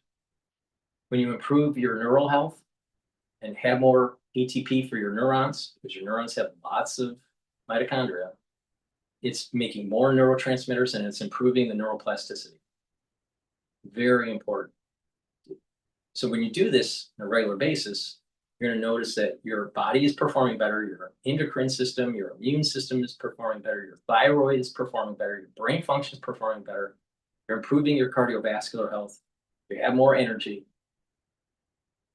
Take a teaspoon a day, every day, preferably on an empty stomach in the morning for best absorption. If you work out, take it before your workout so you soak up the free radicals that you generate during your workout, and you will notice that you are recovering from your workout quicker. Take C60 every day, teaspoon a day. You get it in a 2 ounce, a 4 ounce, and an 8 ounce configuration. Use discount 5, you get $5 off any order. I listed the number of incidents just over the last few days in terms of the seriousness of this. You only have to look at some of the comments from EU officials, from Estonian officials, from NATO officials. Yeah, I mean, this isn't the first time this has happened, Matthew. May was an example where 2 Su-35 Russian were launched against shadow tankers coming through Estonian territorial waters. That was a brief incursion, but this looks like it was 12 minutes, and these aren't Su-35s, these are MiG-31s. So they've got a speed of about Mach 2.8, which is, at one point, one of the fastest fighters in the world. It's got an incredible range on it. It's too crude. And at the moment, you have Baltic Air policing inside Amani Air Base in Estonia, which is being policed by Italian F-35s. F-35 has a speed of about Mach 1.6. So, this is a inside territorial airspace. Territorial airspace goes out to about 12 nautical miles off the coast. It's not the first time it's happened. And this now is with the MiG-31, which is a hugely fast jet, which can outrun effectively the F-35 only in terms of speed, but the F-35 obviously have air-to-air missiles which can conduct what's called PVR, beyond visual range.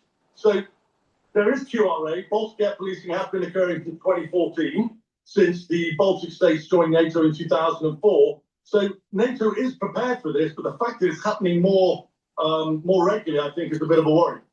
Yes, the phrase being used is that Russia clearly testing the resolve of NATO. When they talk about bolstering the eastern flank, what do they actually mean by that? And in effect, do all roads ultimately lead back to Donald Trump taking a tougher stance with Russia? Yeah, Matthew, I've spoken to people inside Estonia, inside Lithuania.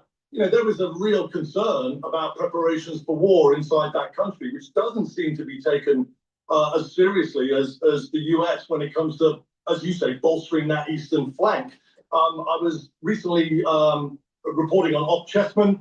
Op Chessman is UK Typhoons and JS-39 Gripens from Sweden. They were operating together at an airbase very close to Kaliningrad, which is the Russian exclave. And they were intercepting Russian jets and aircraft military aircraft coming out of Kaliningrad on a regular basis. So bolstering that eastern flank when it comes to incursions of airspace, whether it's drones or fighters, is something that NATO really needs to step up on. Yes, there is Baltic air policing. Yes, it's been going on since 2014. Yes, it's in Lithuania and Estonia, Amani Air Base. But NATO needs to basically realise what's going on here and posture for the threat accordingly. Mikey Hay, thanks for the latest.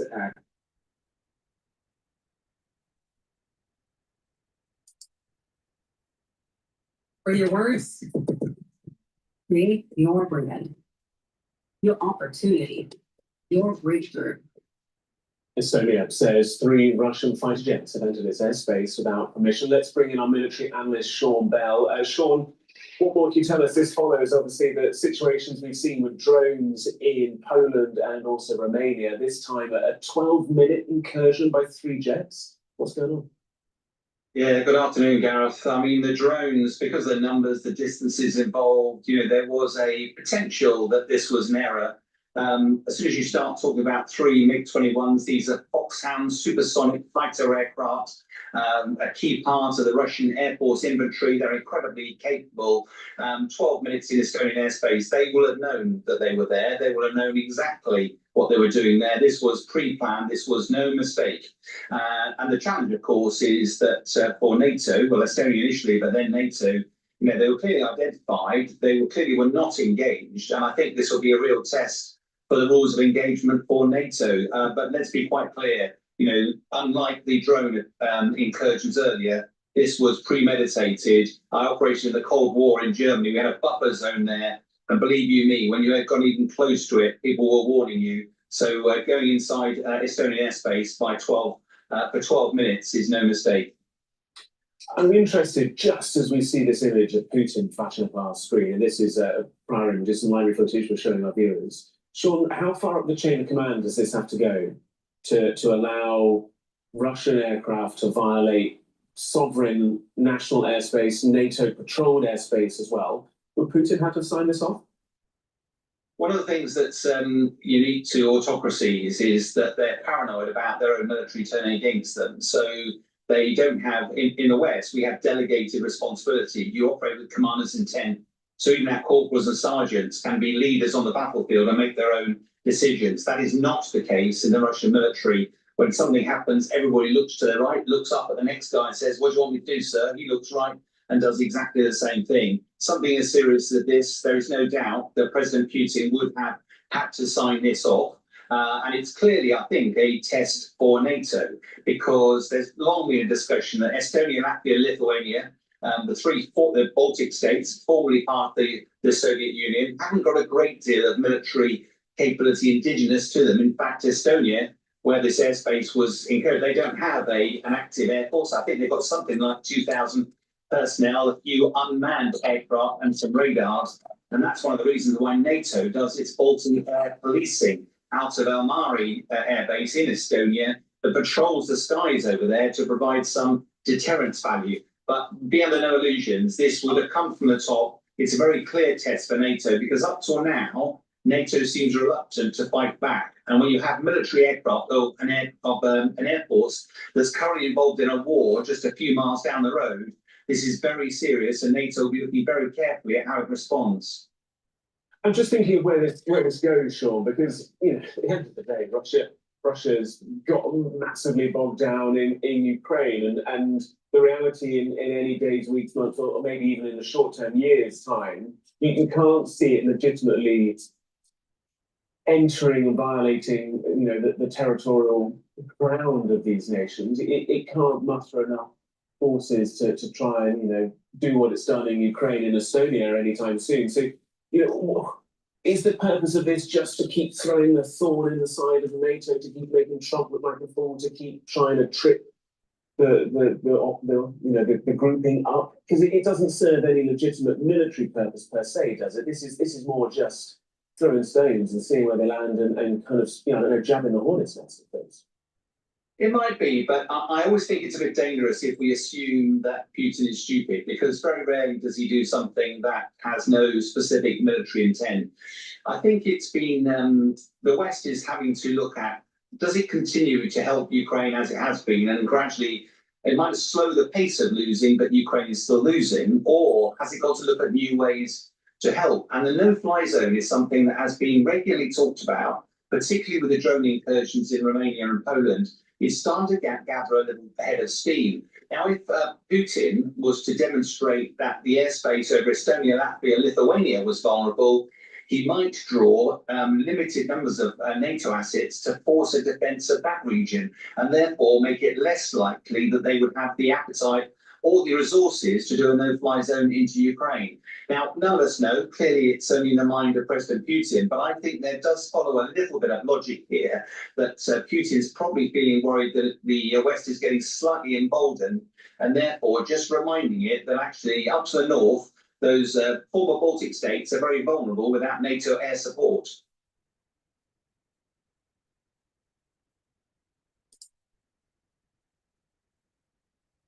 What does Amazon Live mean to me? Oh my God.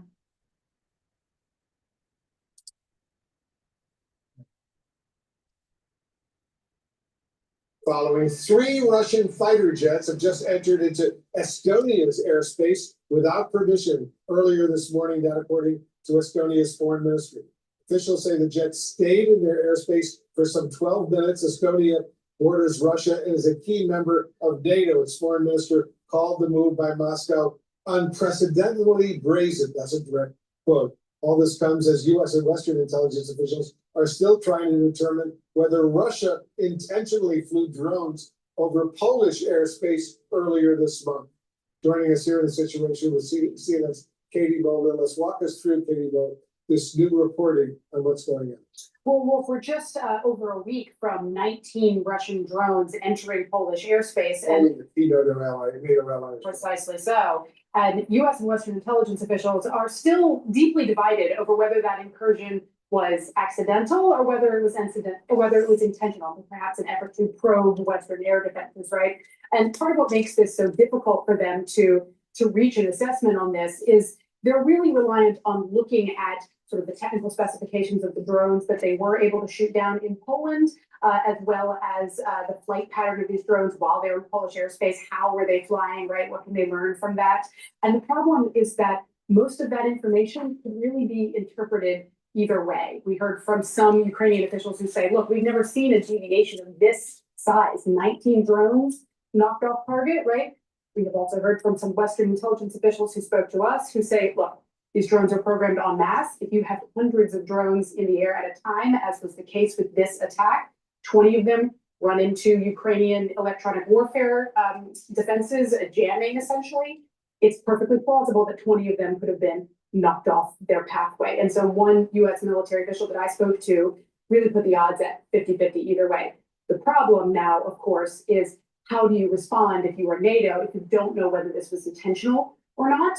What we did hear from senior officials, both here in the United States and in Europe, is either way, whether it was intentional, whether it was accidental, it suggests a really worrying increase in the tolerance for risk that Russia is willing to If take. it were accidental, I think the second incident now with Estonia, another NATO ally and Russian jets flying over and entering that airspace, that would seem to confirm it wasn't accidental. That's certainly going to be brought to bear on the analysis, and I think you're going to see a lot of certainly European nations who already believed that this was intentional saying, look, this is just further evidence. It's happened now twice, so we'll see what happens. Katie Bolulis, thanks very, very much. I want to bring in CNN military analyst, retired U.S. Air Force Colonel Cedric Layton. Colonel, thanks very much for joining us. So what's your analysis on Poland, now Estonia, two NATO allies? And as we all know, if Russia is involved in engaging militarily against NATO allies, this isn't just against Poland and Estonia, but all NATO allies potentially could be involved. Yes, absolutely. And that's where the Article 5-like provisions come into play. Well, so when you look at the Polish example with those 19 drones, as Katie Bo was just talking about, I would put the odds actually at more 70-30 or 60-40 that the Russians did this intentionally. Now, it is absolutely possible that there was jamming involved. And the way to determine that is whether or not Ukrainian jamming efforts were underway at that particular moment in time, or even Polish jamming efforts. So if there was nothing like that going on at that time, then you can pretty much determine that this was an intentional effort. When it comes to the Estonian situation with 3 fighter jets, that is an obvious offensive play by the Russians. What they're doing is they're testing the air defenses of the Estonians. They're looking at the way in which the Estonians would respond to an incursion, and the fact that they stayed in Estonian airspace for 12 minutes. That's a very long time, relatively speaking. Small country, doesn't take long to fly from one end to the other in a fighter jet. They would be doing this intentionally to determine what the Estonians have and how they would deploy it. Is there a point at which you think NATO allies should respond more forcefully to these kinds of Russian incursions? Well, it depends on what exactly the Russian incursions are doing. If the Russian incursions involve just intelligence gathering assets, that's one thing. But in this particular case, at least with the Estonian situation, where you have fighter jets involved, that's an obvious offensive weapon.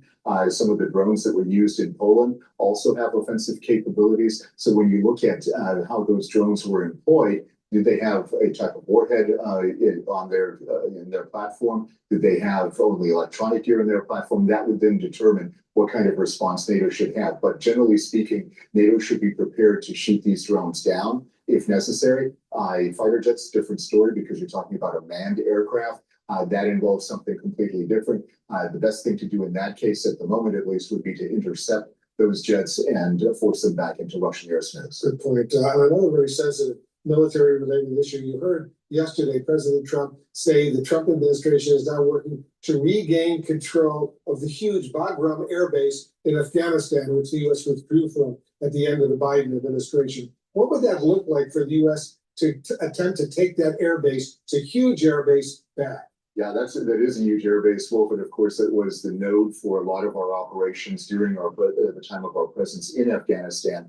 It would be very interesting because now Bagram Air Base, if we took it over again, would be in the middle of Taliban territory. So there'd have to be a lot of arrangements with the Taliban. In essence, we would become de facto, if not de jure, allies with the Taliban, at least for the purposes of protecting that airbase.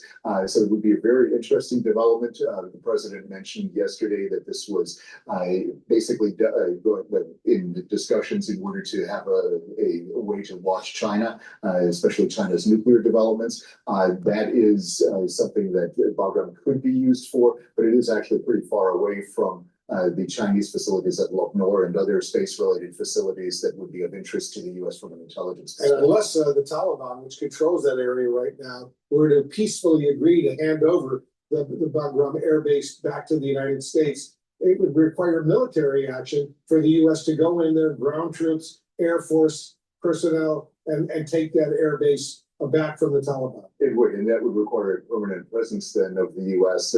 Personnel would obviously be rotated in and out, but it would mean that in essence, if it was a hostile takeover, so to speak, it could be done, but it would be a very dangerous and vulnerable mission, and that's something that would be, would really involve us in Afghanistan. And for all practical purposes, it would be. Let's see some more information about this.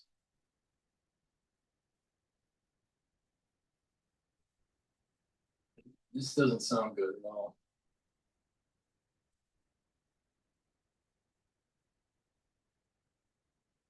This is DRM News. I don't know what DRM News is. YouTube Premium is ad-free YouTube and background play. So you can watch videos while reading, searching, shopping. NATO member Estonia has accused Russia of an unprecedented violation of its airspace, saying 3 Russian MiG-31 fighter jets illegally crossed into its territory on Friday, September 19th, and remained inside for a total of 12 minutes. According to Tallinn, the incident marks the 4th such violation by Moscow this year. But Foreign Minister Margus Sakna described this latest breach as unprecedentedly brazen, warning that Russia's increasingly aggressive actions demand stronger political and economic pressure from the West. The violation comes against the backdrop of rising tensions along NATO's eastern flank and follows an incident just a week earlier, when more than 20 Russian drones entered Polish airspace on the night of September 9th to 10th, forcing NATO fighter jets to intercept and shoot some of them down. Western officials at the time suggested Russia was deliberately testing the alliance's readiness and resolve. And Estonia's government now sees the latest incursion as a continuation of that strategy. Tallinn formally launched a protest with Russia's top diplomat in the country, underscoring that repeated airspace violations threaten European security and will not go unanswered. Estonia, a staunch supporter of Ukraine, has consistently called for tougher sanctions on Moscow, and in May reported that a Russian warplane briefly entered its NATO-protected skies while attempting to shield a sanctioned oil tanker believed to be part of Russia's so-called shadow fleet designed to evade Western restrictions. With the war in Ukraine grinding on and NATO members ramping up military cooperation along the Baltic and eastern borders, the incursion has fueled concerns that Moscow is escalating its provocations in the region, testing not only military defenses, but also political unity within the alliance. For Estonia, a frontline state sharing both a border and a long, difficult history with Russia, the latest breach underscores the vulnerability of small NATO members and the urgent need for a robust and coordinated response to deter further aggression.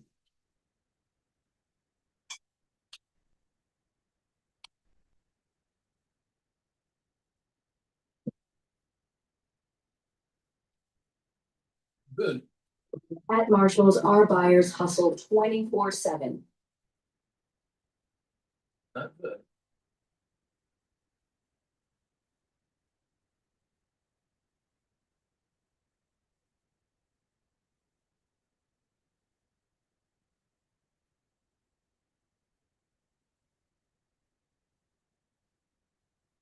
Let's see. That's Euro News.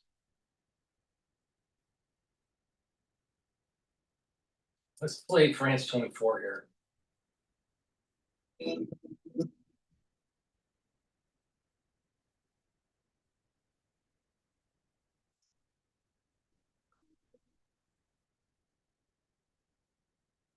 It is a city that symbolizes the complicated, intricate ties between Russia and the former territories of the Soviet Empire. A city marked by the ups and downs of its history. We're taking you today to the city of Narva, the easternmost city in Estonia.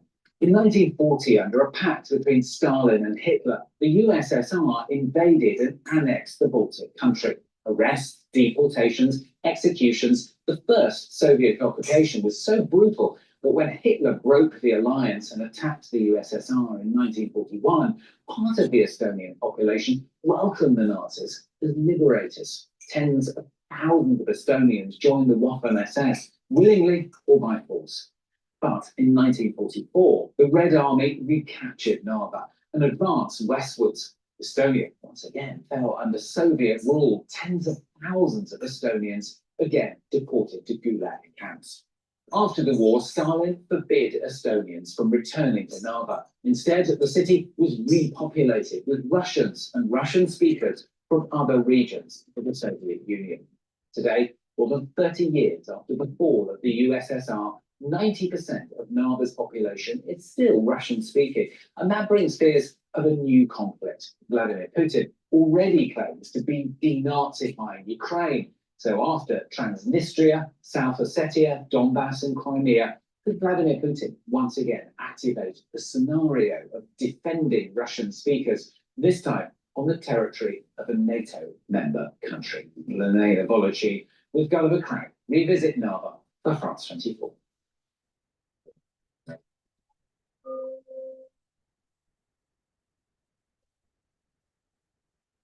They are barely 100 meters apart.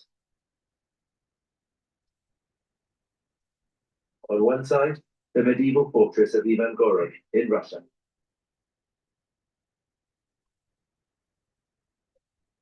And just across the river that today forms the border, that of Narva in Estonia.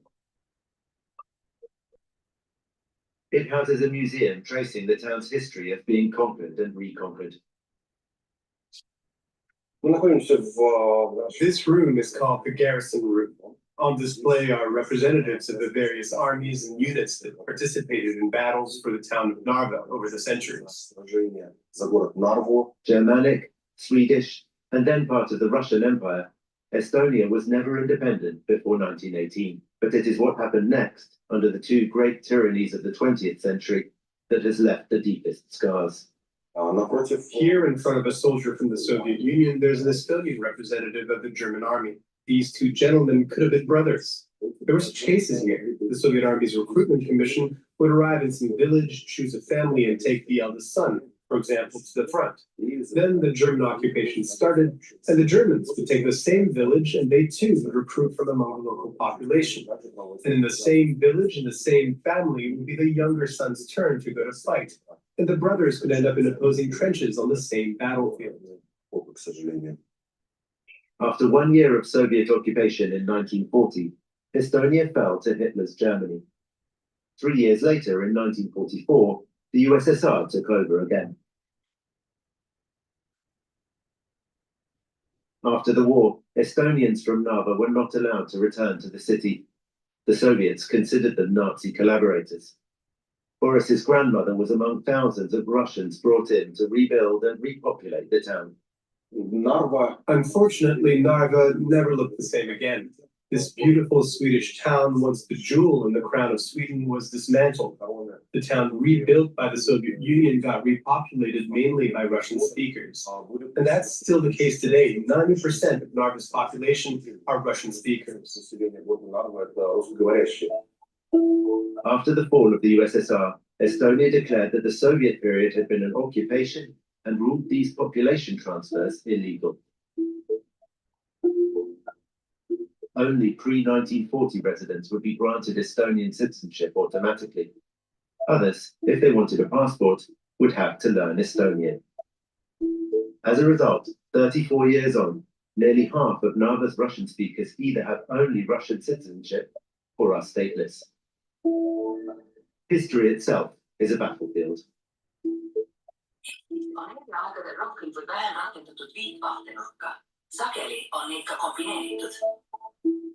Tensions can easily flare up when you ask people in Narva about the past.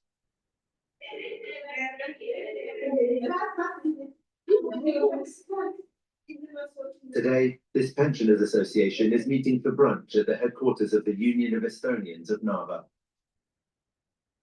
The head of the union, Ants Liimets, has dug out some old meeting documents and photos of its members from 1939. Here we see the whole union, its members gathered for a banquet. Ants has also drawn up a list of all the union members who lived in Narva before the first Soviet occupation. I made this list because maybe some of the children Or acquaintances. are still alive. We'll surely find some acquaintances. But despite these efforts, they have not identified a single family still living in Narva today. The population was replaced. That was Stalin's national policy. Today, Russia is pursuing a similar policy in parts of Ukraine.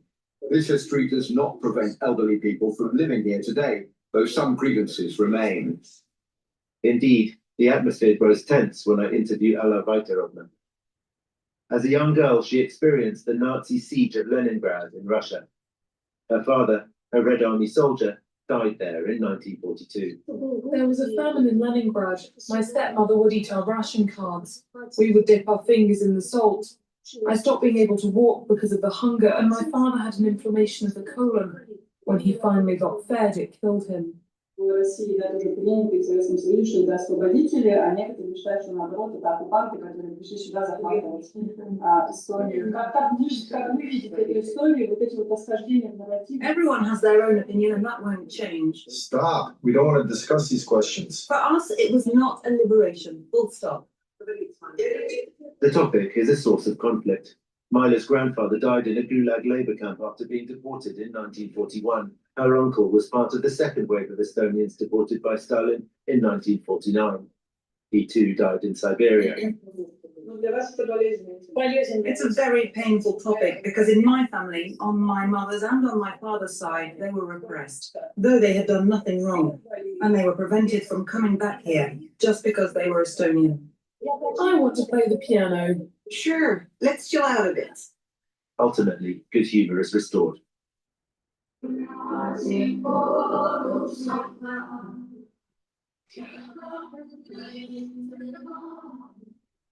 in Narva, the ghosts of the past are never far away. Gusto is the best choice for small business payroll. It's fast. It's trusted. It's a great value. And when it comes to running your business, it's the easiest choice you can make. Get started for free at gusto.com.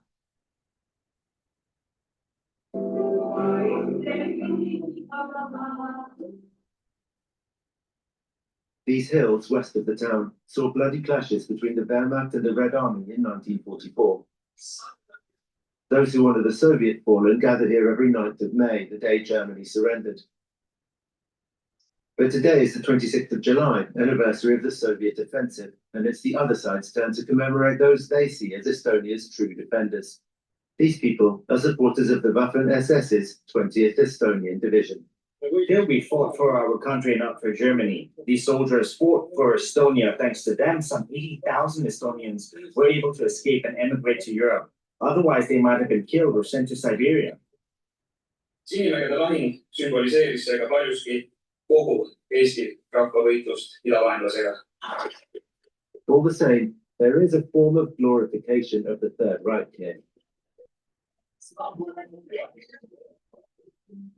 The Friends of the Estonian Legion have adopted as their logo the Totenkopf skull and crossbones, most notoriously worn by the guards at the Nazi concentration and death camps. But they prefer to avoid that topic and focus more on Stalin's crimes. The Nazis also committed certain crimes against humanity whilst accusing others of it. In war, that can happen. The criminals were the ones at the table at the Nuremberg trials. Stalin, Churchill, and even Roosevelt was a criminal, because it's thanks to him that we were enslaved to Stalin for 50 years. We asked Timo to show us around the Museum of the Blue Hills battle. But we are stopped at the entrance.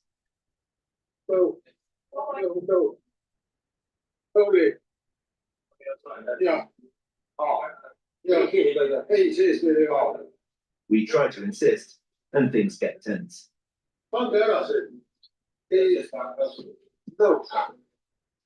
In the end, accompanied by a member of the association, we managed to film inside the museum with a hidden camera.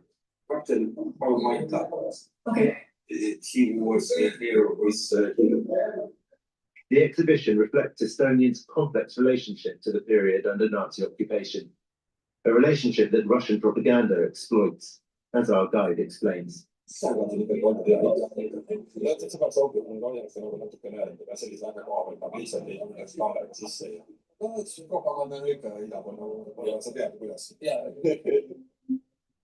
In claiming to be continuing Stalin's war, might Vladimir Putin use denazification as a pretext for attacking Estonia, as he did with Ukraine?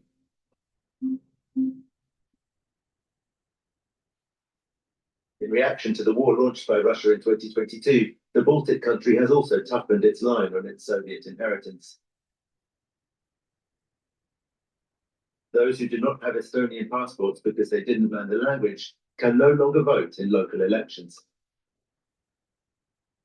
And school teachers are now required to show a higher level of Estonian than what's required for citizenship. Yelena Rautio is a school psychologist. She works part-time for this NGO, which helps children with special needs.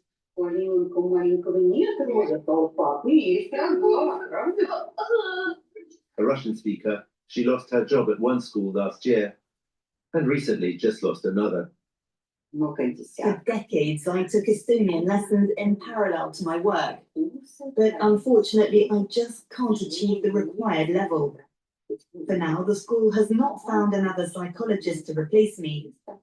It hasn't found a new speech therapist or special needs teacher either, nor 30 other professionals who had to leave the school just as I did.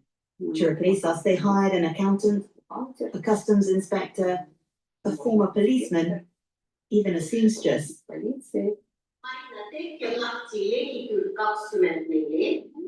Without much hope of success, Yelena continues to study the language.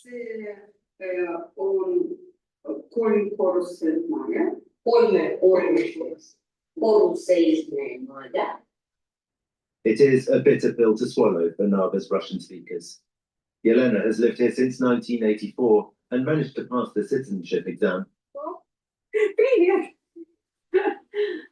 Her maternal grandfather was a Red Army soldier, as was her own father, who fought on the Leningrad and Narva fronts.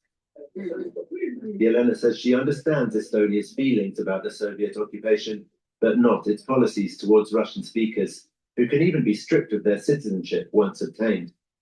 In their bitterness, Estonians refuse to understand that it is not my mother, our neighbour, or me who were the occupiers. At the time when we came here, it was all part of the same country, and we didn't leave in 1992. We stayed on to live here. We've been good and honest citizens, so it's not fair to punish us just because our native language is Russian. It's pain. I took control, went solo, and built my own online knife empire. I loved being a chef. Working in someone else's kitchen just wasn't cutting it for me. So I ordered 200 hand-forged knives in my dorm room and built a Wix website to sell them. Just like crafting the perfect knife, creating a polished website takes real precision. When you own the details, you own the results. Wix gave me that control. And the impact, sold 30 under 30, $1 million in revenue, and I'm just getting started. I don't just make knives, I forge my own path.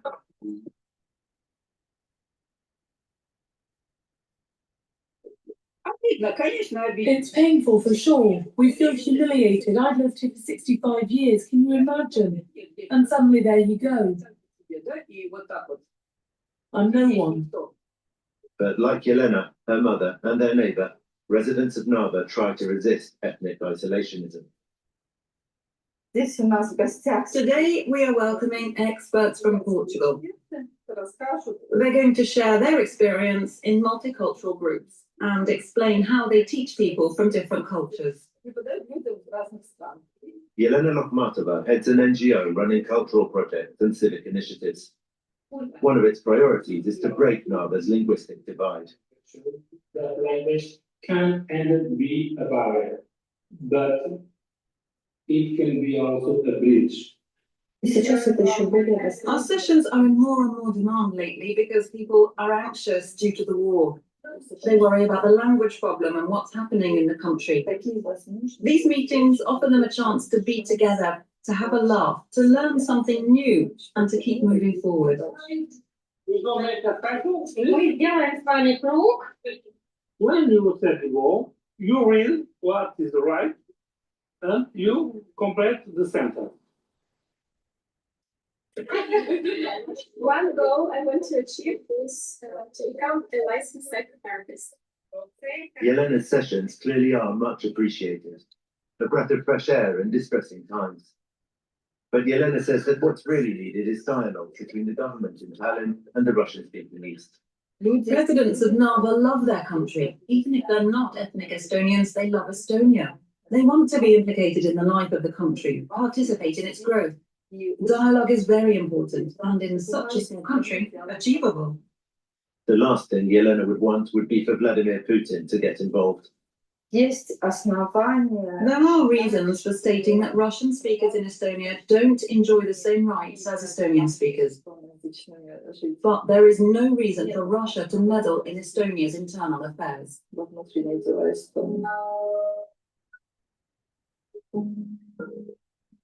Despite its cultural and linguistic proximity, Russian narratives have so far gained little traction in Narva.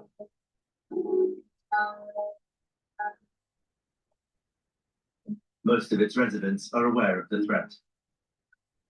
And the town's tragic history makes them all the more determined to live in peace.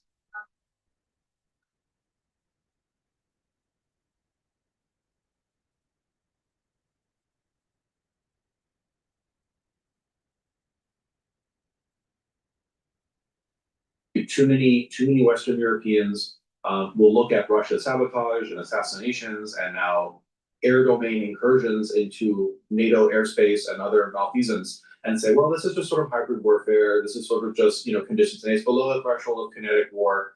And I'm sorry, but in the Russian conception of the doctrine of how to wage warfare, the first thing that you do is the condition setting phase, and it is the psychological and political condition setting. And this drone incursion was categorically different from previous drone incursions of a much smaller scale. This is phase 0 of the condition setting for the future war against Europe. Hello and welcome to Frontline for Times Radio with me, Kate Chabot. And this time we're talking to George Barros from the Institute for the Study of War. George is the Russia and Geospatial Intelligence Team Lead. He advises senior military and political decision makers, and he's a regular here on Frontline. Hi, George. Good to see you again. Now, you're just back from Ukraine, where you attended the Yalta European Strategy meeting. It was just after the Russian drone incursion into Poland. Tell me about your experience of that, because I believe you were actually in Poland at the time. Thanks so much for having me once again. Exceed every expectation in the new 2026 Infiniti QX60 from Ramsey Infiniti. Designed with distinction, the QX60 seamlessly blends sophistication and first-class comfort. From its driver-focused cabin with available massaging front-row seats to advanced driver assistance and technology features, the QX60 keeps you comfortable and in command. Click now to learn more.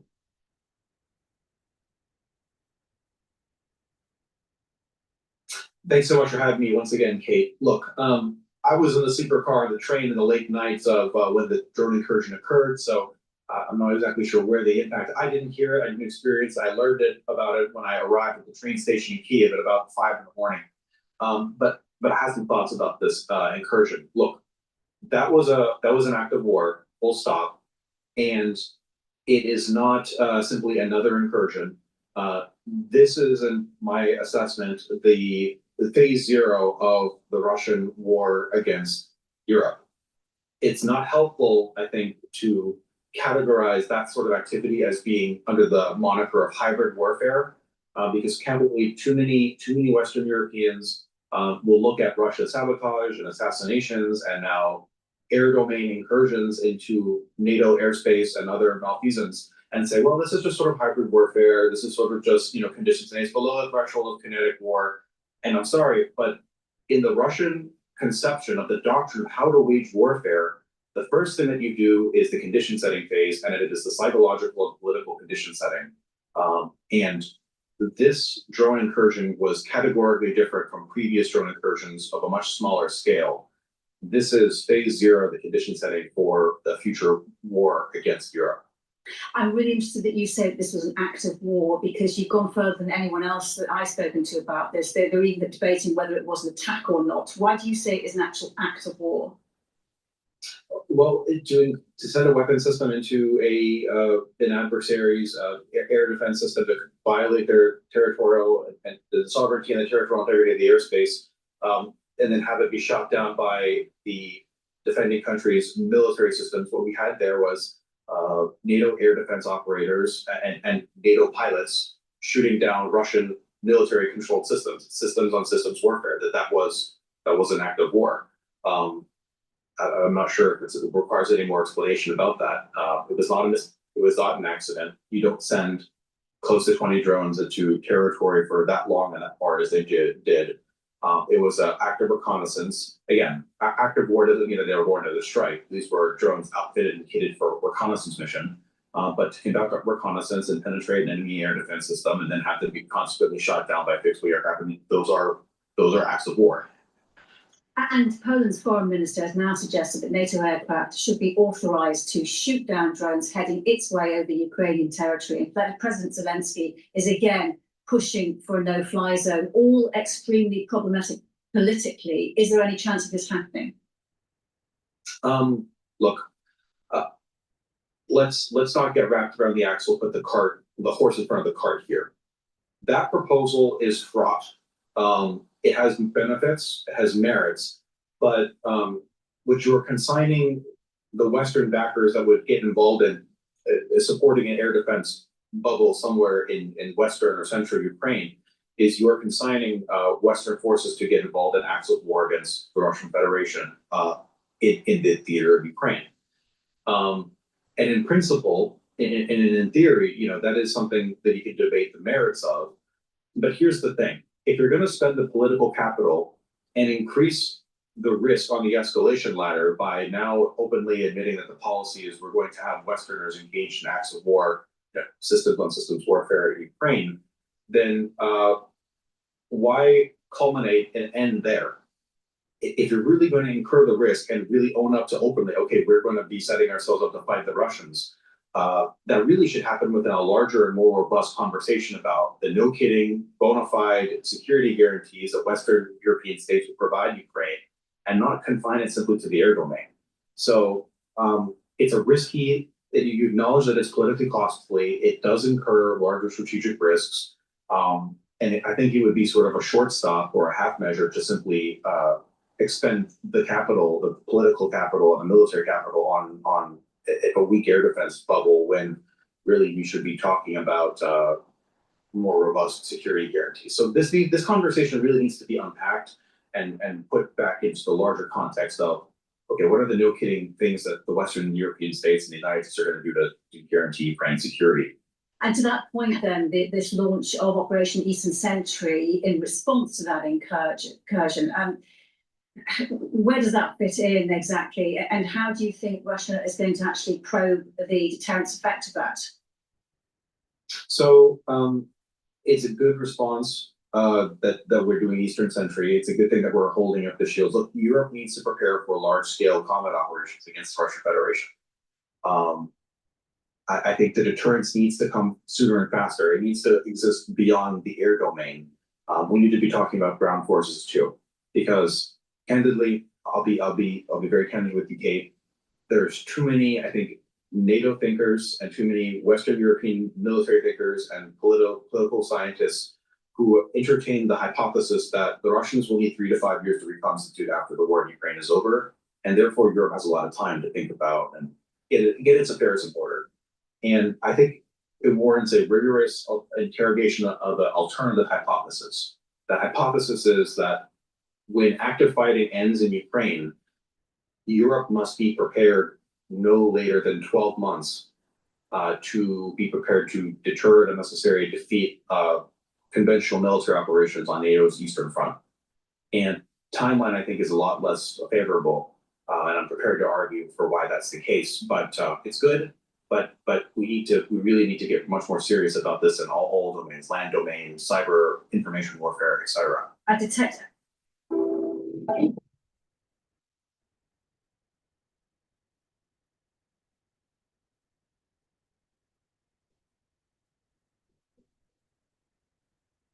Information warfare, etc. I detect a real sense of impatience and frustration from your side here, George. And you've just been at this 2-day Yalta European Strategy meeting in Kyiv, a security conference which is attended by more than 800 leading politicians, diplomats, businessmen, servicemen, analysts, etc. More than 30 countries. What was the mood like there? The mood was positive.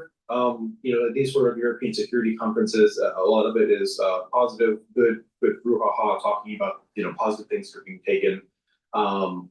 They're these major political conferences. It was a lot of good feelings and good vibes, and we're going to support Ukraine. I'm sure the sidebars were much more candid and much more productive. My sidebars and side conversations were more productive. I'm very curious. I'd love to be a fly on the wall and hear what the various different principles spoke about when it came to security guarantees for Ukraine, supporting Ukraine.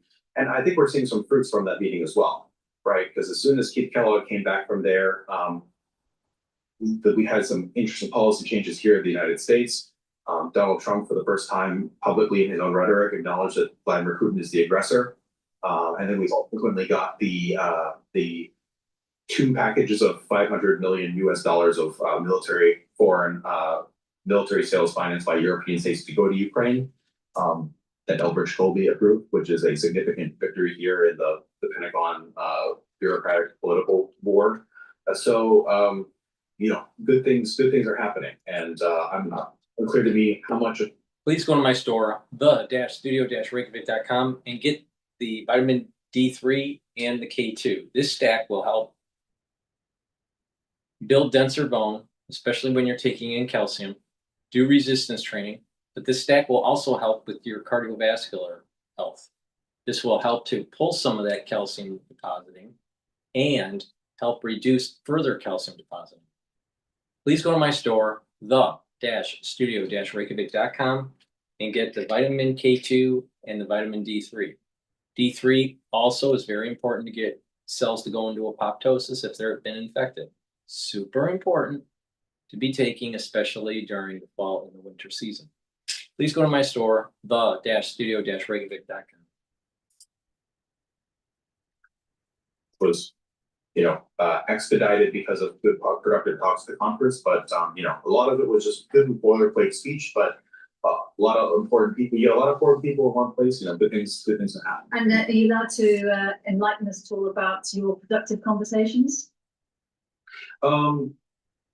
At this time, no.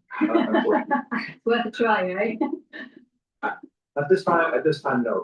But look, it was a great time to ensure that the open source intelligence that we're doing at the Institute, that we did an azimuth check, did a key assumptions check, and we basically we're looking at the right stuff. We will be publishing new assessments that are informed by some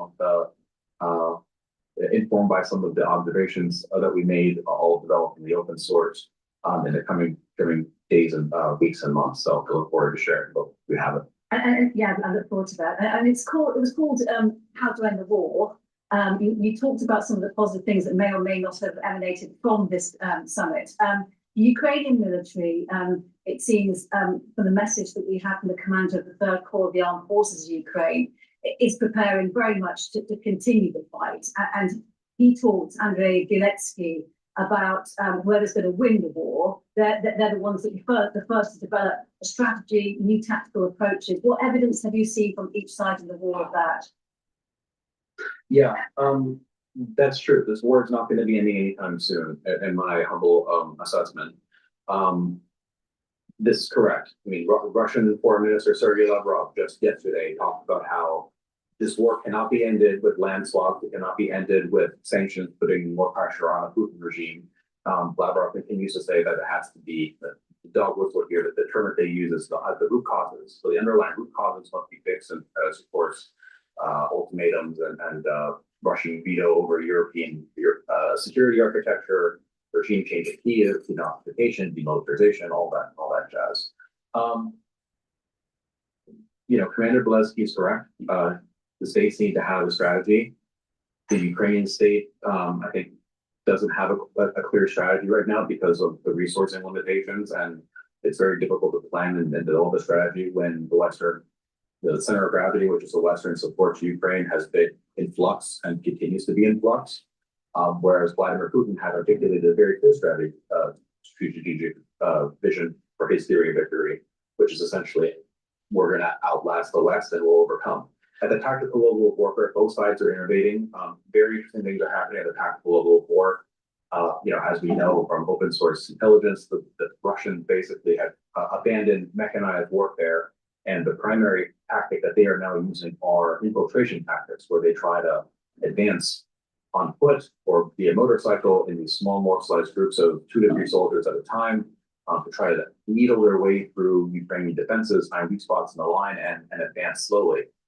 And of course, they do make very slow advances that way at the tactical level, but at tremendous human cost. The Ukrainians for now have tactics from the drone level, how they're trying to interdict those Russian servicemen, and it's fairly effective. However, what I'm looking at now is sort of a big discrepancy at the operational level for the drone warfare. So, for example, Ukrainians consistently now are complaining about how their intermediate operational rear, that is the zone from maybe 40 kilometers to 120 kilometers, the Russians can interdict them with drones with fiber optic cables, with improved Molnia drones, and really the highways that sustain the frontline positions are really quite dangerous. Now the Ukrainians have to build these elaborate long tunnels made out of netting to protect them from the drones. And meanwhile, unfortunately, the Russians can operate on their side of their rear, 40 to 120 kilometer zone, with close to impunity. Unfortunately, it seems that the Russians have actually matured and developed their intermediate range strike capability against the Ukrainians to great Ukrainian logistics, where the Russians operate with this near impunity. The sad thing is that the Ukrainians used to service that range with the HIMARS system. But the HIMARS have subsequently become ineffective or significantly more ineffective due to Russian electronic warfare. So we're paying very close attention to this intermediate drone campaign range, and there's going to have to be some, I think, operational concept development on the Ukrainian side to try to catch up with the Russians here. And how closely are you watching, and how much? That's the end of my broadcast for today. Thank you for listening. Please go to my store, the-studio-reykjavik.com. Make sure you subscribe to all my channels. I have 4 channels on YouTube, Brighteon, Bitchute, and Rumble. And make sure you use discount 5 to get $5 off any order. Thank you for listening and have a nice day.